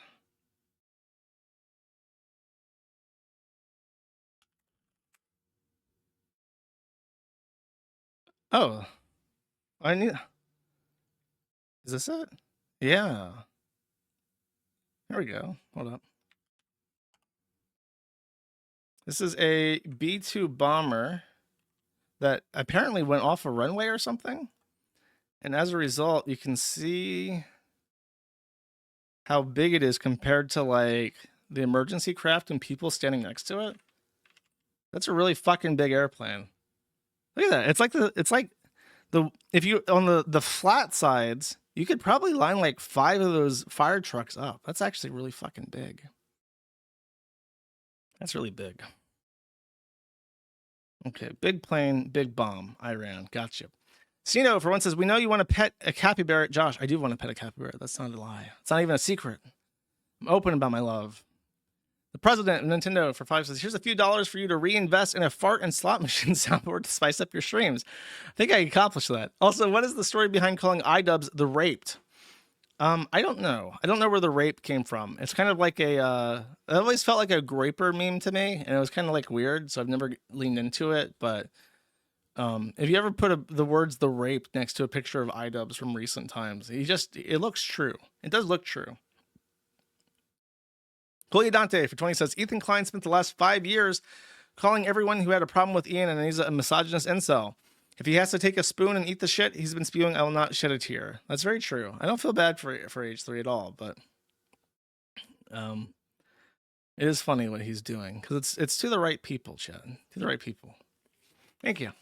Docs Found for one says, Ralph Barnhart on the Maddie thread points out the fat rapper woman from the opening video is the one that tried to sue Lyft for not giving her a ride because she was so fat and lost. I did not know that. That's very funny. It's such a small world, chat. There's so many levels to this.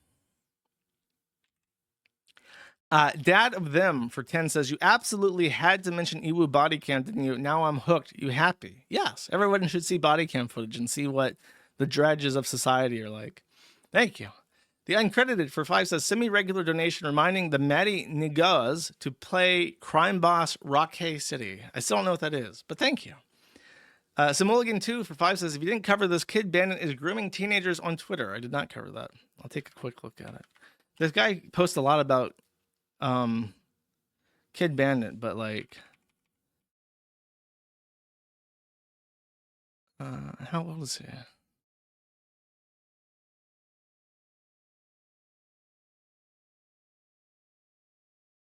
How old is the... Oh, he just graduated middle school, so he can't be too old. Apparently he's hanging out with this fat... I don't know what the fuck that is. Black, I guess? Ken Bandit, my son was so freaking impressed by your kicks. He told me that after the AF wrestling show, when I get to Santino Bros, I'm going to ask her, Kid Bandit, to train me. Thank you for inspiring this future wrestler. And I guess that's him. My son just graduated from middle school. He yeeted on stage. Can I get a yeet? And then people in the LGBTQIP plus community were calling him a groomer for that.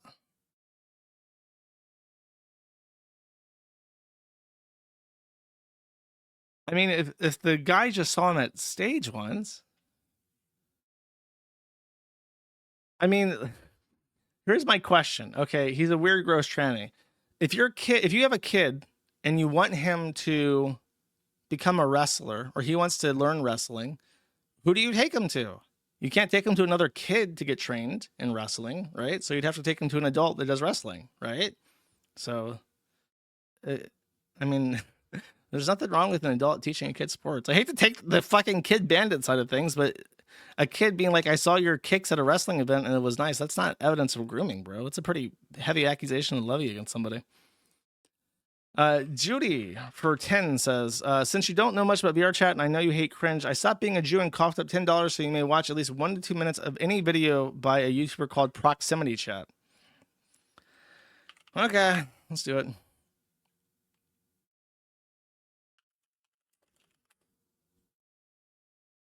Proximity Chat, 284,000.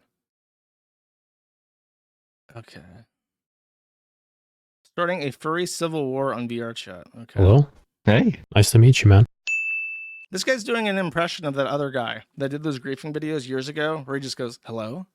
Hello? Like in this really deadpan voice. He's doing the thing. Is this the same guy? No, it's like an impersonation. Hello? Hey, nice to meet you, man. So do you know the crazy girl that was yelling at me in my last video? Run! You just tell me to run? Bah! Run! Bah! Run! Apparently they believe that I wasn't the one who recorded them. They believe it was one of their friends who was working with me. I'm not sure why they believe that, but I think it would be hilarious to run with it, go with the lie. I'm gonna find them.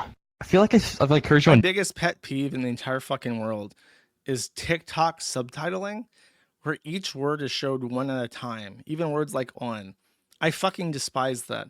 Whoever the fuck invented this needs to be beat upside the head with a wrench, because this is the most grating, obnoxious shit ever, and I can't look at the fucking video because I have this flashing ass fucking text on the bottom of my screen.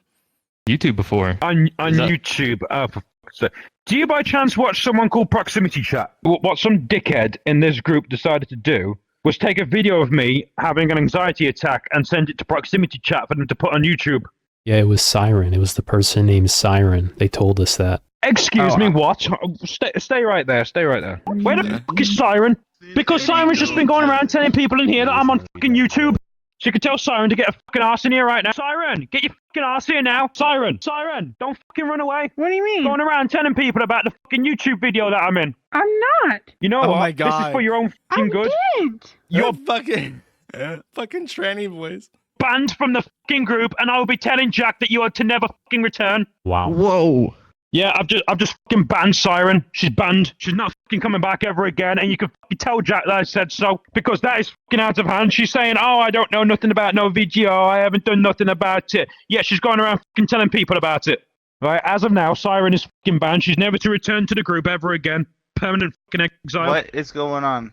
Siren's been exiled because she's gone around telling everybody about the fucking YouTube video that was taken of me against my will. She says she knows nothing about it, and yet she's going around fucking telling people about the whole thing. Now I've got people coming up to me asking me about it, which is exactly what I said would fucking happen, isn't it? Do you mind not standing around watching? This ain't no fucking sideshow. Move the fuck along. Wow. Feisty in here. I confronted Siren about the YouTube. He's like peeking around the edge because he literally, like, they're in VR, so if he just hides behind the edge and looks around, and the guy can't see him. That's so funny. Video that was taken of me, yeah. She's like, oh, sorry, I know nothing about it. I don't know about no video. I don't take videos of nobody. Yeah, she's gone around in here fucking parading it about, letting everybody know about it and telling them all to go and watch it. And now I've got people running around all over the place coming up to me saying, hey, you're really familiar. Are you talking about the fucking video? Exiled from the fucking kingdom? Banished? Okay, that's pretty funny. I might watch those. I like the Daniel videos, and there's another guy that's like the gay Australian that sucks cock. He does pretty good videos sometimes too. TP Deluxe for 5 says, you think that little gun of yours makes you tough? No, real power comes from studying the blade. Get Xavier Ravenblood to train you on how to use Kitsune form and dual-wield katanas. Very tempting. Very tempting as an entry-level sport. As I said, you need somebody who's an adult, who's trained to teach you how to do things. Citratic for 5 says, Alec Halaka made some lovely music in his following years. Would you be willing to let this instrumental play out during Super Berries? I mean, I guess.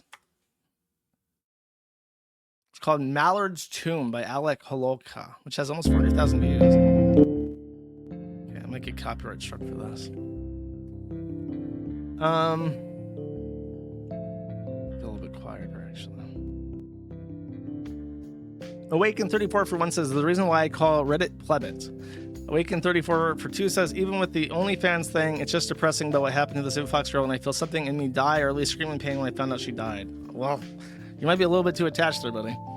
Humble Guardsman for 1 says, there's a Jewish roleplay going down in the Crab Shack today. I think that's every day that happens.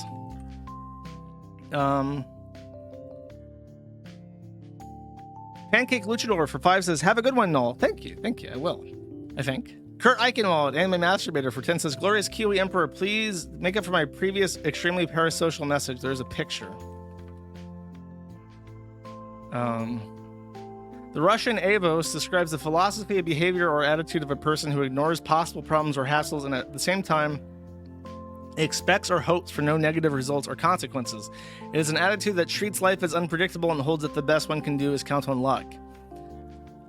And then there's a post saying, yeah, especially if you think about it in terms of sheer usefulness, any sort of doomerism just undermines your attitude, and it's much better to go through life naively assuming things will turn out well as long as you keep going forward and trying again and again and again despite any downs in the past. I like this pick. That's good. That's very positive, Polly. I appreciate that. Foxes for 5 says, help, a furry pooner thinks it's helping me. Run away, bite and claw, rip and tear. Judy Tester for 3 says, fun fact, the last thing Save a Fox woman did before killing herself was to get a lemur and surprise her husband with it. Like literally hours before. Okay, that is fucking... Maybe her thought was, since I'm gonna die, he needs a lemur. I think that's probably it. Amira Al-Quesadilla Ibn Fahida for 1 says, happy pizza day, Jersh. Thank you. Sneed and Feeding for 1 says, this is Grok's potential Elon Musk rob from us. Okay.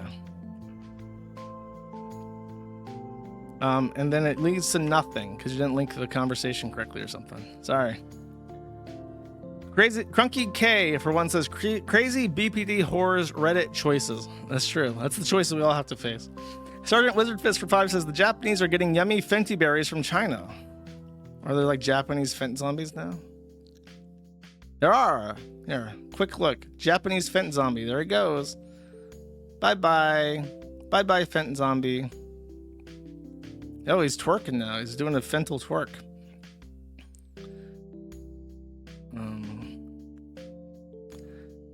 Devious DeV for 5 says, get yourself a jar of apple butter. Oh, you don't have to tell me. I have some. Anonymous for 10 says, hey, Josh, enjoyed this video. I found the greatest incel propaganda video ever made. Let's see.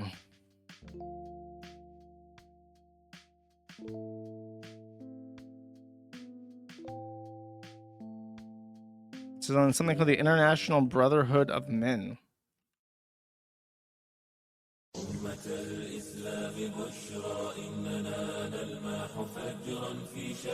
Officer of the Incel Protection Force, and I am Lieutenant McGee, Chief of Staff of the Incel Protection Force.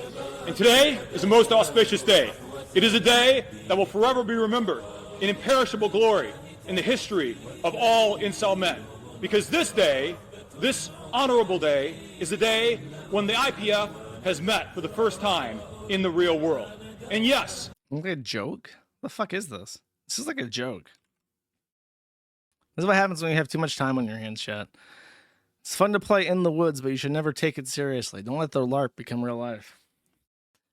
Unkind Naysayer for 2 says, I'm going to assume Patrick is behaving like the Blob from the classic hit movie The Blob during his criminal incident, absorbing the car, fat pouring through the cracks. Well, I don't think the guy would be alive then. Clay Dante for 20 says, put the pallets in the driveway, child, or they'll... Put the pallets in the driveway, child, but they'll block your car. My car is not fat, stalker. You have blocked my car, stalker. Your life is already over. It's a shame. It's a shame that driver got away with what he did. Thank you. No, stalker child for 2 says, I'm going to need you to get that Patrick body cam footage, Jersh. I think good fucking luck with that, to be quite honest with you. Maybe. I don't know. Maybe it's possible. Sneeda Standing for 5 says, how can you call yourself a good old Southern boy if you don't even know college football? Even an autist like me knows this shit. Because football is fucking, I don't know. It's just fucking retarded. It's just fucking black people running around with the ball, bro. I don't give a shit. Awaken 34 for 2 says, 2 things. 1, Accursed Farms made the famous Freeman's Mind series. And 2, Malding Faggot is an indie dev himself, so he has more of a vested interest than you initially knew. I did know that. But the thing is that he's not making a live service. You know, maybe he is. Maybe it's like a live service single player game. I don't fucking know. But he has an issue with, if he has an issue with making his own game preserved after he shuts it down, then he's a bigger faggot than I gave him credit for. And I think he's a huge faggot. Sneedo for 10 says, I want chat to suffer, Josh. Play 10 seconds of this troon. I think they've had enough suffering for today, but.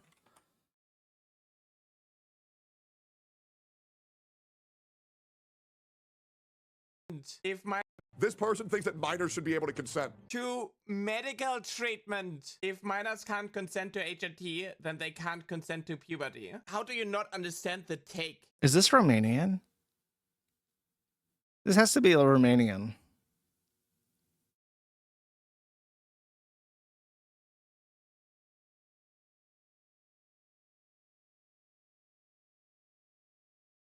Licensed Dommy Mommy, certified brat. Only whimpers a little when I'm injecting myself.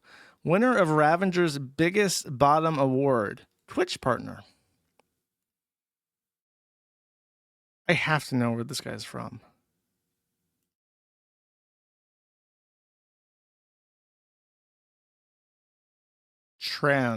Transfem. I am not a femboy. Do not refer to me as one. I'm literally just a woman. Calling me bro will get you banned. A German! Oh, nein!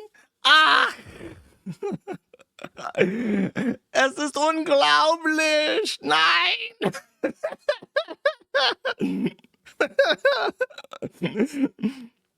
I can't believe it. How embarrassing. What a shitty accent. Maybe come on, chat. Let's cope. Let's cope. It's a Romanian living in Germany, bro. It's a Romanian. It's a Romanian. It's just living there, bros. It's just living there, bros. Yeah, Rouse. Rouse back to fucking Romania, bro. Oh, wait, I didn't even play the fucking clip. I was so distracted. Like, what the f is wrong with you? Like, seriously. If they can't consent to HRT, if they can't decide which puberty they want to go through, how do you, like, justify forcing them through puberty? But I guess, knowing the allegations, I guess it checks out that you want to force people to do something that they are not comfortable with. This person thinks that minors should be able to consent. Oh, he's Australian, but born in Germany? Okay. It's a little bit better, chat. A little bit better. Yeah, I mean, his perspective on puberty is like a indolent teenager's perspective on you forced me to be alive, mom. I didn't want to be alive. You didn't ask me if I wanted to be alive. It's like that. Like, you're forcing them through puberty. Portlack for one says, can you summon the SPCC back into this world, please? I lack such power. Bunker Housing for 3 says, I'm not certain it is a dildo. If it were, it should be for sale somewhere. We need to find manufacturer to serve the purpose of the object, and fuck pirates sulfur fag. It's definitely a dildo, bro. I don't know why you're coping about that. Rich Wet Pasta for 10 says, add this drawing to the next merch drop, and there is no drawing. Thank you. Snito for one says, Accursed Kiwi Farms. Oh, sure we are cursed. Barolo Furman for 3 says, it always sucks how people like Ross will be nice and diplomatic and charitable just for their opposition to be as uncharitable and insulting as possible. It's true. He's too nice. He should have gone for the fucking throat and called him a roach. Like, immediately. Docs Found for 5 says, no one in Memphis cares about Tennessee Titans, mainly because the Titans are based in Nashville and there's a rivalry. Memphis just isn't a big sports city except for local hood basketball. Fascinating perspective from the Memphis 10 over here. Thank you. Romberger Patu says, any stream roasting Zoe Quinn can't be controversial to me. Suffa bish. It's Red Cap for 5 says, went to a Catholic reliquary and saw a field trip of 4th graders asking decent questions about saints and their relics. It's Red Cap for 5 says, kids of terminally online liberal parents are fucked, but some kids are going to be okay. Well, I don't know if there's going to be enough looking at the Destiny situation. Thank you. Sneedo for 1 says, Lefty Elon Tranny son or Destiny Cunny Chud son, Zitter Pipeline, bro. Not a fucking chance. All right, not a fucking chance. Romberger for 2 says, nice segment on Destiny's Child. I don't think you're ready for this, Jelly. Steven's buddy is so bootylicious for you, babe. Thank you. So Bunker Housing for 2 says, first they enable his alcoholism and make content on it, and then they make content on banning him. Hypocrisy. Insert that clip from Mercado's intro. Yeah, it's true. He just lets him get banned so he can make a video about it and get some money. 777 Flux for 10 says, good stream, boss. I'm glad you think so. Thank you. Clay Dante for 20 says, Ethan Ralph is better at complying with protective orders than Aaron Imholte. It's true. Somehow that's true. Thank you. Photo Pagans for 10 says, Melton's Minnesota showing was pathetic. Didn't turn his live stream on, did no live on-site coverage, didn't annoy the Stonies patrons with his AI TTS. Ralph unironically was more entertaining. Many such cases. The fat Chomo knows. If he did that shit, he'd just get his fucking shit kicked. And he did, actually. Thank you. Pashmina Ham for 1 says, your intro song made me think about Miss Scarlet from Gone with the Wind. You can't be too harsh with them darkies. Verdier for 5 says, gay month is over, chat. Almost. Not quite yet, though. Porglack for 1 says, could you hook me up with 60 or 100-foot Moon catamaran? I'll even do a 2025 model. Thank you for the boat. I even know what that is. A catamaran is the one that has like the 2 things that they touch the water, right? And there's like a gap in between it. I think those are considered luxury vehicles, sir. You may have issues finding one of those for cheap. Spingle Cat for one says that's one of them forest neighbors kept spamming Josh sucks. Yeah, I don't think, unless he was half the chat, I don't think that's the only reason. Ace of Sneeds for 10 says, Josh, please fill out this form live on air as the gun brutally felted you and your fellow e-father Medicare. I owe Ralph nothing. I will get the body cam footage. Thank you. Crazy for 5 says, oh no, my Oshi. David Lamy for 1 says, come to England. No. Octavia sales rep for $20 says, how do I super chat for $-? I think you did it right, bro. Try it again. Thank you. Hamburger for 2 says, stay off Discord, you fat faggot. I do not have Discord installed. It's called a joke, my dude. Verdier for 2 says, the Doki Chan segment is making me think Liz Fong Jones has some good points. Unkind Naysayer for 2 says, on the topic of a drunk stream, when is the weed stream where you smoke into a coma? I want to witness the stream absolutely deteriorate as you get fucked up. We can do a coke stream for Christmas too. No plans on that, my dude. Not Totska or Toska for 10 says, I'll send you an email. Let me know what you think later. Okay, I will. I do check my email, so thank you. John Dodarius for 10 says, 10 out of 10 amazing stream. I'm glad you think so. Thank you. Fatty Caddy for 5 says, I miss Overmom. I have the Tozy photo. Total Josh Log victory over Cancer Man. If it is a joke, I'm not laughing. Do you know if Overmom is still around? I lost contact after the 4th account 109. No. I think she's still around. I'm not sure, though. I think she just is keeping a low profile now. Chuck and Fuck Sneedline for 2 says, the rape meme comes from Frank Hassel video in which he gives people fake tarot cards. It spread through the rest of MTE.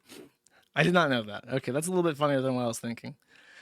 Oviduck for 1 says, it has been 1 year since Mama JF disappeared. Does anyone know her legal name? Will JF ever face consequences? Maybe not. Maybe in 20 years they'll find her body or something and he'll get arrested. Sneedo for 10 says, I think Nick Rochefort was doing a VR chat series to mess with retards on there. Okay, let's take a look.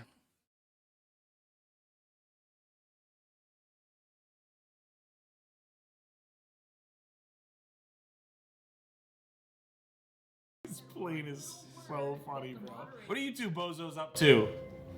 You promise you won't tell anyone. Nah, get out of here, man. Like 7. See, that's how you know Nick Rochefort is smart. He sees a little kid in the game and he's like, I'm getting the fuck away from you, brother. But that kid, imagine the horrors that kid sees. All the trannies with like big bimbo, huge titted opie lowlies and shit wandering around talking about white genocide. That kid is ruined. That kid's fucked. It's over for him. Oh, was that Brenton Tarrant? Is that what that's supposed to be? That's supposed to be little kids doing Brenton Tarrant? I'm not sure. Oh, it is. He's got the Nordic sun on it. What the fuck? Bro. That kid's fucking toast.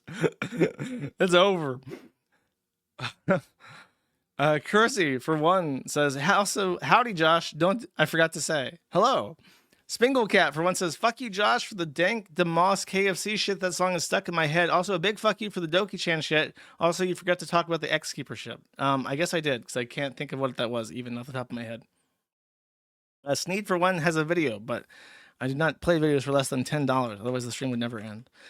Foxes, for 5, says, Josh, you should be nicer to your wife, Lidl, making her do the Doki Doki voice count as a domestic. I'm happy that the conspiracy theories are developing favorably in various directions. Lilanthia for 5 says, Medicare's funny, but he's just a dude like everybody else. Sometimes bass, sometimes cringe. What a take, bro. That was not a popular take even a couple weeks ago. Pimble Festa for 1 says, your German is weirdly good. Dankeschön. Lilanthia for 5 says, Kersha could be base if she stopped the sexual stuff and just stuck to the news. I want to believe the lowly stuff is a joke, but then I just assume I'd be disappointed if I actually did. Sad. The issue with anime shit is that anime is inherently sexual. Even the kids shows. In Dragon Ball, there's like a scene where like Gohan gropes Bulma and she's like 12 in that. There's in Dragon Ball Z, I think Master Roshi like pervs on her, and Pokemon Brock, one of the main characters, is a Pokemon breeder, a breeder who hits on all the women. Anime, it cannot be divorced from sexuality, and Japanese people have a weird thing with youth. They have a weird relationship with youth. That is they culture, literally they culture, and it's alien to Westerns, and without saying that it's bad, it's just different, and it's not acceptable to Western culture. So if you are a Westerner imbibing Japanese culture, it is inevitable. It is inevitable that you will tolerate lolicon culture because that is just anime shit. And you're going to be surrounded by people into lolicon if you're surrounded by people into anime.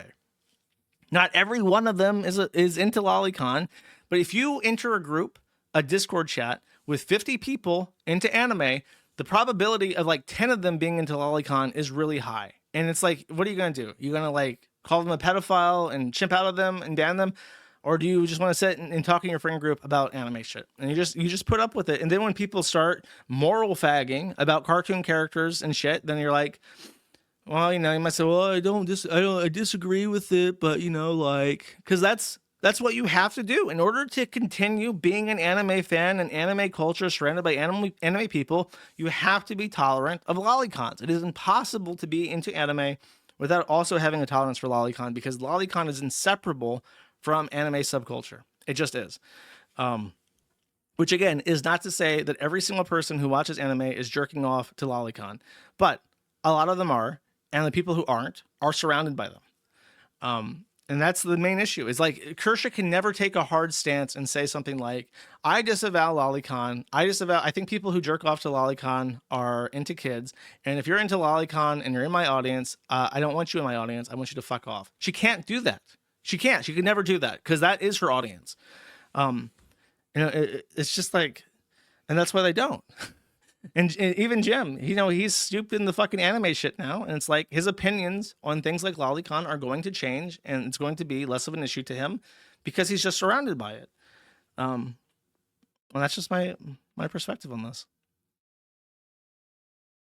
Citrus Addict for one says, by the way, have you grown anything since the Sneedcore days? I have not grown anything, sadly. I'll get into it one day. And Citrus Addict for one says, Fatty Catty GTFO. And then I think this might be... What is this? Honk over a woo. All women are whores. And then there's Fatty Catty. He's like a cat boy, but he has a sweatshirt that literally says fat. And he's balding. And there is a clock that says friends with a big X over it. This is very esoteric. I'm not sure where this came from, but apparently it's a shot fired at Fatty Catty, who I'm informed is an incel Jew. Okay. That's it. Thank you for watching. I'll see you guys when I see you. I don't have anything planned for this weekend. There's something that I'm waiting on before I do my next locals video. I want to do something that's another recorded video, so I'm waiting on something to happen.